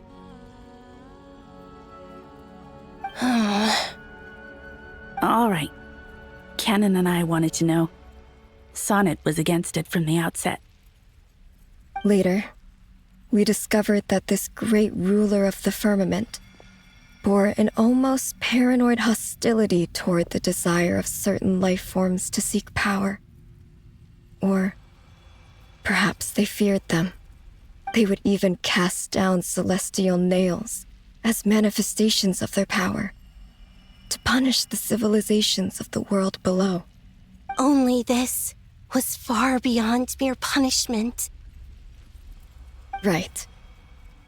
Their rules brought order, but the price people paid for merely testing the limits of those rules was far too great. I did everything in my power to help the punished escape catastrophe, but still, too many lives were lost. The ancestors of the Frost Moon Scions were some of the ones you helped. But just when we had decided to take countermeasures, the Dragon King, Nibelung, returned. And so began the War of Funerary Flame. So, that's the name the world gave that war in the future. Well, who won in the end? As far as I know, the Heavenly Principles won, although it came at a great cost. They remained in Teyvat, where they continue to rule to this day. And the world's original master, the Dragon King Nibelung, was destroyed. And what of the moons? Are there still 3 moons in Teyvat's skies? You can tell us the truth, Columbina. We know we are but remnants of a bygone age. We are prepared for the answer. Only the Frost Moon remains.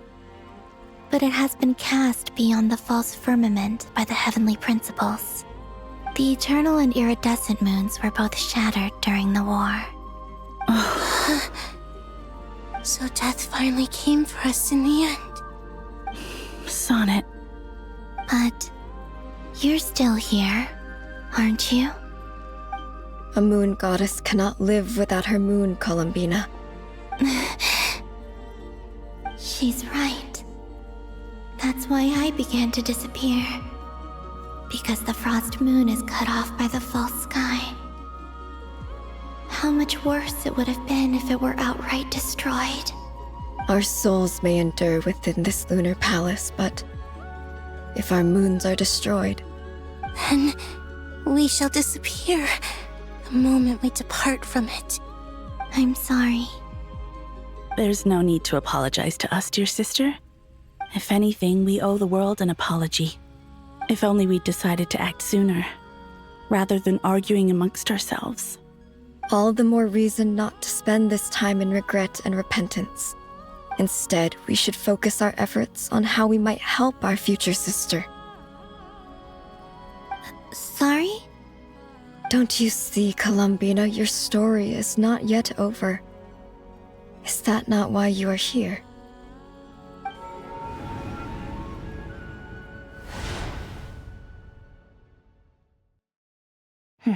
It's done. Initiate numerological array. Continue running primary process. Calculate the world's fate through extrapolation. And identify nodes of potential change. Secondary process, scan for moons.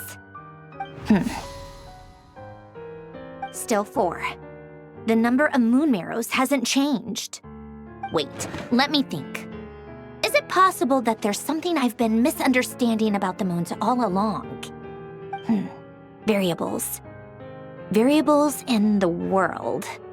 I know where potential variables within the world come from. So what about the moons? Are there any variables there? Like their life or death, for instance. What if being alive or dead makes no difference to a moon? But that's so strange. Even immortal gods can die. Why would the moons alone be? Wait! I've got it! If alive or dead is considered a variable, we might have had this wrong the whole time. No one ever said that a moon marrow equals a living moon. We just made that assumption ourselves. Initiate secondary process. Scan again. This time filtering out interfering perimeter, moon marrow. I don't care if they're natural or artificial. Get them out of my search results! Why? It says 3 moons still exist in Teyvat, even after excluding the moon marrows. But we know for a fact that 2 of them are dead. Redo the scan. Narrow the results to living moons and real moons. No, scrap that. Narrow it down to moons that have lunar authority and remain alive. Why? Why is it still 3? What is this, Columbina? Has the world lied to us? Or are you the one pulling the wool over our eyes?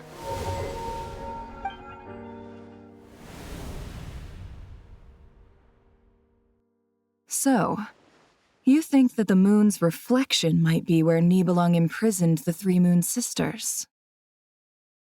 Yes, it would explain a lot, such as why that space would respond to a moon goddess's power, opening the moon gate at her command. It would also explain why Miss Columbina has been unable to leave, and why time flows in reverse there. In the messages she sent, Columbina promised us she'd find a way to return, but we have no way of knowing how, when, or where this might happen.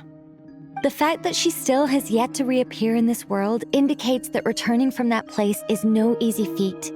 We cannot afford to simply wait for her. So you're saying, if she could return by her own power alone, she would have done so long ago? Yes, she certainly wouldn't leave it to this late stage when it's so touch and go. I've been giving this some thought, and I've come to believe that Luanatar might be an anchor that she left behind, as a sort of future waypoint. This could also explain why Luanatar is always by the traveler's side. Sounds like a plausible theory. If that's the case, there must be some criteria we need to fulfill to allow Columbina to return to the present. The question is, what could they be?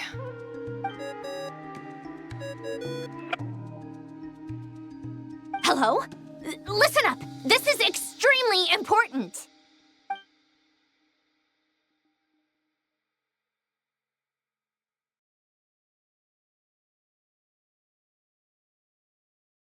Not only is Columbina alive, but she may well exist in a form unimaginable to us. I'm still unclear on the details, but she's done something truly inconceivable in the past.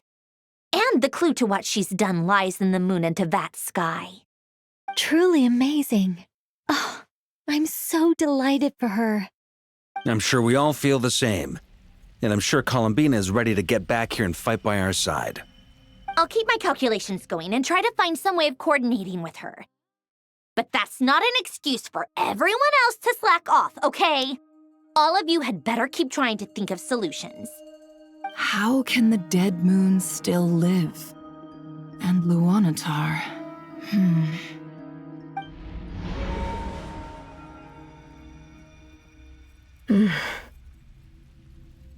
It's hard to believe that's what will happen in the distant future. Our authority is linked to the most fundamental rules of Teyvat. I suppose it's no wonder that many would covet that power. I didn't realize that when you said friends, you meant people who live down in Teyvat. That's so lovely.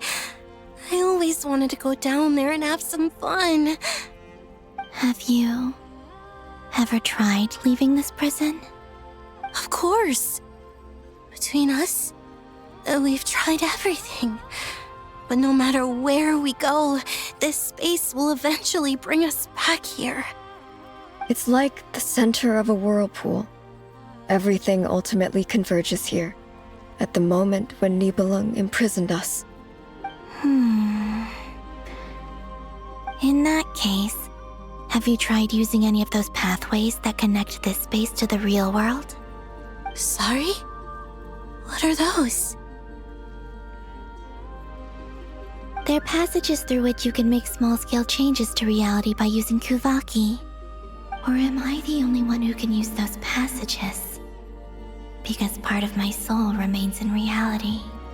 Kuvaki. What is that? You don't know? It's A unique kind of elemental energy found only in Nodcry, the land from which the moons arose. Oh. Well, it's true that the moons first rose up from the part of Tibet you say is called Nodcry.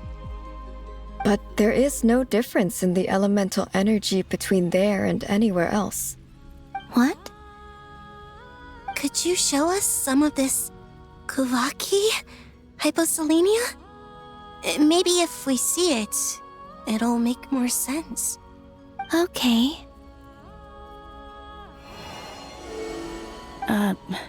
Isn't that just your power? What? But it's everywhere in Nodcry. In the air, in the land. Even the creatures who live there have adapted to its influence. How curious. This Kuvaki certainly did not exist anywhere in the world before we were imprisoned. Let alone influence living creatures. So, how exactly does it affect them anyway? Can they float in the air like us? This is so strange. Why would their reality differ so much from mine? Columbina, you're looking for more than just a way out of here, aren't you? Yes. If I am to help my friends, I will need tri-lunar authority on par with that of our foe. You mean... you'll need our power? This sounds extremely risky. The Three Moons' powers are not mutually compatible. Concentrating them into one goddess will be a very painful process.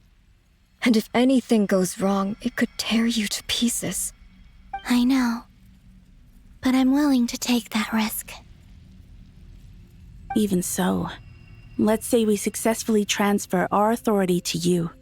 Niblin constructed this realm specifically to prevent us from using our powers to interfere in his war.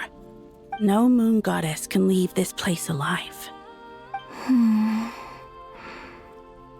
What if I don't leave alive?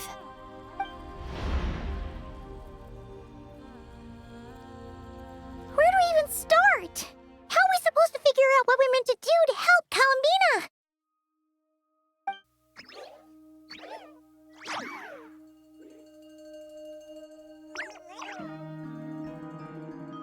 Columbina? What do you need from us? If she really got to the beginning of time in there, how do you think she'd leave us a message?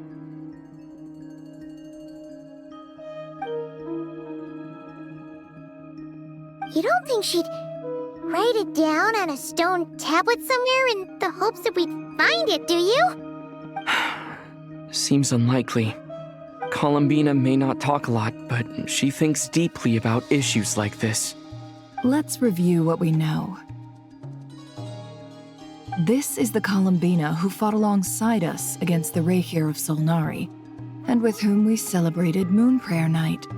She knows our personalities, our ways of doing things, even our unique strengths and abilities. So, if she wanted to tell us something from a long, long time ago, what would she do? Oh.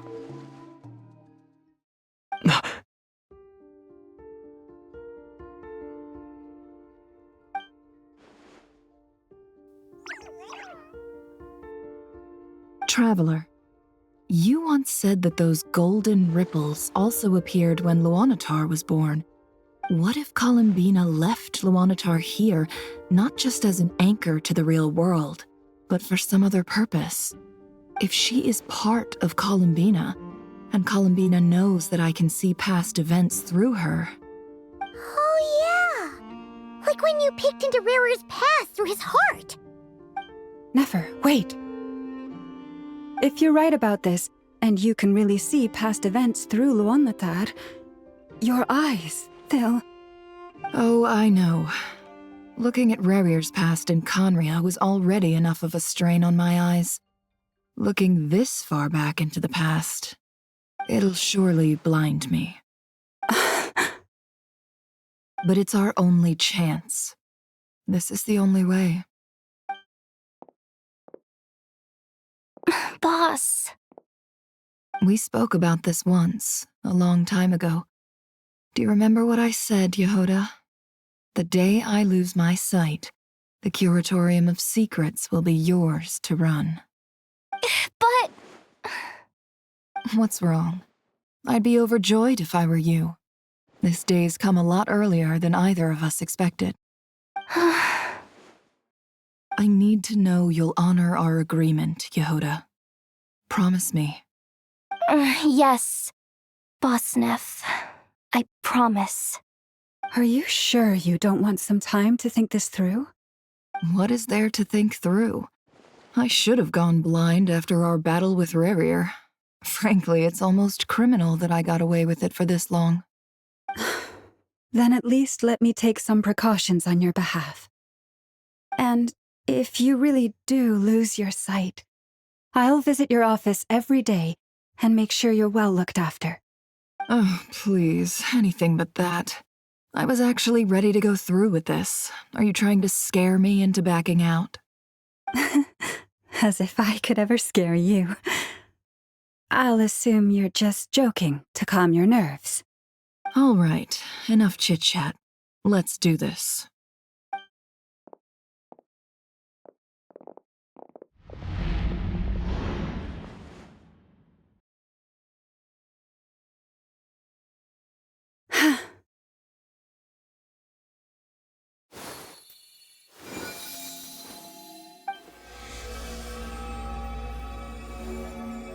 All done. Good. Now give me some space.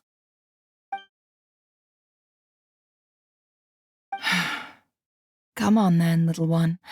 Show me what happened in the past.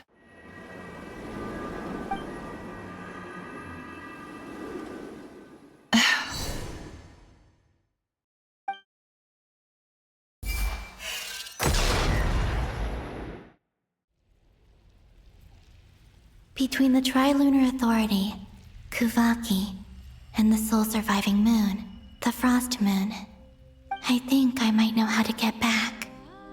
But I will need my sister's help. Time to go talk it over with them.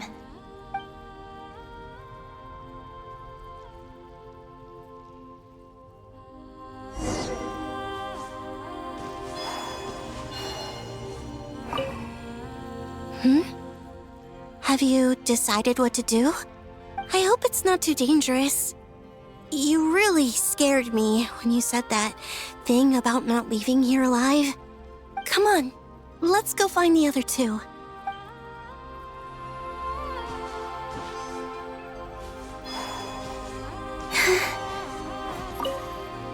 It seems you have reached a decision. I'm all ears. What do you propose?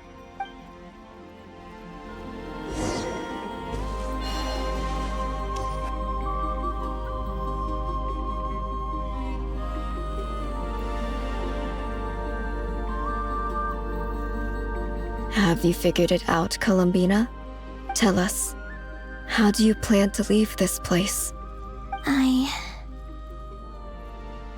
intend to die here, in this moment, and then be reborn in the future with the help of my friends. What? What are you saying? How can the dead be reborn? And how will you inform these future friends of your plans? You can't exactly leave oracles. Nothing can escape this place. Not a single ray of moonlight. And even if you found a way, what if they never find the message you left for them? You'll... No, that won't happen. Come again? They will find my message. I'm sure of it. I'm not following. How exactly will you achieve this? It's quite simple, really. First, I will leave my soul here.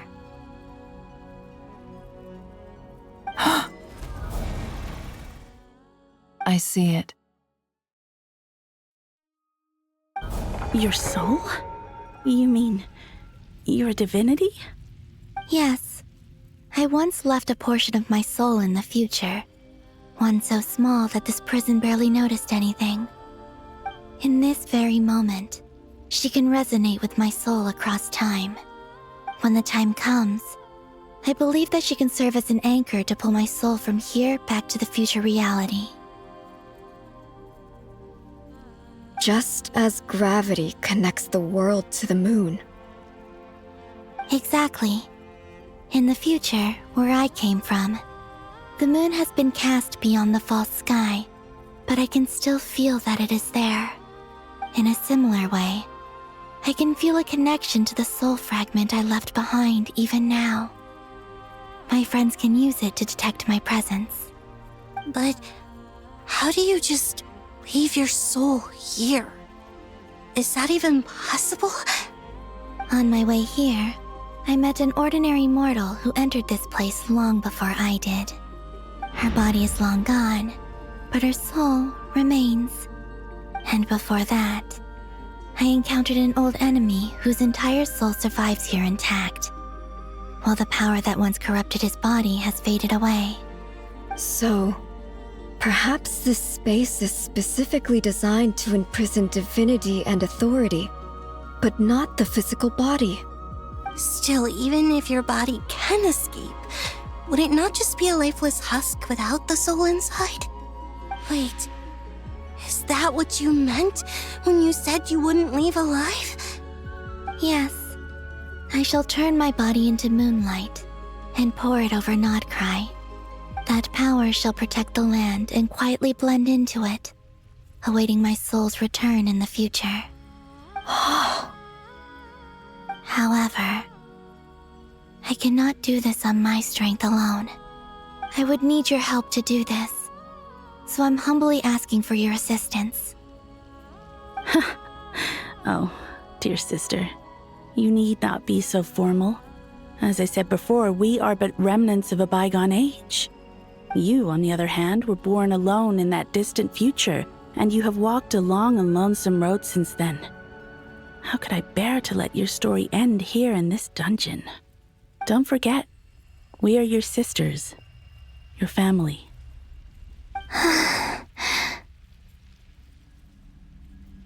Arya's right. Actually, I've always wanted a little sister. Can you imagine how it's been for me? Getting nagged by 2 older sisters all the time. Now, I finally get to be the big sis.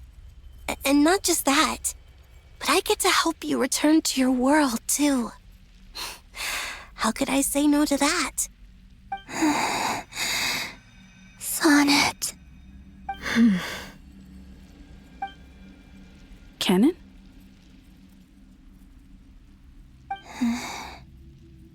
I'm sorry. I know this is a bold request. The Frost Moon is rightfully yours, and it remains intact. Oh, no, please, don't misunderstand me, Columbina. I was just thinking back on the years that the 3 of us once spent together. You cannot imagine how happy I am to hear of the future world you describe. The Frost Moon Scions, your lovely, kindly friends. For the 3 of us, whose purpose in life was to maintain the peace in Teyvat. It is a great relief to know that the people of this world live in such an abundant future. If your plan can save them and save Nodcry, I will gladly give you all that I can.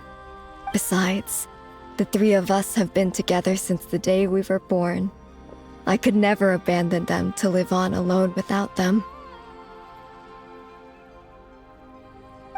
Canon. Still, I do have one question I would like to ask you before we proceed. Certainly. What is it? Why do you cover your eyes?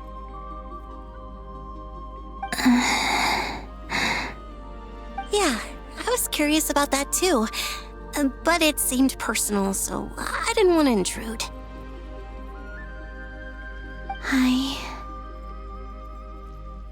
There was a time when I refused to look upon the world. I believed it was full of nothing but lies and falsehoods. I wished to hide my feelings, seal my heart. until I could return to my true home. I see. Perhaps that decision saved you from ever having to see the false sky again. But at the same time, you likely missed out on many true and precious things, like the smiles on your friends' faces. Promise me this, Columbina. When you return to the future, open your eyes, take a look at the world around you, and see your friends. I'm sure that you know this already, given that you long to return, but that is your true home. Give me your hand, Columbina. Aria, Sonnet, you too. Okay. All right.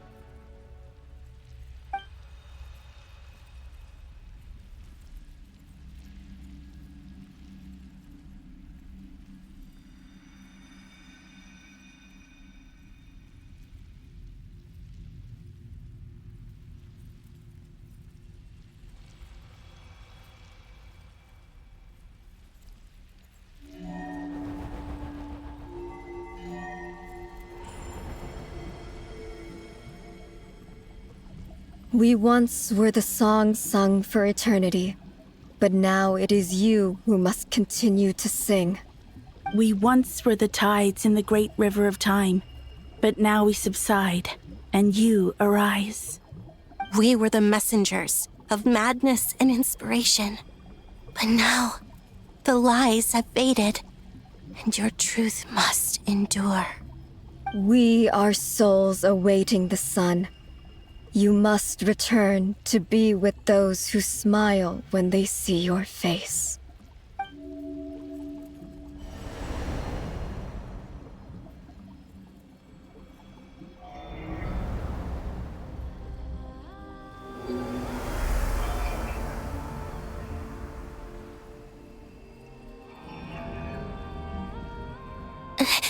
Is it done?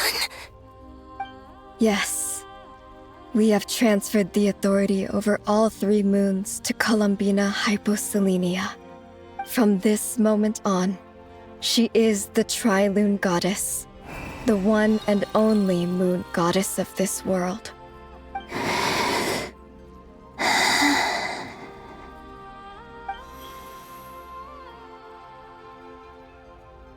Thank you. Thank you, my sisters. Now go, and do what you believe is right, Columbina Hyposelenia. Be aware that we cannot grant you the power of the 3 moons beyond these prison walls. The conflict that arose over their remains following our disappearance will still take place. I understand. Sisters, oh, my body. It feels...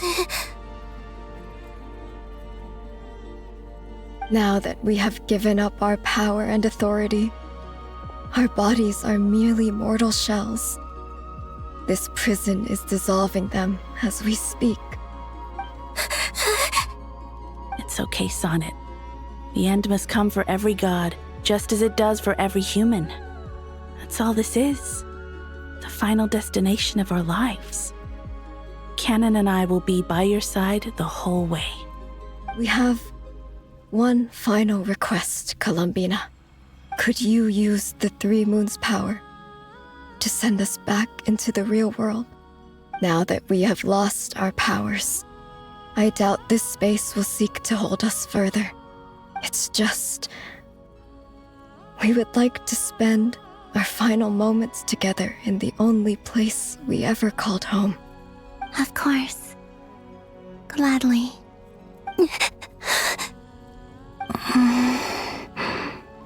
Sonnet? Yes? Don't... I wish I could tell her not to give in to the abyss. Not to be afraid. But is this really what I should say at this moment? Don't forget. I'm so glad to have a big sister like you.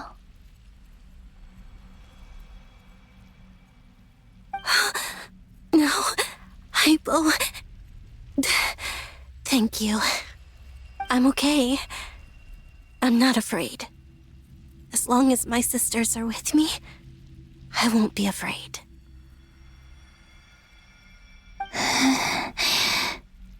It looks like this is goodbye, sisters. Goodbye, Columbina. Take care of this world in our stead. I will.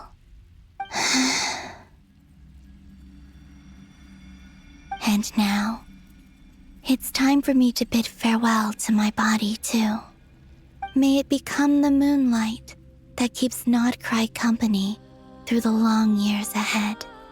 So this is why Nodcry was not always home to Kuvaki. It only appeared after I poured my body out upon this land, and only this land.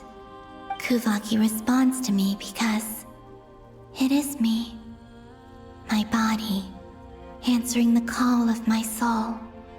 And the golden energy I've encountered on my way here was, in fact, that very soul, which I am about to leave here to guide me.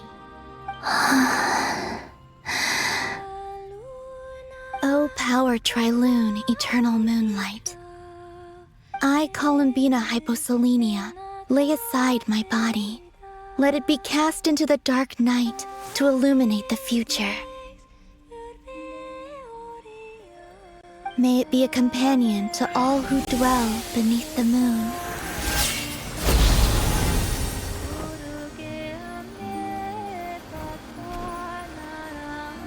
Until the time comes for me to return home.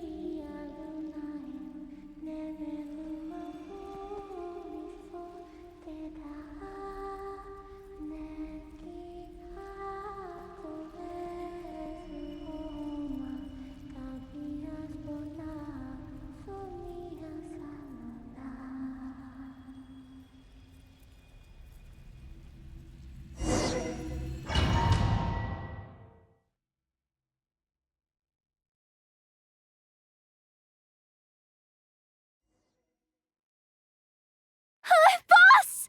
That was crazy! Were we even allowed to see that? Is anyone? Can you still see?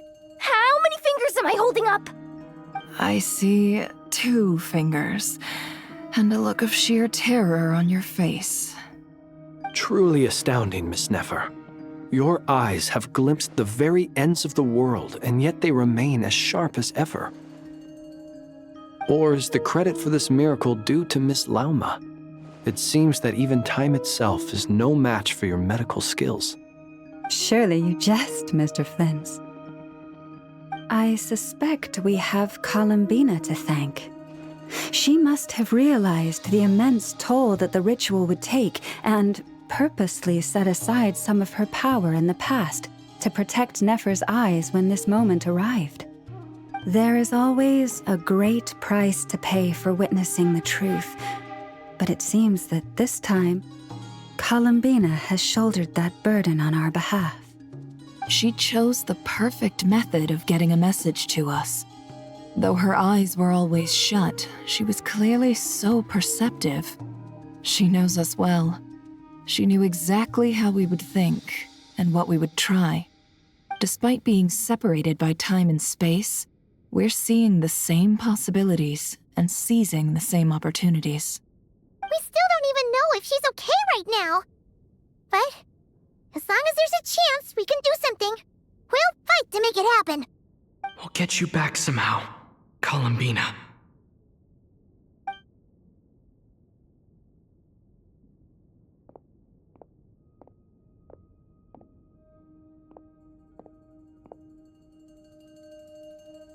Well, based on the information we now have, let's figure out our next moves. Thanks to these gentlemen, we have a much clearer picture of the situation with Dottore. The civilian population has been moved to safety, so we no longer need to hold back. Miss Androne, how are the calculations going? So far, so good. I'll keep seeing how far I can push the system, though. Can't have Hatman being powered down for nothing. There's still a long road ahead. Where should we begin?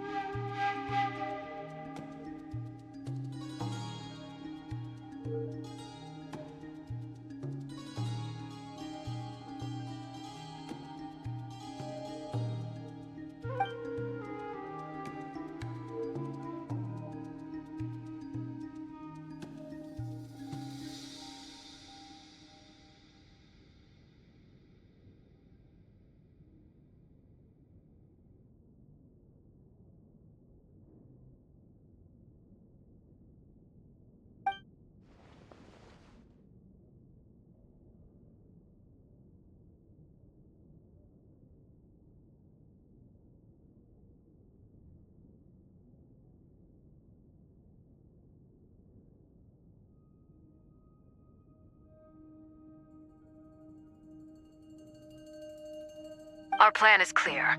Time is short, so let's get moving.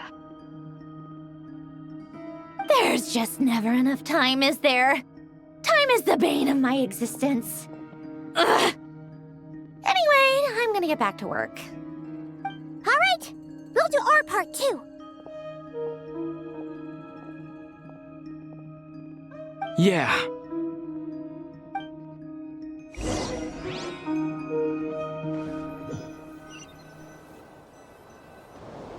Albedo's theory says that elemental energy can dilute the light realm's power, but I'm no expert in building elemental defenses. Sounds like something out of the advanced elemental theory section of the library. Whew.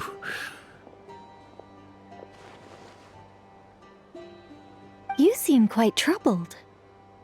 Well, yeah. I mean, who doesn't get a little flustered when they're completely out of their depth?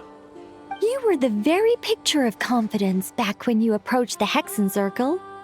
Yeah, I could have been faking it through that whole meeting for all you know. Who's to say I'm not just a ball of nerves in a charming and gregarious package? Oh gosh, really? I'm so sorry, I had no idea. Well, you're all the braver for it. Still, I was much more in my comfort zone than I am here. At least in Mondstadt, you can cry for help from a cliff top and actually stand a chance of summoning Barbados himself. Things have never looked bleaker than they do now. If we don't pull this off, Tevat's doomed, isn't it? Oh, you think so? Actually, yes. Yes, it probably is. It's a shame. Don't put too much pressure on yourself. Tevat has faced annihilation many times in the past, but it also gave us you, didn't it? Hey, don't give me that. It's not like I'm anyone special. I disagree.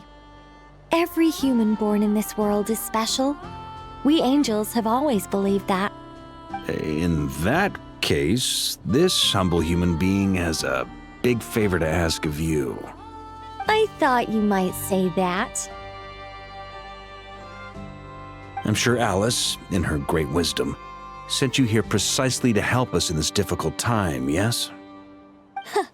Well, that has less to do with her wisdom and more to do with my power. Of course, of course. Well, the thing is, these elemental defenses we're about to build, I don't think it's a question of if they'll fail, but when. Durin's findings from his patrols make it clear that Dottore is constantly expanding his territory. First it was his lab, then the design bureau, and now this. It's not realistic to completely stop him encroaching on the rest of Nagcry. Rather, our goal should be to stall him for as long as possible. If Miss Sandroni's calculations are correct, well, they're the closest thing to certainty we have in this situation, so let's assume they are. Anyway, her calculations suggest that our best hope for victory lies in Miss Columbina's return. It's up to us to slow Dottoro's advance and buy time for her to make a return. Are you asking me to help you with building the defenses? No. I'd like you to prepare for what comes next. When he eventually reaches us, we will have to fight him. You were an angel once and a mage now. I'm asking you to lend us your protection. Oh. Can I take it that you're triggering the terms you fought for during our three-way talks? Well, technically those terms were about protecting Mondstadt. But if you're happy to agree to the change in location, then yes, let's do that. You're cashing in on this much sooner than I'd imagined. Well, yeah. The way things are going, I might not get another chance. Very well. The mages have heard the knight's plea, and we will respond. To tell the truth, Alice and I had already discussed how we might help you all, so I didn't come empty-handed. I always like to be prepared.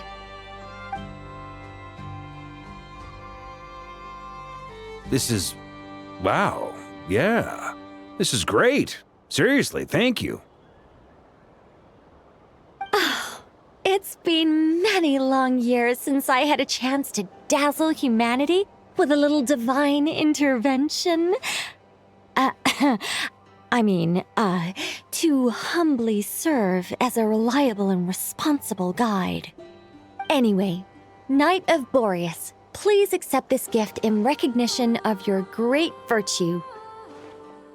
Go now. May the angel's blessing deliver you safely to your destination.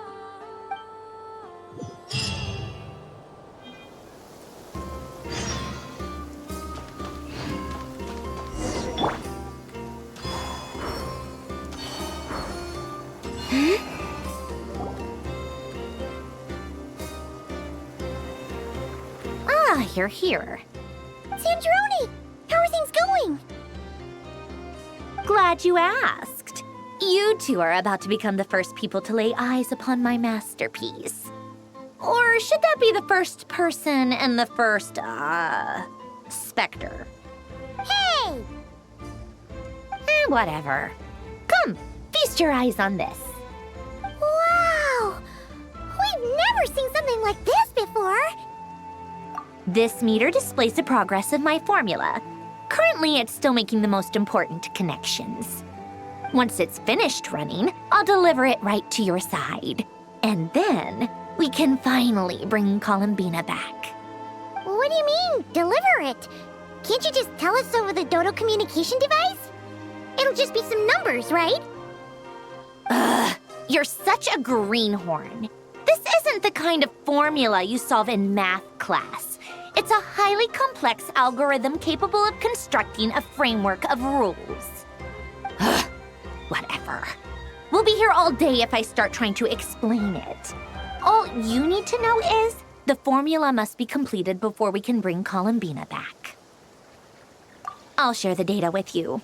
Nicole's agreed to let me use her information channel, so we just need to use the Dodo communication device like so, and... there. Now you can check in on my progress. Wow! Look at that! You're amazing, Sandrone! About time you recognized my genius. Took you long enough. Anyway, that's all from me. You should check on the others if you have time. Make sure we don't have any weak links in the chain. That might sound harsh to you, but close supervision is a common practice in the Fatui. Not looking to catch anyone out.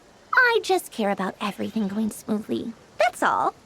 I'm kinda stuck here while the formula's running, so I need you to be my second pair of eyes in the meantime.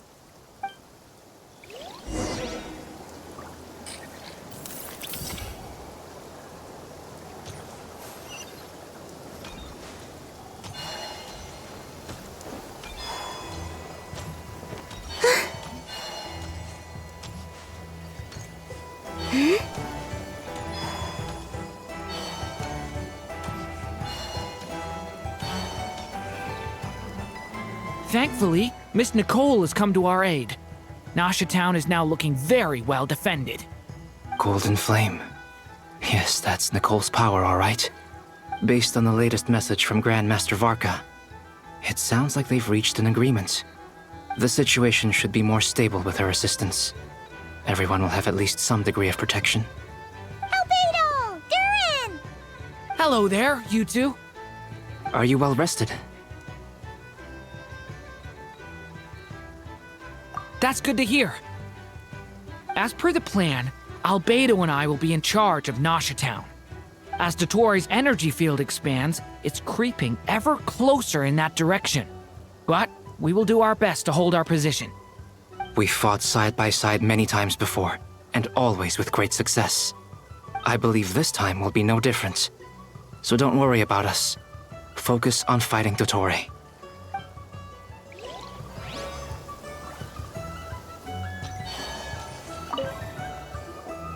Traveler, Paimon, a pleasure to see you both. Flans! How's everything coming along? Fairly well, if I do say so myself. Personally, I am ready to confront Dottore head-on. Ooh, you sound much more serious than usual. To be honest, I am not usually fond of exercising my full strength. For one thing, it's hardly conducive to maintaining a low profile. Besides, I believe one should have the right to choose when to show their hand. I am conserving my strength until the moment of battle is upon us. Anything to boost our chances of victory. Seeing you get into the zone like this really puts Paimon at ease. Huh, Traveler?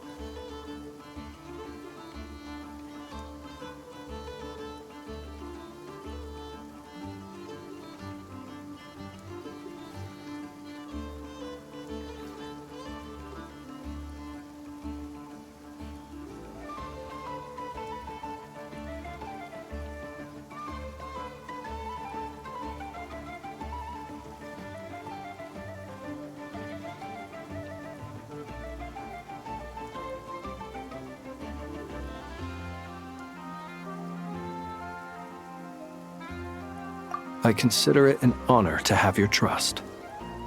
Rest well. I look forward to seeing you both in your element during the battle.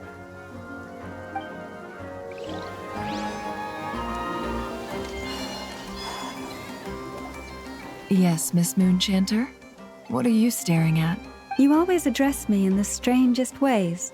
Lady Moonchanter 1 minute, Miss Moonchanter the next. Yes, and? Are either of those incorrect? Not as such. It's just that I simply call you Nefer nowadays. Uh-huh. That's my name. What's your point? The point is I don't add any honorifics or titles. Meaning what? That maybe we're on friendlier terms now than we used to be. Is that how you see it? And I thought I was the one with eye damage. Paimon, Traveler. Just swinging by to check in on you. How are things going? Did you manage to get some rest? Don't worry about me. I won't slow us down. And I give my all to ensure our victory. Ah, yes. Allow me to give you two a quick checkup. Well done. You're both in good shape. You're welcome. You'll have your work cut out for you in this battle against Dottore, so make sure to get some rest in first. Paimon will keep an eye on him, don't you worry. I'm glad to hear it. Take good care of yourself, too, Paimon. Sure thing.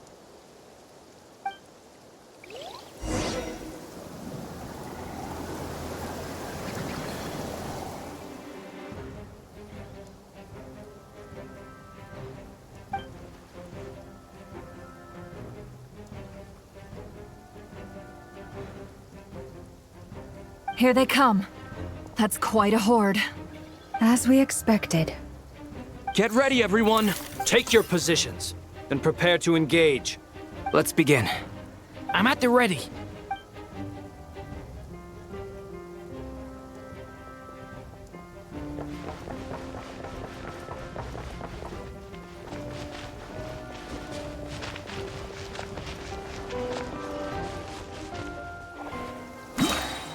What a waste of time! Go! Yeah! The long sleep beckons. Observe. You'll sorely regret that.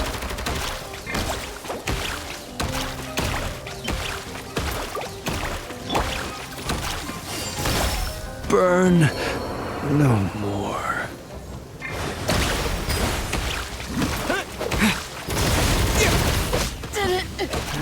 Another one? Fine.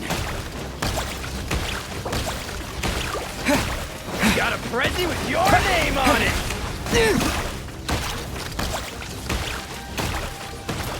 You're pretty strong.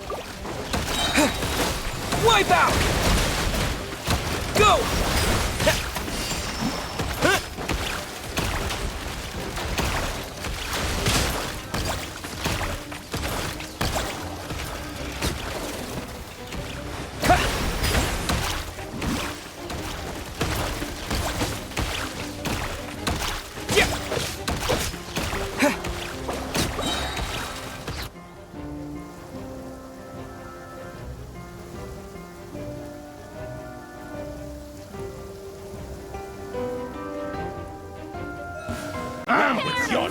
Leave this place. By the frost moon of old. It all adds up. The deception ends here. These creatures cannot stand against us. Oh, fighting tough. Just don't let your guard down.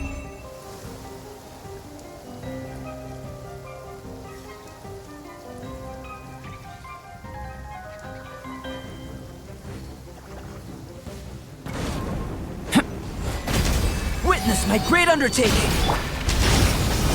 The story has only just begun!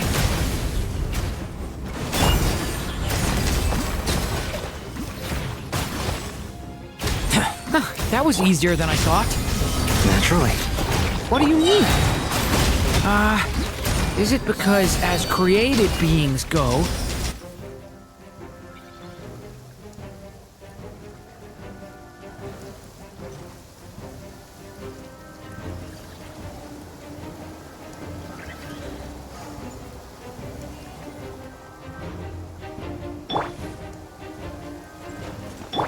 Forest, protect us. For the ever.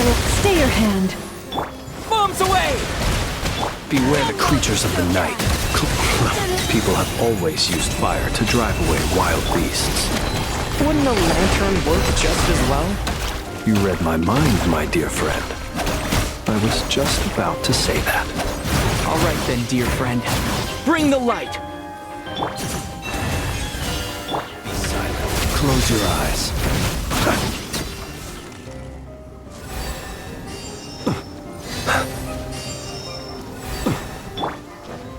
You poor. Go! It all adds up. Let's see what you're made of.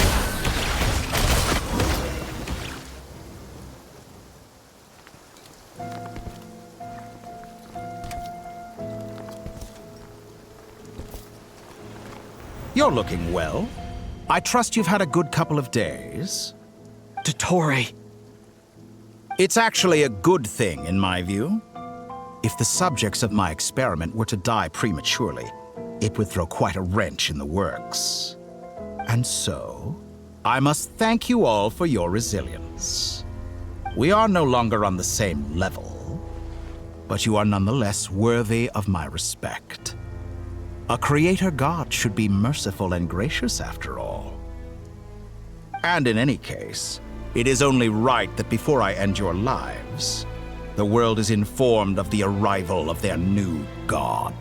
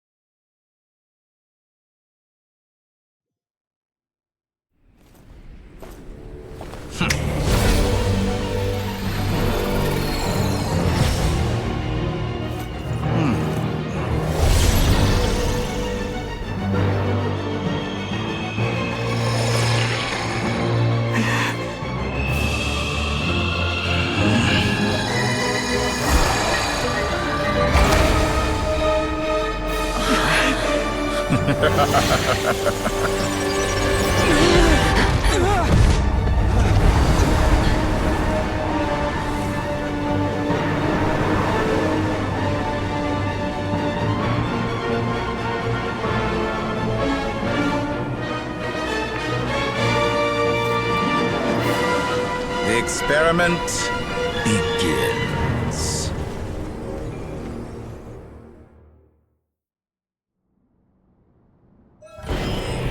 With the marrow of the 3 moons in my hand, behold the false moons fall! Leave this place.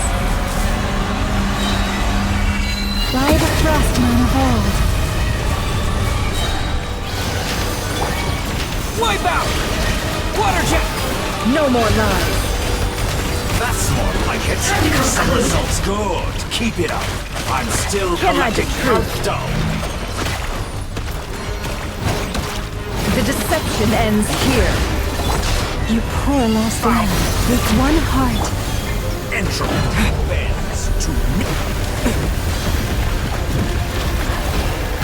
Water jet! Observe. Close your eyes. Excellent. You barely managed to touch Be my... silent. Do you hear the dark? Forest?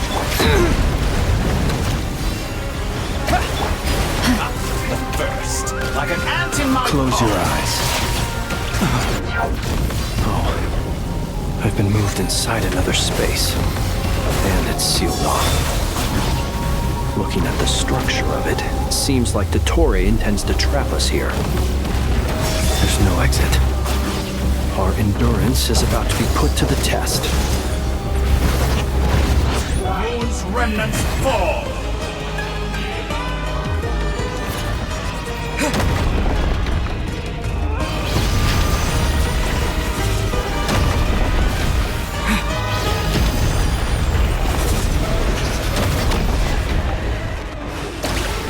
No more Did you lies. honestly think that would hit me? Go! Can't hide the truth.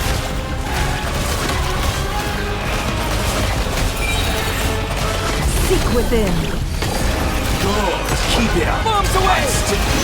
Leave this place for the everlasting forest. Did you honestly No more think that would lies. hit me? With the marrow of the 3 moons in my hand, behold Forest, the false protect us. moons fall! By the Frostmoon of old. Perhaps you could tell me, where will you Leave this try place. scurrying off to next? Looks like Dottore has opted for a divide and conquer strategy. But we will not allow him to triumph. Now, I shall pray for our victory.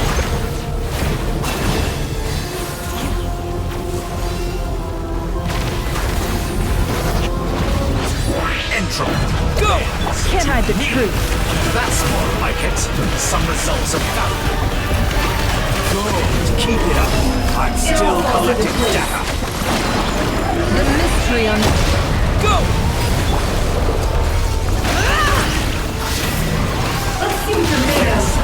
You barely managed to touch my... Did you honestly think that would hit me?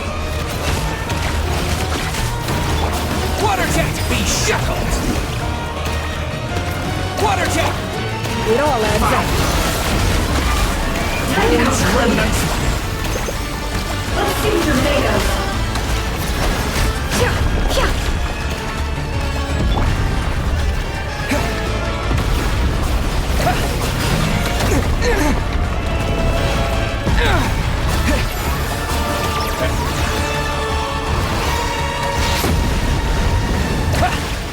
Can't hide the truth. Entropy bends to me. Dodge that. Good. Keep it up. Go. I'd still be annihilated. That which cannot stand against me. What's this supposed to be? A knockoff version of the space Columbina got trapped in? There really is no way out. We'll see about that, Dottore. Can't hide the truth. My apologies. I had not intended to take your teammates from you. But you have a choice. Obey, and I can release them. An excellent deal, if you ask me. Won't you consider that? Entropy.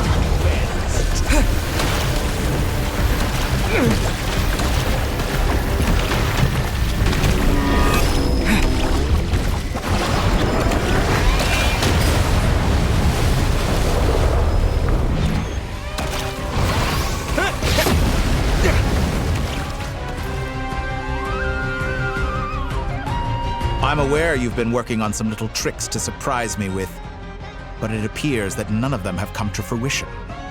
My guess would be that you're trying to bring Columbina back. But then, where is Sandrone? Or are you trying to buy time for her? I always found their friendship to be a curious phenomenon.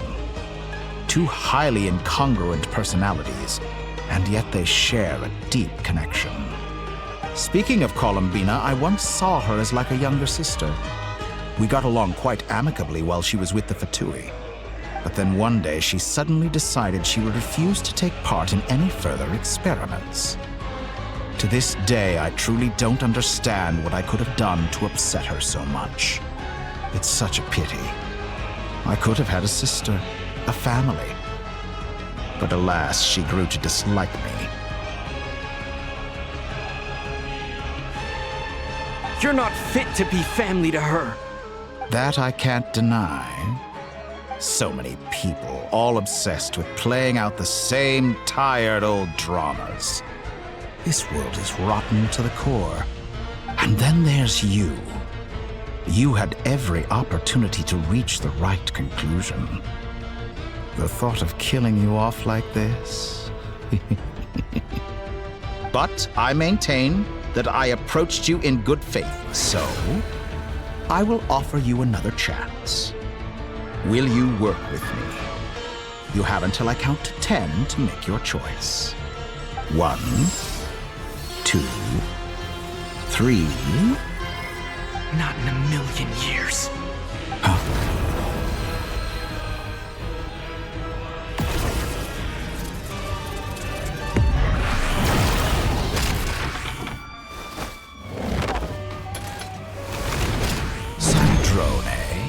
What a pleasant surprise.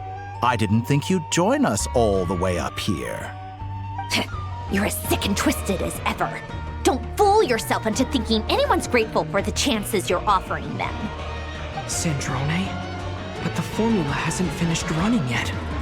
Funnily enough, I was just discussing a collaboration opportunity with the Traveler, and then I see you, who I must say is a good example of an opportunity gone to waste.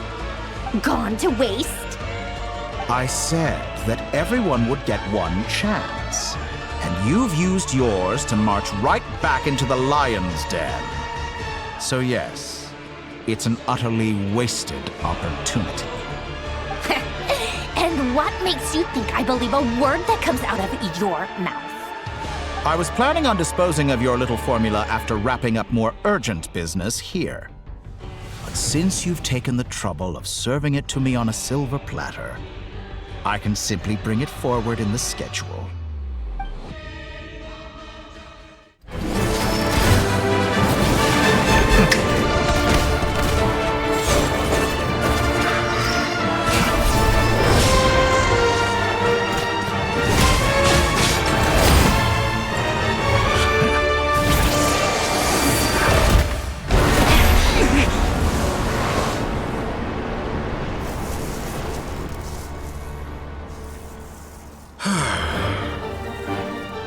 Is this your life's work? This piece of trash?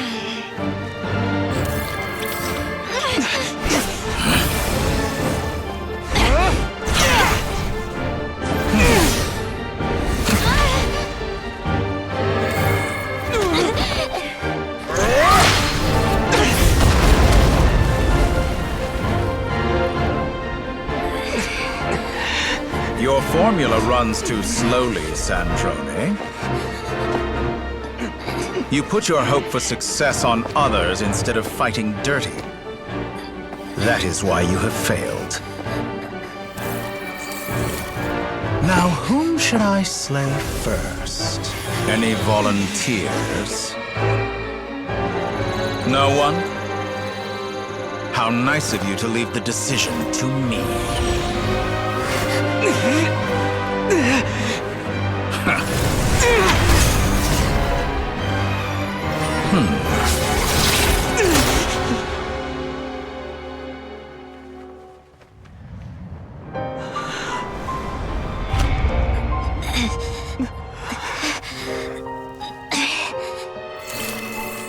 Oh, how unexpected. Sandrone, any last words for me, comrade?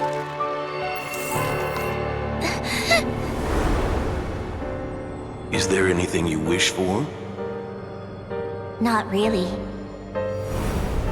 But I've always known what I don't want. Go to hell, Dottore.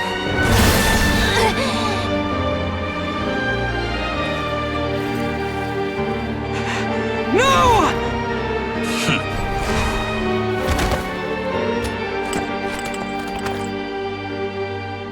And now, you have failed.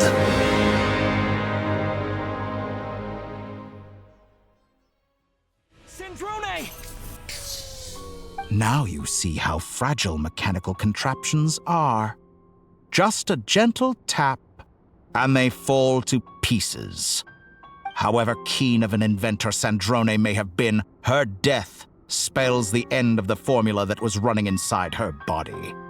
Of course, I have to commend her for making it this far. As her colleague, I have to admire her stubborn tenacity. Now, it is time for you to take your place by my side. My count was interrupted, but the second chance I extended to you still stands. Once again, you are welcome to join me. By now, I'm sure you have gained a greater appreciation for the power and authority I wield. What is stopping you from embracing a new world of endless possibilities? Not in the mood to talk? As you wish. You seem less talkative than usual today. I'll change the topic to something more apropos. Sandrone was always like this, never trusting anyone, always so reluctant to share her research with them. Objectively speaking, she had her strengths. It is remarkable how she extracted and even optimized the world formula from so much data. But her inability to trust was her undoing. Had she allowed someone else to monitor or run the formula for her, you might still have a chance at victory even now. But regrettably, she was a stubborn fool. As much as it pains me, she had to go. Dottore, maybe this is news to you, but people can change. Columbina surprised you when she escaped. And I think Sandrone would surprise you too. Change? You can twist the truth however you want, but I see it clear as day. You're the one who can't trust other people. Is that how you see me? By this point, what can you hope to do about it?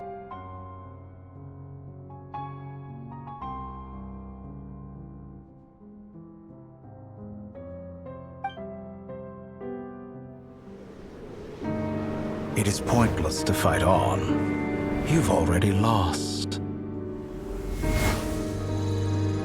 Wrong. You can't win this, Dottore.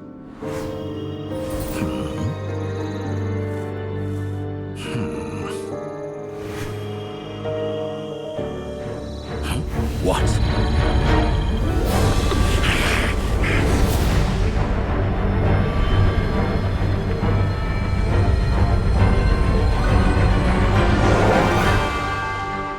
My formula can get us 90% of the way. It will connect you to Columbina. Then, I will bring the formula's output to the Traveler's side. For the last 10%, do whatever it takes. Just bring the moon down.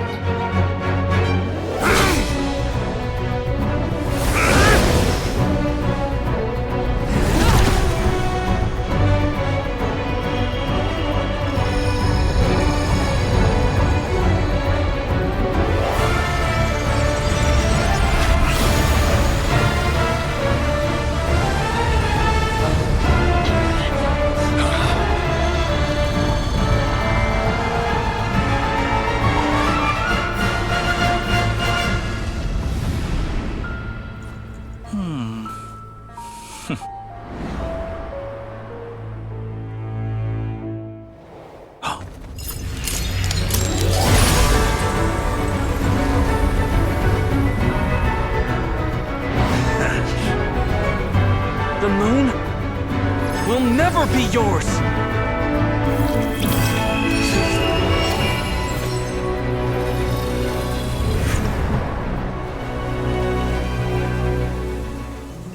I turn my body into moonlight and pour it over Nodcry. My soul I leave here to inform my future friends. Lastly, I will hide the Trilune Authority within the Frost Moon. And when my body, soul, and authority are reunited, finally... Columbina!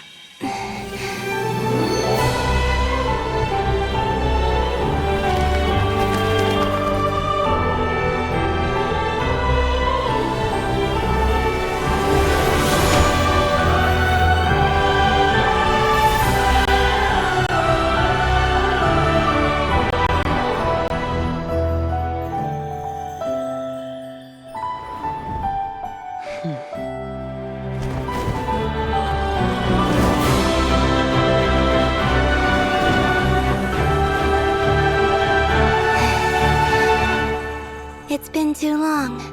I'm back.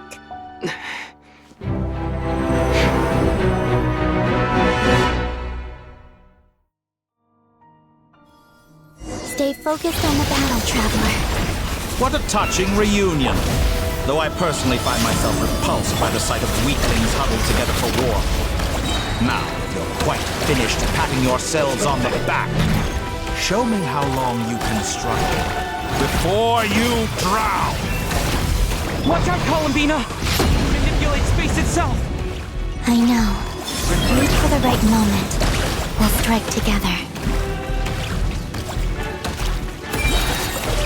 Moon's remnants go!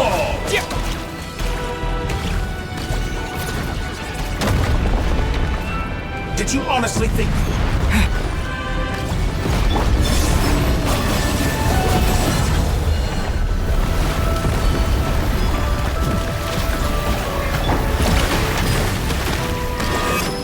Water jet! And here I thought you dodged that. Surge.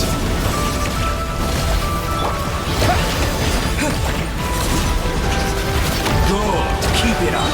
I'm still collecting data. Enough! First, like an ant in my palm.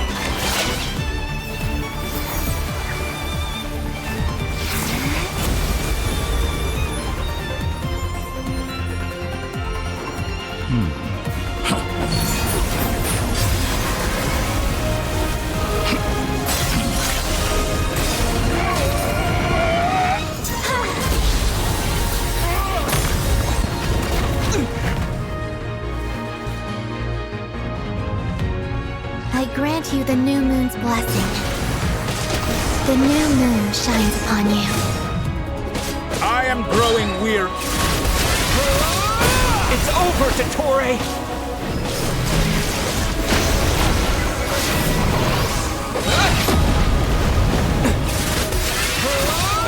Time to pay for your heinous crimes! No longer must the world cower in the cold night.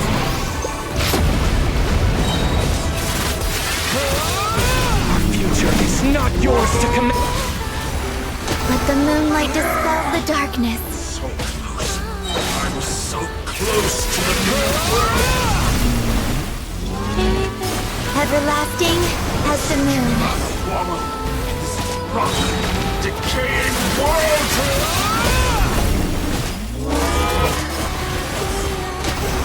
Only I could shape the new world. Only I.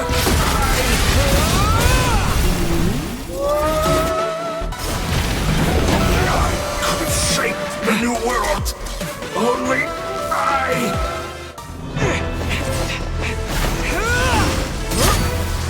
Willfully blind.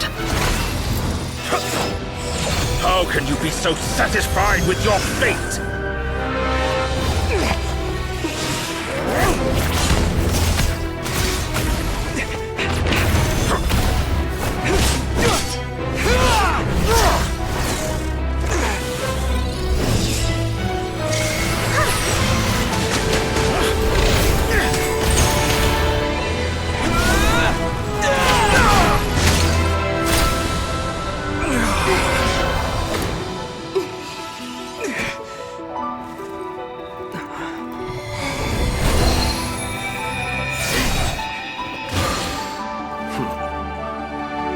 This battle was never about fate. It's about friends, family, and the home you stole from them. So dull. Only the weak rely on each other for comfort.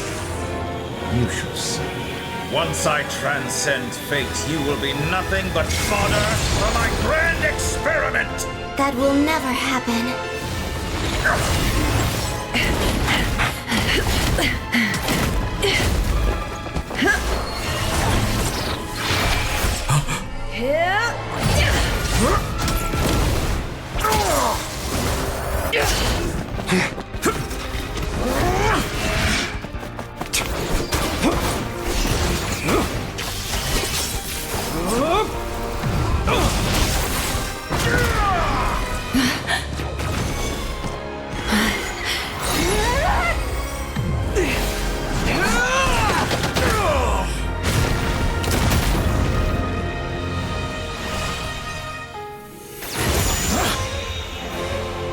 Today, the moon lights up this world once more!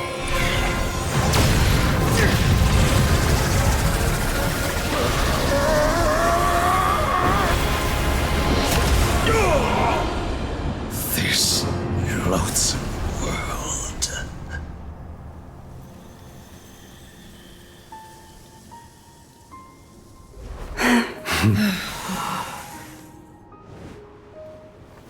No, this world is our home.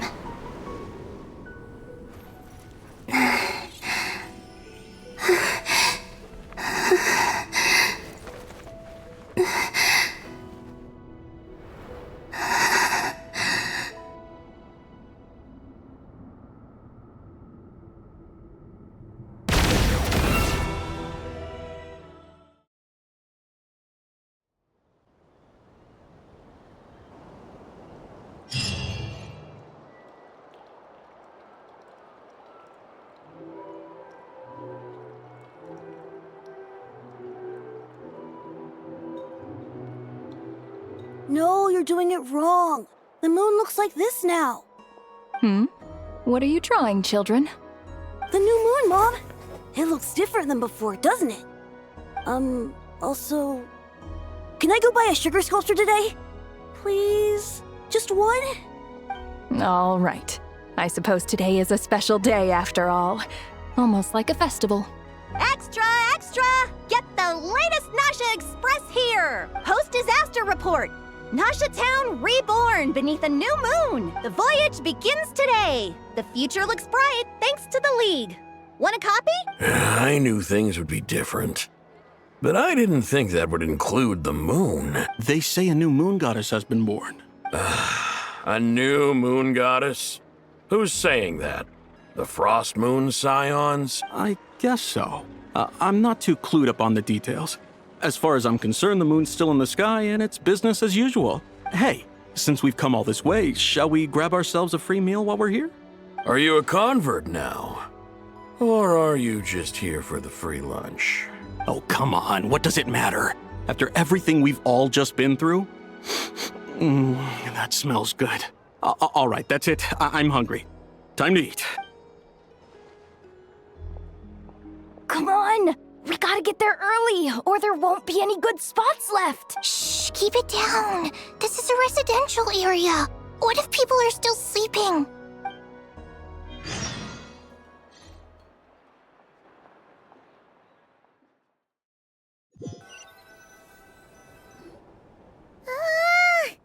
Why is it so noisy outside?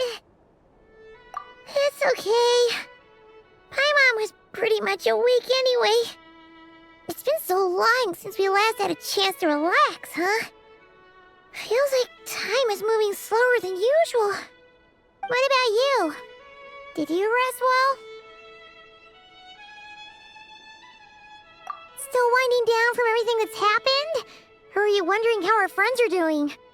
Or is it about what Dotori said to you?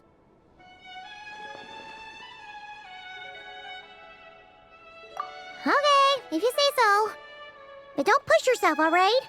Let Paimon know if you need to talk. What we just went through was a lot.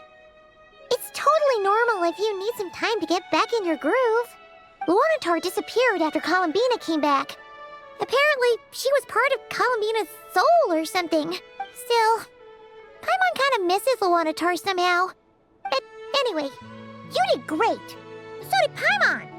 We all worked our butts off to contain this disaster, and in the end, we made it! So, chin up, Traveler. You should be proud of yourself.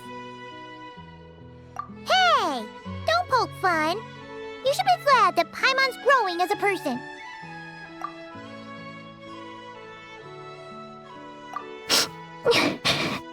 Paimon didn't think you'd mention it. You have no idea how anxious Paimon was. She was worried sick about you.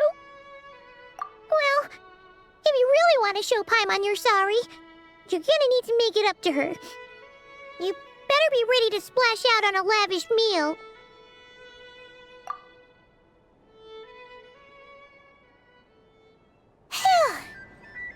Okay.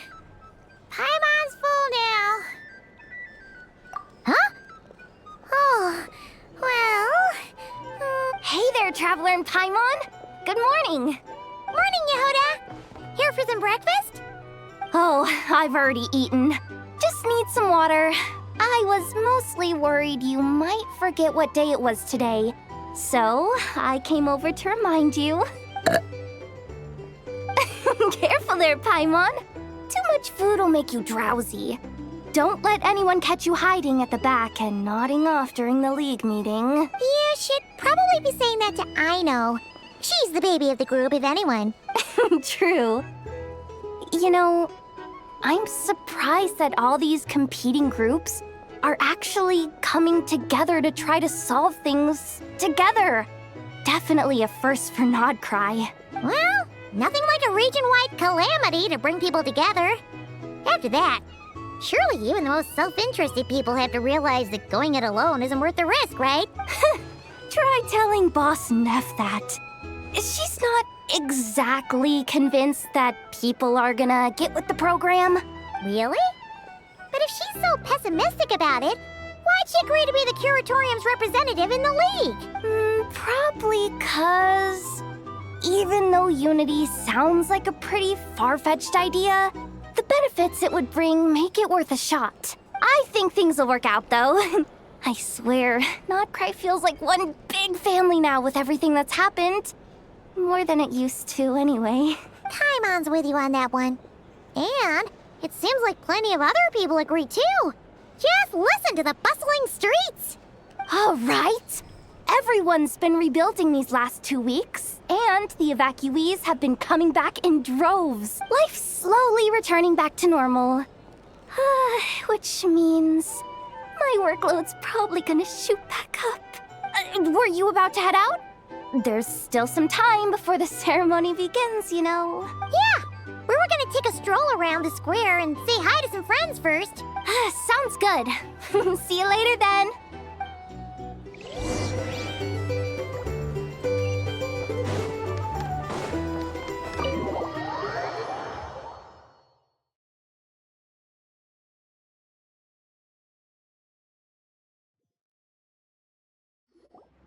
Please accept today's boon. Are Paimon's eyes deceiving her? Or is that Inefa handing out food for the Frost Moon Scions? Hello there. Would you like a feast of the moon, along with some snacks of the day? So, what's new, Inefa? It was only a few days ago when we last saw you, but it looks like you've joined the Frost Moon Scions in that time. And I know too? What are you talking about, Paimon? We're just here to help, duh. In the wake of the disaster, it's all hands on deck. We responded to Lama's request for support. At times like these, the smallest good deed can inspire others and help them through the hard days ahead. And we're using eggs and heating tubes to make that a reality. In true Kromkake Craft Shop style! Inefa! Did you hear that? The Traveler said I did good. That's because it's true, I know. Proposal. If you can resist eating today's dessert, I will provide you with compliments, too. No way! Well, that proposal got shot down quickly. I need something to get me through the hard times too, you know. Mom! Yes, dear. Go right ahead. Excuse me. Could I take a photo with the robot lady? She helped us get safely out of Notcry, and she helped us get back home too. She's the best. Of course she is. And since I'm the whiz kid who built her, that makes me even better than best, right? But you stole my snacks though. Oops. Shall we move to the open space near the center? The view there is better. Thank you. Aren't you the better pick for this job, Flint's? You underestimate yourself yet again, Master Ilua. Not at all. I rarely come by Nasha Town. I don't know any of the big shots here. All in good time. Socializing is a step-by-step journey. But you're much further ahead on that road, aren't you? You're not seeing the full picture. You know the truth now. My friends do not understand my habits. There is no question about it. The Lightkeepers need a representative in the League. Someone who is upright, cares about other people, and can realize their self-worth through group action. You say it like you wouldn't make the cut. I am most flattered that you think I would. Sigh a little less, Master Ilua, and have more faith in yourself. All the Lightkeepers agree that you're a very promising young man. That is precisely why Starshina Nikita felt safe delegating such important work to you. I'm sure we all also agree that we would sooner die of dehydration than manage to wrangle anything out of you in a discussion. My apologies. I am not in the habit of bringing water with me when I go out. Whatever. I'll take the job. By the way, who else is part of this? Oh, it's quite the who's who of Notcry.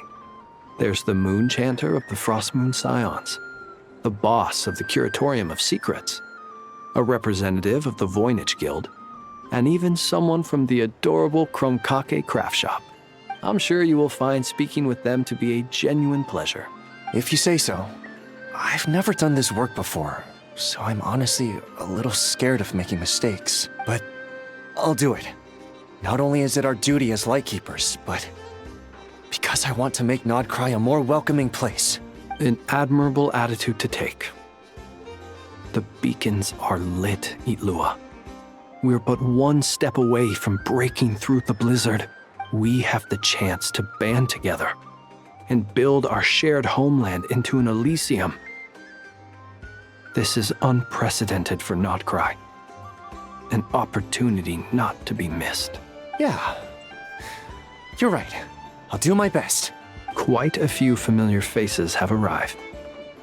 Let's go, shall we?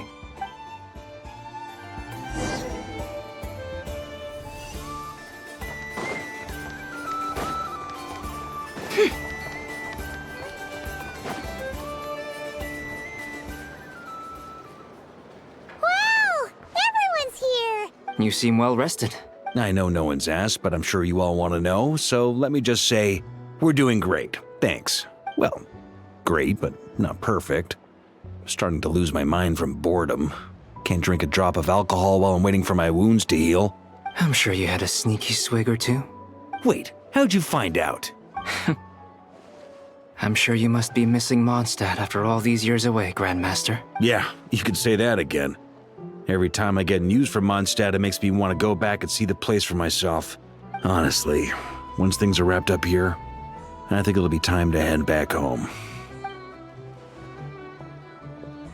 Hey, looks like someone's taking the stage. Can everyone see okay? Anyone need a boost? I'll just listen from the back. It's fine. You're taking this pretty seriously, huh, Durin?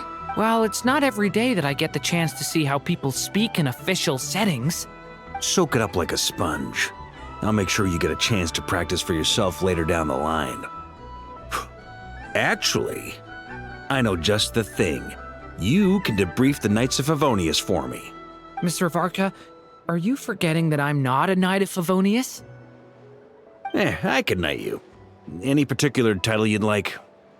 Is he joking? I really can't tell. You'll have to figure this one out for yourself. It'll be a good learning experience. It is my honor to host the opening ceremony for the League, and to have this opportunity to speak to you all in my capacity as Voynich Guild representative. Could this person also have been pushed onto the big stage by the real big shots? Guess I'm not the only one then. We come here today, having weathered the trials and hardships of yesterday, and having learned from them the importance of unity and cooperation. All right, here we go. Uh-oh, looks like Aino's off in Dreamland already. Wait, Boss is looking kinda drowsy too. What's up with her? Come on, get the speech over with already. Nodcry is our home, the land we rely on for survival. And as we chart a course for the future, may we persevere through the storms ahead as we sail towards a new era of prosperity, freedom, and hope.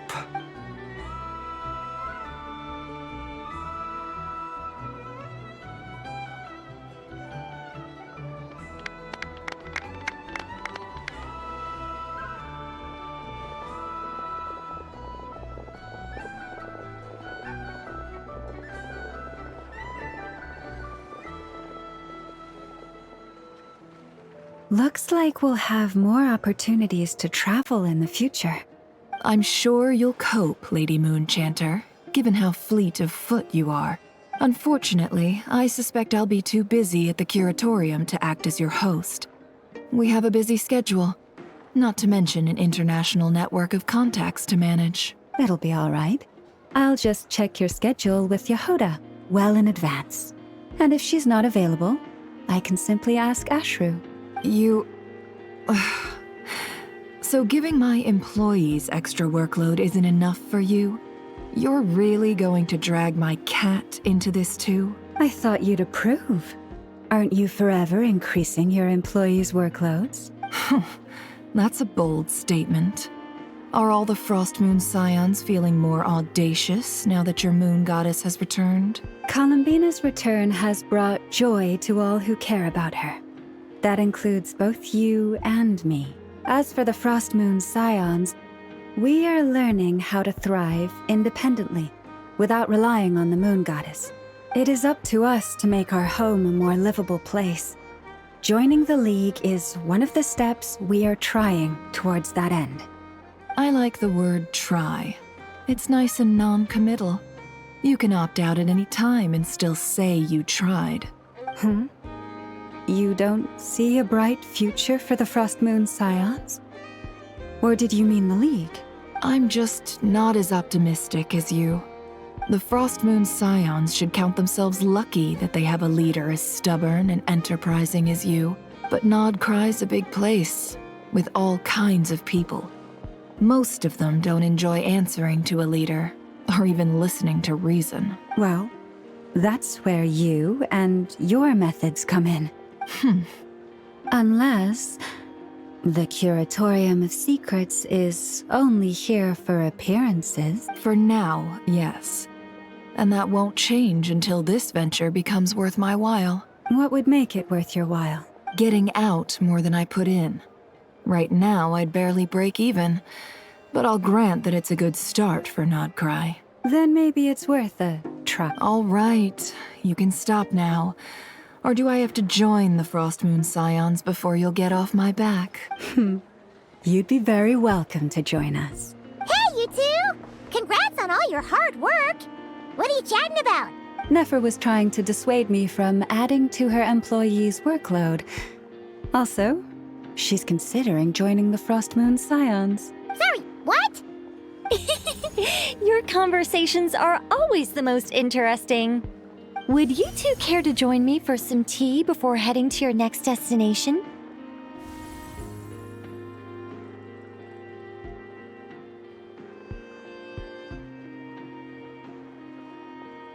Nicole? Wait, where are you? Aren't you gonna show up today? Sadly not. I'm otherwise occupied right now. I'm sorry, Paimon. I can hear how disappointed you are. If it's any consolation, let me say that how things appear on the surface is a far cry from what they are at their core. Perhaps you'll feel better if you focus on the fact you have a special line of communication with the great mage herself. Okay? Has something happened? No, or not yet, anyway. Well, that's not ominous at all.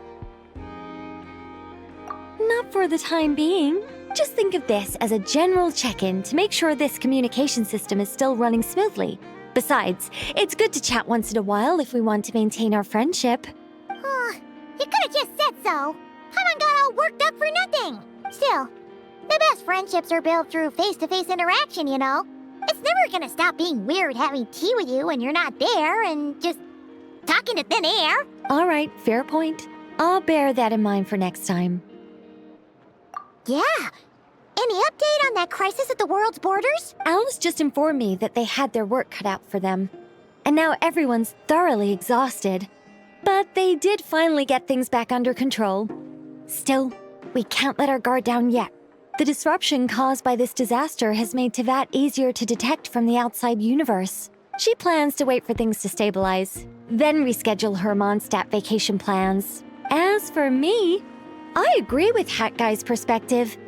This is a time when many new variables are emerging, and the situation is changing constantly. Plus, most of this change is for the worse. We have to remain vigilant and ensure that the embers of chaos are not rekindled. I did notice that the energy in Nodcry changed somewhat after the War of Funerary Flame, but since it was still aligned with the Light Realm, I never gave it a second thought. It looks like I'll have to examine the connections between phenomena I observe more closely in the future. Just doing my duty. It's more or less second nature by now. Of course. To give you the full picture, I'd have to start with the substance from which angels were formed. Never mind. Paimon's right. Showing off my knowledge would be much more satisfying in person. By the way, you did receive the gifts from the Hexen Circle, yes? I'm not trying to claim credit or anything, but my pride demands that I at least mention it. They're quite similar to the protective talisman that Alice gave Dory, but with some very special enhancements. Oh! So that's what kept our friends safe when Dory trapped them. Indeed. We went to great lengths to make sure they were invisible to his eyes.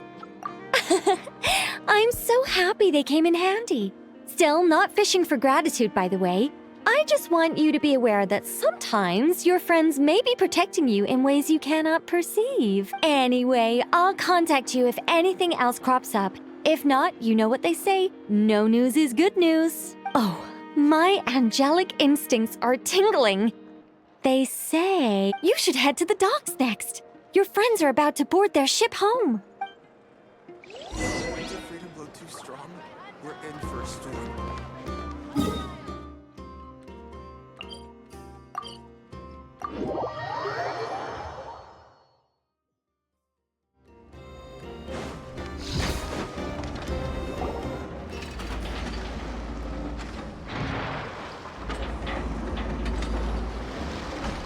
You're here. You're here too, Hat Guy. Are you heading back together? No. I'm bound for Sumeru, and she for Fontaine. We just happened to cross paths at the harbor. Everything seems fine.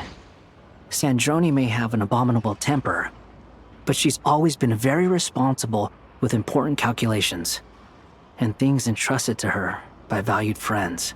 You always speak as if you know us inside out, Mr. Hat Guy. Maybe I'm just a good judge of character. I certainly hope that's all there is to it. Regardless, you have been a significant help in this matter. For that, you have my gratitude. I didn't do anything special. Sandrone's the one who completed a seemingly impossible formula and turned the tide of the entire battle, even giving her life in the process. She's the one we should be thanking. Even we were unaware that Sandrone had hidden the real formula inside Polonia's body. She managed to fool Dottore into thinking the formula was running in her system by installing an identical-looking decoy within her. She probably realized that she didn't have the strength to stop Dottore. But this way, she could at least get him to lower his guard. She always worked like that. Always had a backup plan. Well, that's why I'm traveling to Fontaine. She made a request of me long ago, and the time has come to fulfill it. Think of it as her will. She said that should she ever fail in a mission, she'd like me to deliver her core and Polonia's to the Fontaine Research Institute. She also mentioned that she had made arrangements for people there to set her affairs in order. Some of her personal effects, such as her notes, were left to me. I've decided to take them back to the House of the Hearth, for safekeeping primarily, but also as mementos, I suppose. However, there is one book among them that I'd like to leave in your care. I'll have someone deliver it to your residence at the flagship at a later date. No, I was specifically warned not to tell her. This is her last wish, and I will abide by it. I can only hope so, but none of us here can know for certain. I bade farewell to Columbina earlier today. As promised, she turned the iridescent moon's marrow over to me. She spent a long time with Sandrone's body, saying her goodbyes. Oh, is she all right? Sandrone's passing has left a great wound in all of our hearts. It will take time to heal, but Columbina surprised me. She offered me some words of comfort before I departed. Despite being grief-stricken herself, she showed an awareness of the feelings of others around her. She never used to act like this. Clearly, she has grown.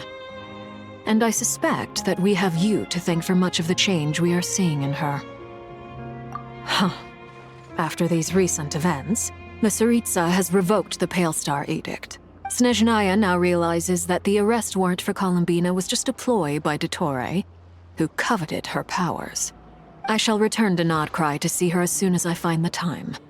I hope that from now on, she too will explore more of the world. Columbina Hyposelenia's journey is only beginning. My ship is here.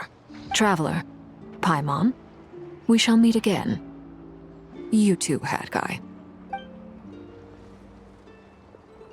What are you still bumming around for? Isn't Columbina waiting for you? I thought today was the day you'd agreed with her to go find out the truth about your sibling. You're afraid you won't like the truth when you see it. Well, this is new. I was starting to think that nothing could scare you. Don't say that! When Wouldn't you be if you were in this situation? Fair point. But I'd say I have more experience facing up to unpleasant truths than the Traveler. They say blood's thicker than water. I know how much you need your family back. More than you need any of your friends. And I'm sure that all your real friends understand that too. No matter what the truth turns out to be, they will stick by you and support you. Whatever decision you make, finding the truth is important. But more important still is what you choose to do once you've found it. At least, that's the life lesson I've learned from my experience. Grappling with the truth. What? Now that Dottoro's dead and gone? A little, I guess. But it hasn't solved everything. Maybe I regret not getting to end his life with my own hands. Or maybe it's something else. But for whatever reason, I still feel like I have a chip on my shoulder. Either way, I'm going back to Sumeru. Lesser Lord Kusanali is gonna need help dealing with all the chaos Dottori left in his wake. Not just from this incident, but everything he did in the past, too. You should continue with your journey, as you've always done. Who knows? Maybe we'll meet again someplace else. So, what should we do now?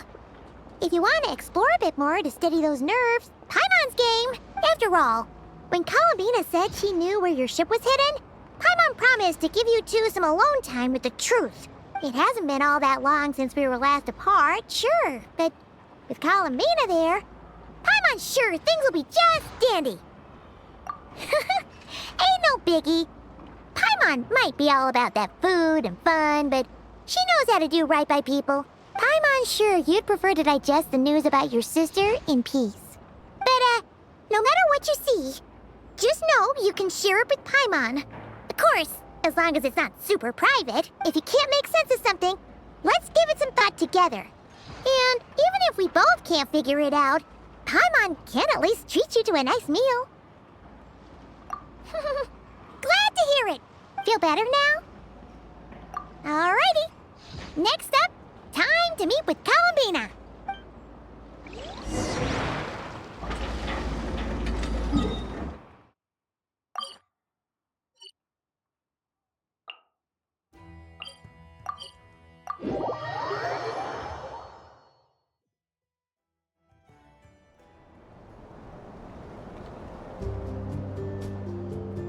Columbina, we're here! Can't quite believe we're meeting out here. We've gotten used to walking over to Silver Moon Hall whenever we go see you.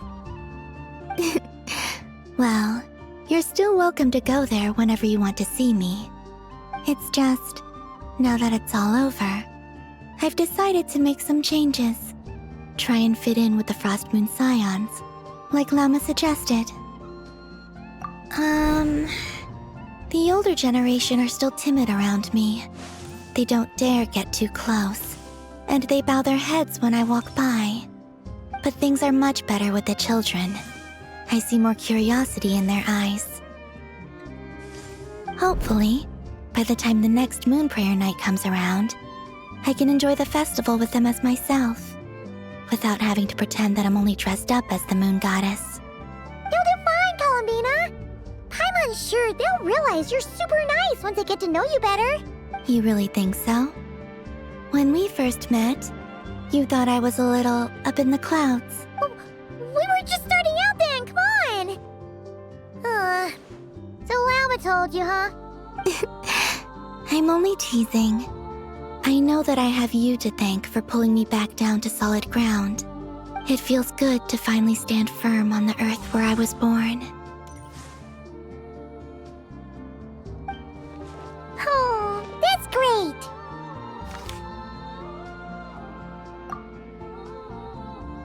Thank you. I'll make sure not to lose it this time.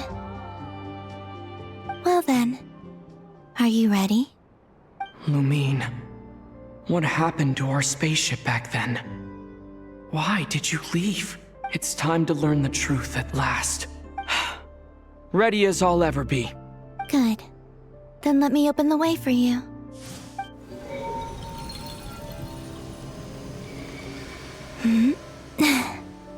Where does this lead? to our shared destination. Huh? Do you remember me telling you about my missing prologue back when we just met? I said that my story began on the moon, but while I was inside the moon's reflection, I realized that my prologue was really hidden in the future. I just had yet to discover it at that point. The story of the time before I was born was in fact the story of my distant future. It's truly fascinating. But when I obtained the Trilunar Authority and returned to our present reality, I sensed something I hadn't expected. Your So you mean? Yes, your spaceship. All this time, it has been hidden on the Frost Moon, which lay beyond the sky. The great ruler of the firmament. The heavenly principles. Wait, them? Why would they do that? I don't know. Perhaps your ship contains something that is incompatible with Tevat. Or something that cannot be known. Oh, did I pick a bad time to say this?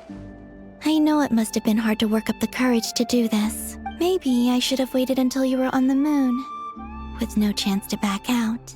That would have been kind of mean, you know. Take me there. Oh? Whatever is hiding in that ship, it belongs to me and Lumine. Those memories belong to us. No one else has the right to decide whether I should or shouldn't know about it. Not even the heavenly principles. Very well. Then let's go. You two take care, alright? And don't forget to come back soon! Rest assured, Paimon. We will. Traveler, after you. Thinking about the story that we'll find hidden on the moon? Yes. And hoping that it has a happy ending. Stories like that don't exist, you know? You don't believe in happy endings? I don't believe in endings.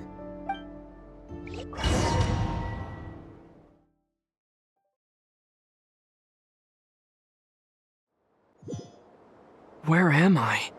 This is the pathway I built between Tevat and the Frost Moon. The moon is very far away from us, so it could be a long journey.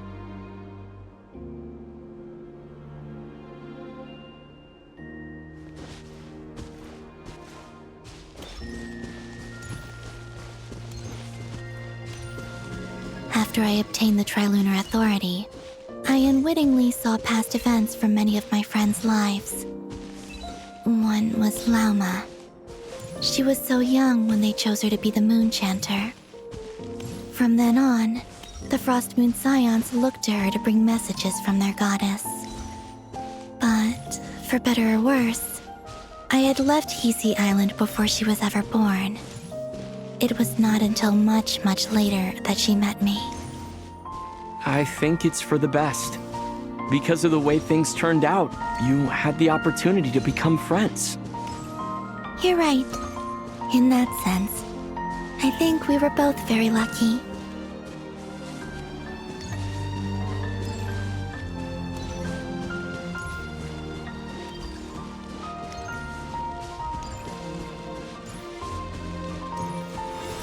Oh, and about that mage, Nicole. I only recently learned that she has lived in Tevat since the time of the Three Moon Sisters. The Moon Goddesses always had a good relationship with the angels. I suppose our friendship continues that tradition.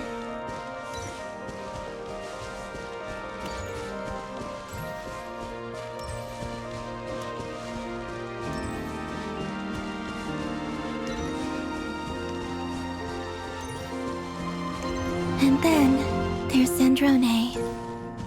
I never knew that much about her, beyond the fact that she was created by someone called the Lord Artificer. She, too, suffered for a long time before joining the Fatui.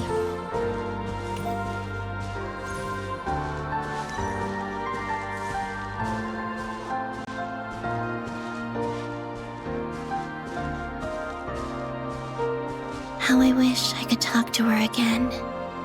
Even if only to hear her say nasty things to me.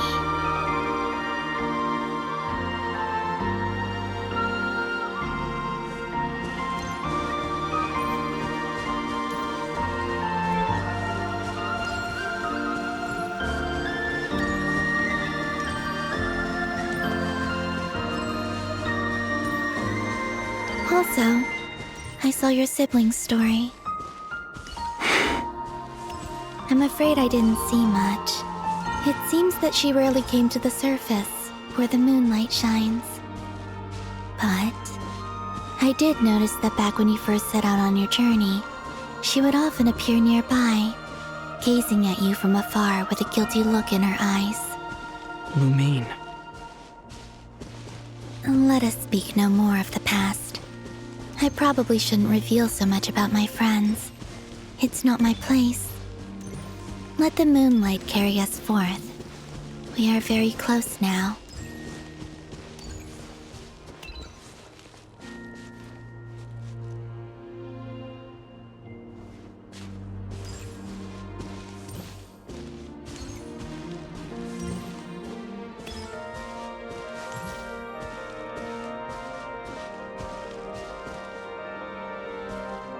After this, I'd like to bring some kuhenki to the moon as well. If they're willing, of course. What about your other friends? Will you bring them to visit too? Certainly. But I'll need to tidy the place up first. This home hasn't received any guests in a long, long time.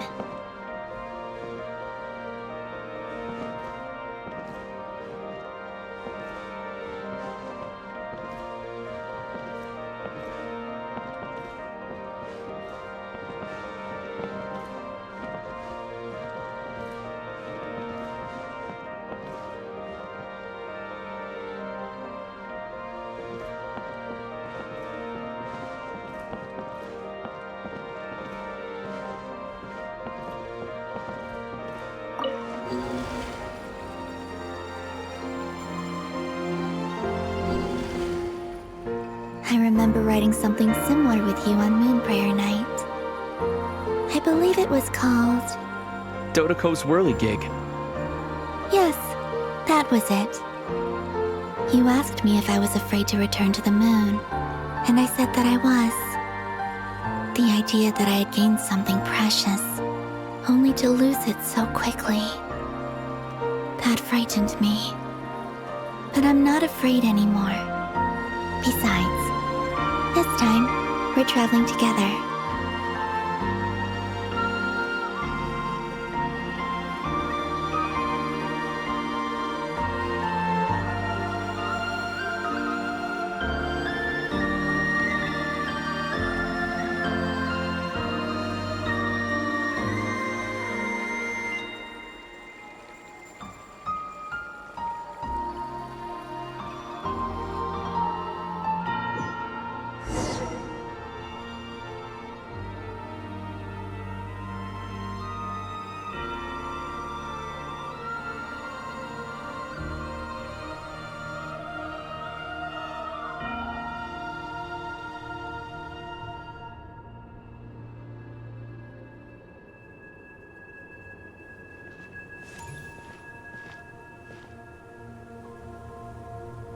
We're here.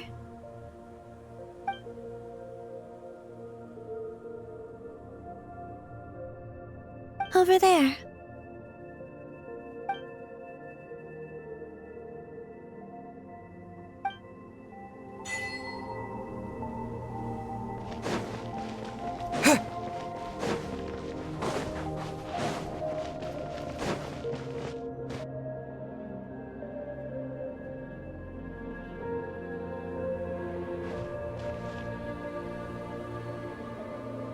Our spaceship. It's huge. I suppose that the moon is the only place one could hide it. It'll be all right. Huh? The way you feel in this moment, I went through it too, on Moon Prayer Night. The door was right in front of me, but I struggled to find the courage to step through. Solitude for me once meant living a life in which even I was absent. Before I met you, that was the only life I knew. But that night, solitude meant throwing away the life I had gained after meeting all of you. Columbina. Go. Retrieve the part of your life that was once lost. trust me. You will lose nothing by doing so. Look, Tevat is right there. All of our friends are down there, waiting for us. You're right. Thanks, Columbina.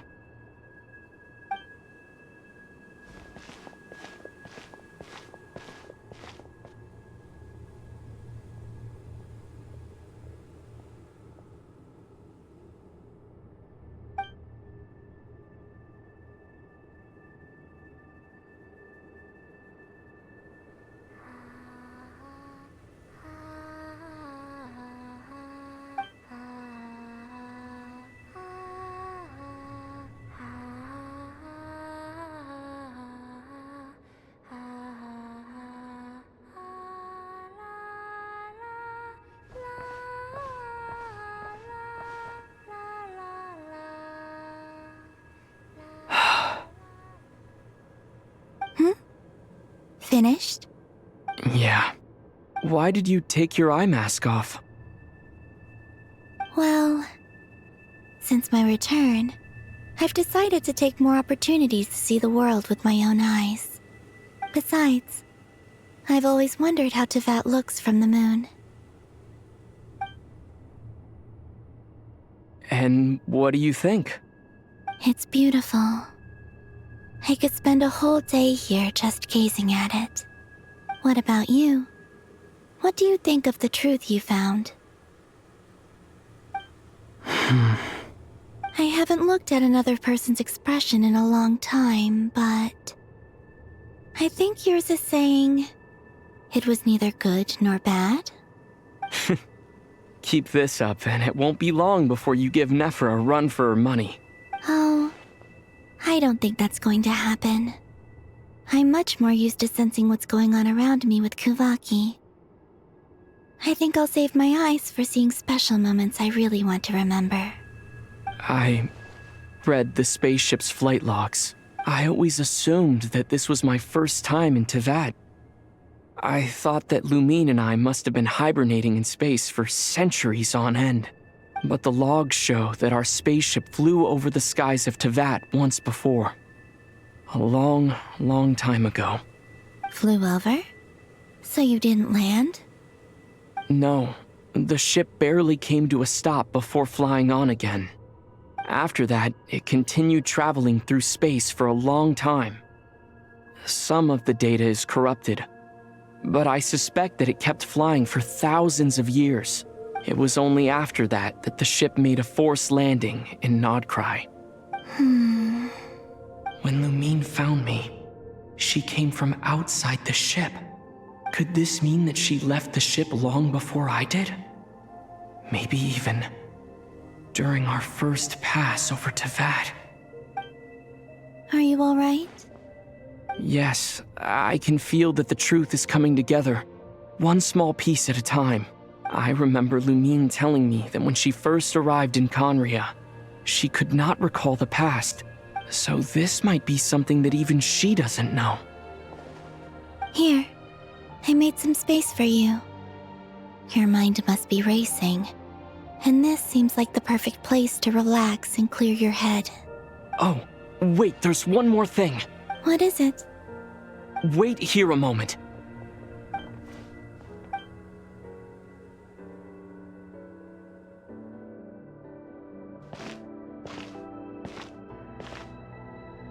Hey, Columbina.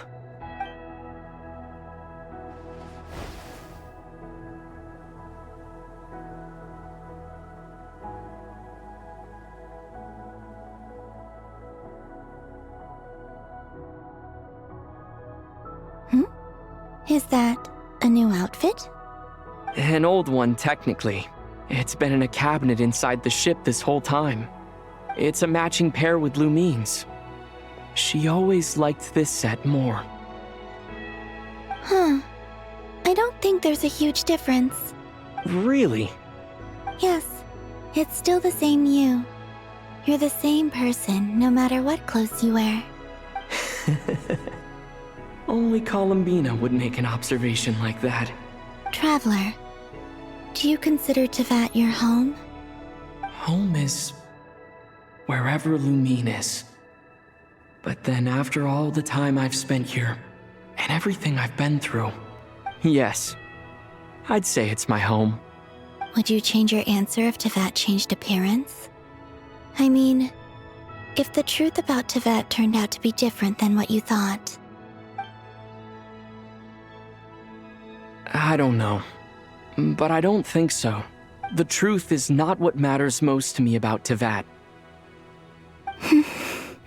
When I was first born, I longed for a home. And when you get something before you're mature enough to understand the world, you just take it at face value. I thought that a home was a transaction. You give me what I want, and I'll do the same for you. But you and your friends taught me what a true home should look like. You never asked for anything, yet you gave so generously to me. That's because your friendship matters to us. It was worth it. In the past, I thought that my birth in Nodcry must have been a mistake. But after journeying to the distant past where the story began, I realized that it was I who chose Nodcry to be my future home.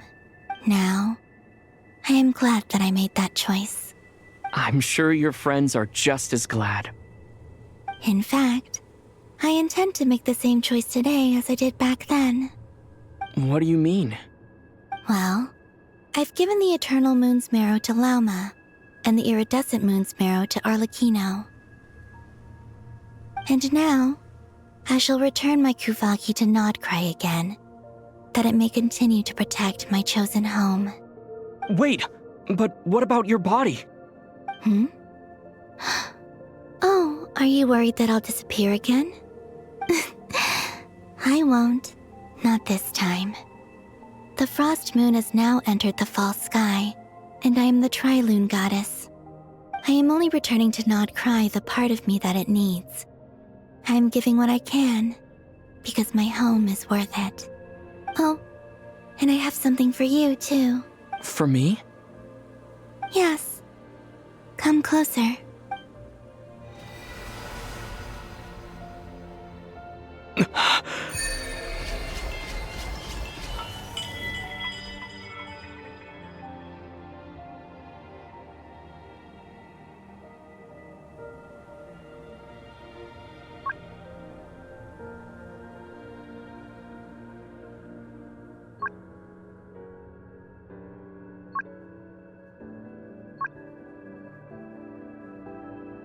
What was that?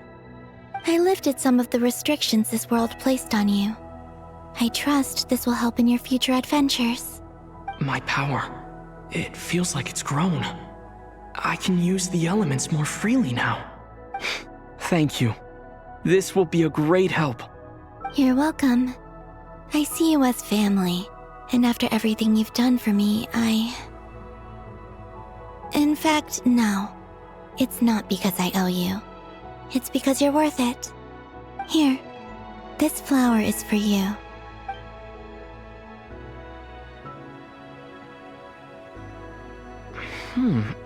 Isn't this a moon prayer blossom? Yes. Don't worry. You will never see these flowers lose their color again. I'm finally discovering the joy of giving. How I wish I'd learned this sooner. Hey, better late than never.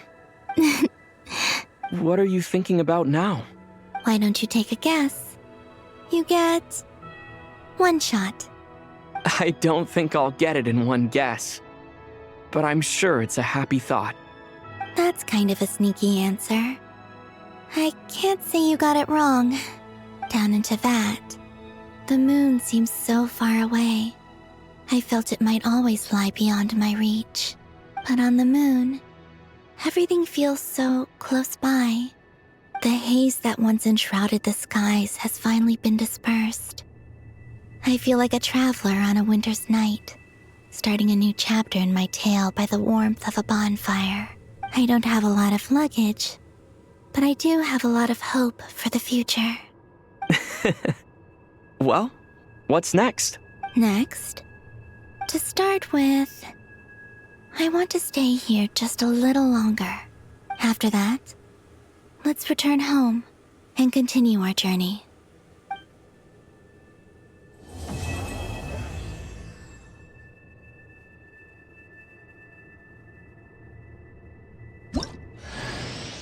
These clothes bring back so many memories.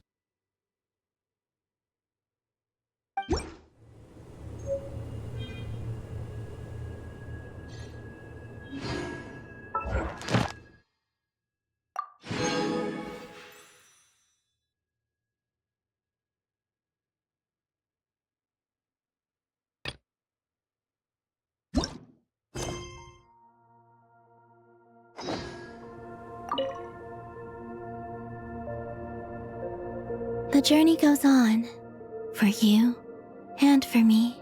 Like I said, this is not the end.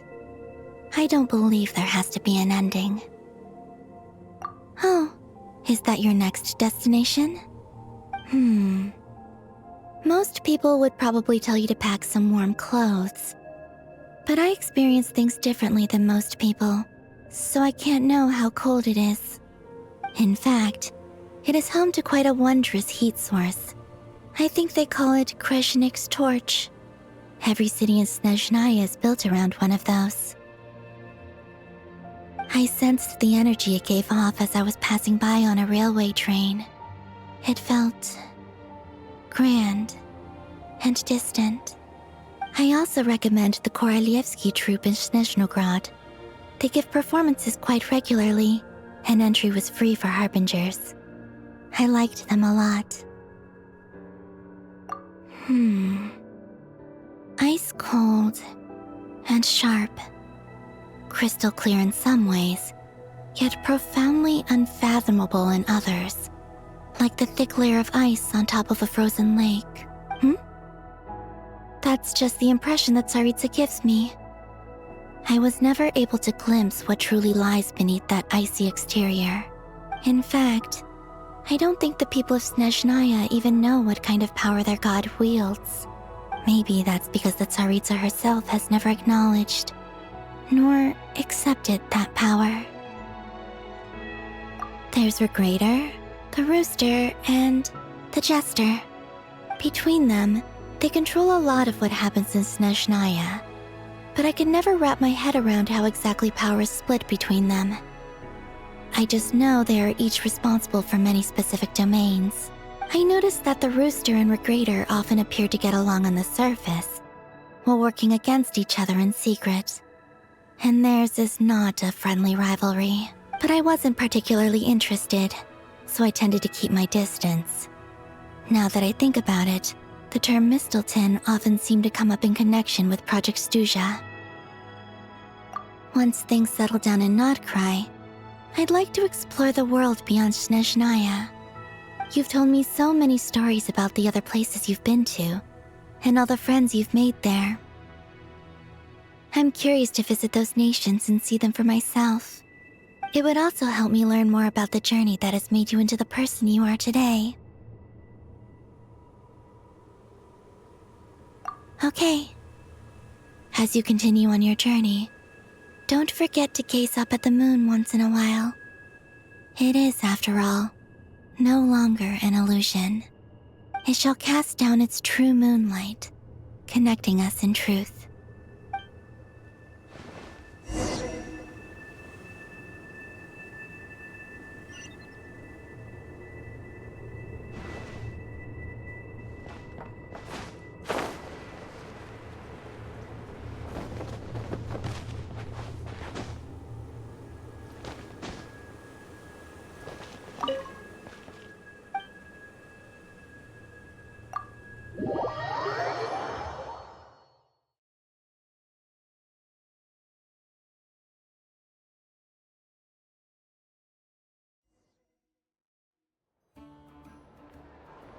To Jean, Acting Grand Master of the Knights of Favonius.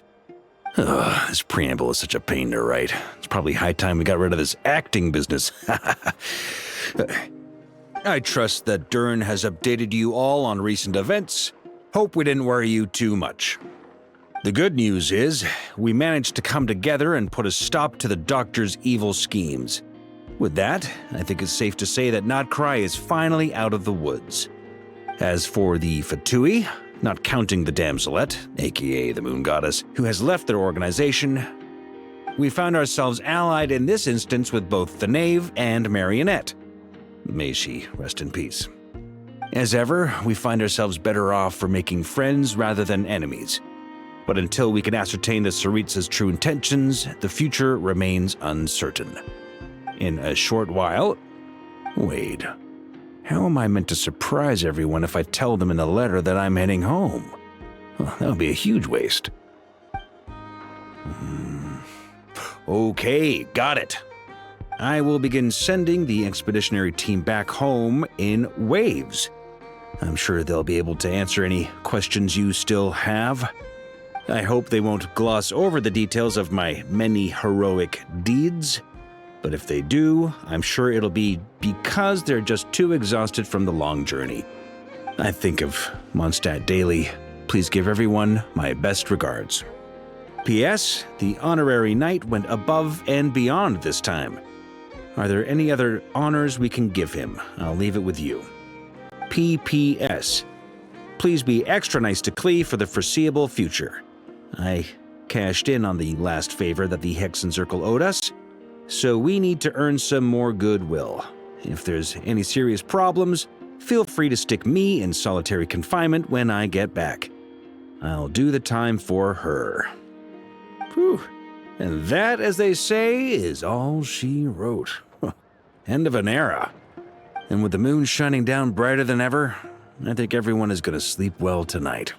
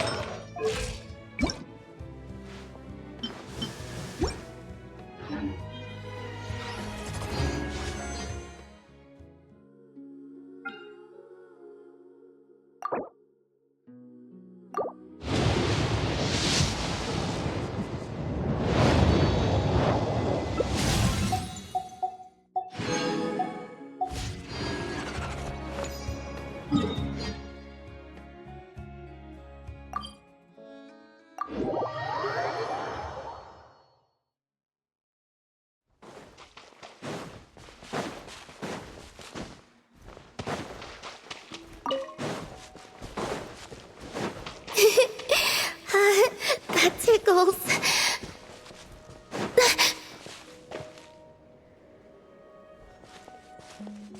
Columbina? Huh. That's odd. Paimon's positive she heard Columbina's voice. Yeah. Greetings. Another jump scare? Not cool! If you were here, you should have just said so!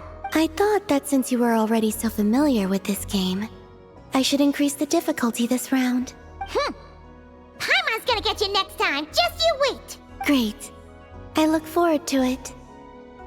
Oh, I guess the Kuhenki must have swiped it when we were playing earlier. I don't usually need to use my eyes, so the mask makes little difference. Let them play with it if they like. Oh! On that note, don't you want to go out more often? Yes. I have plenty of time now. I can go where I wish, when I wish. However, I was concerned that you might worry if you came looking for me, but found that I had left without saying goodbye. After all, we only need to know that you're okay. I see. I will consider it then. You'll only consider it? Everything that has happened here, I find them to be happy memories. That said, I do have another reason for waiting for you here. And what's that? To give you a pleasant surprise.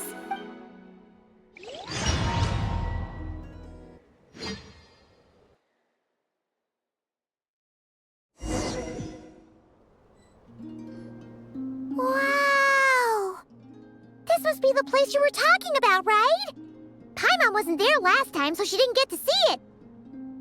Can Paimon fly around and check it out? Of course. If it pleases you, I could bring you back again someday. So, this is the pleasant surprise then? Oh? So this is enough to pass as a pleasant surprise in your eyes? No, the real surprise is yet to come. Come, let us paint. Wait, here? But Paimon doesn't see canvas, brushes, or paints anywhere. Oh, that's simple. The water's surface is our canvas, the moonlight our brushes, and the paths we take shall serve as the brushstrokes. With the moon's reflection to guide us, pure thought shall flow beneath our feet.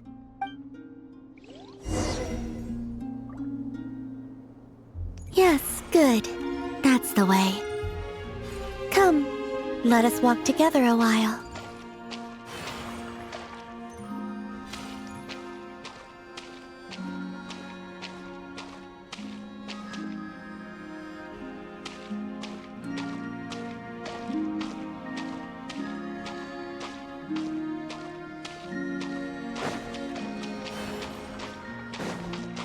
When the traveler advances, the moon walks by his side.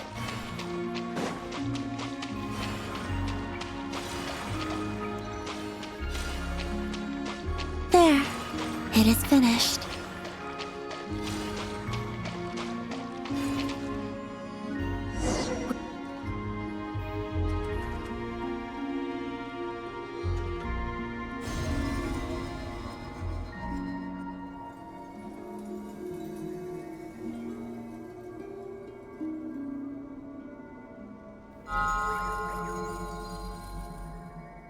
Lunatar? It's really you? You're back! In the silvery flesh! Oh, Paimon thought she'd never see you again! We used moonlight to trace this child's form, and I poured new power and new blessings therein, causing her to be reborn. She no longer needs to bear my spirit. Her will is hers alone.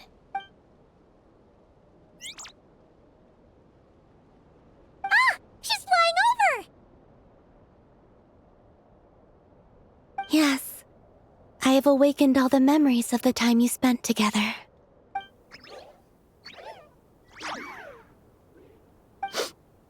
Paimon's so glad to have you back, Lunatar! She promises to be nicer to you from now on. Paimon wasn't expecting the surprise to be this pleasant. Paimon loves it! It wasn't much. I, too, am glad to see her again.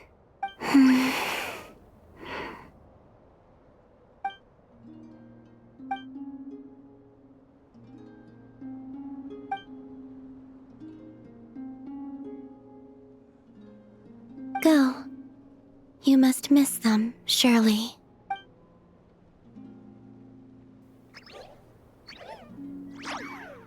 You're welcome to come back.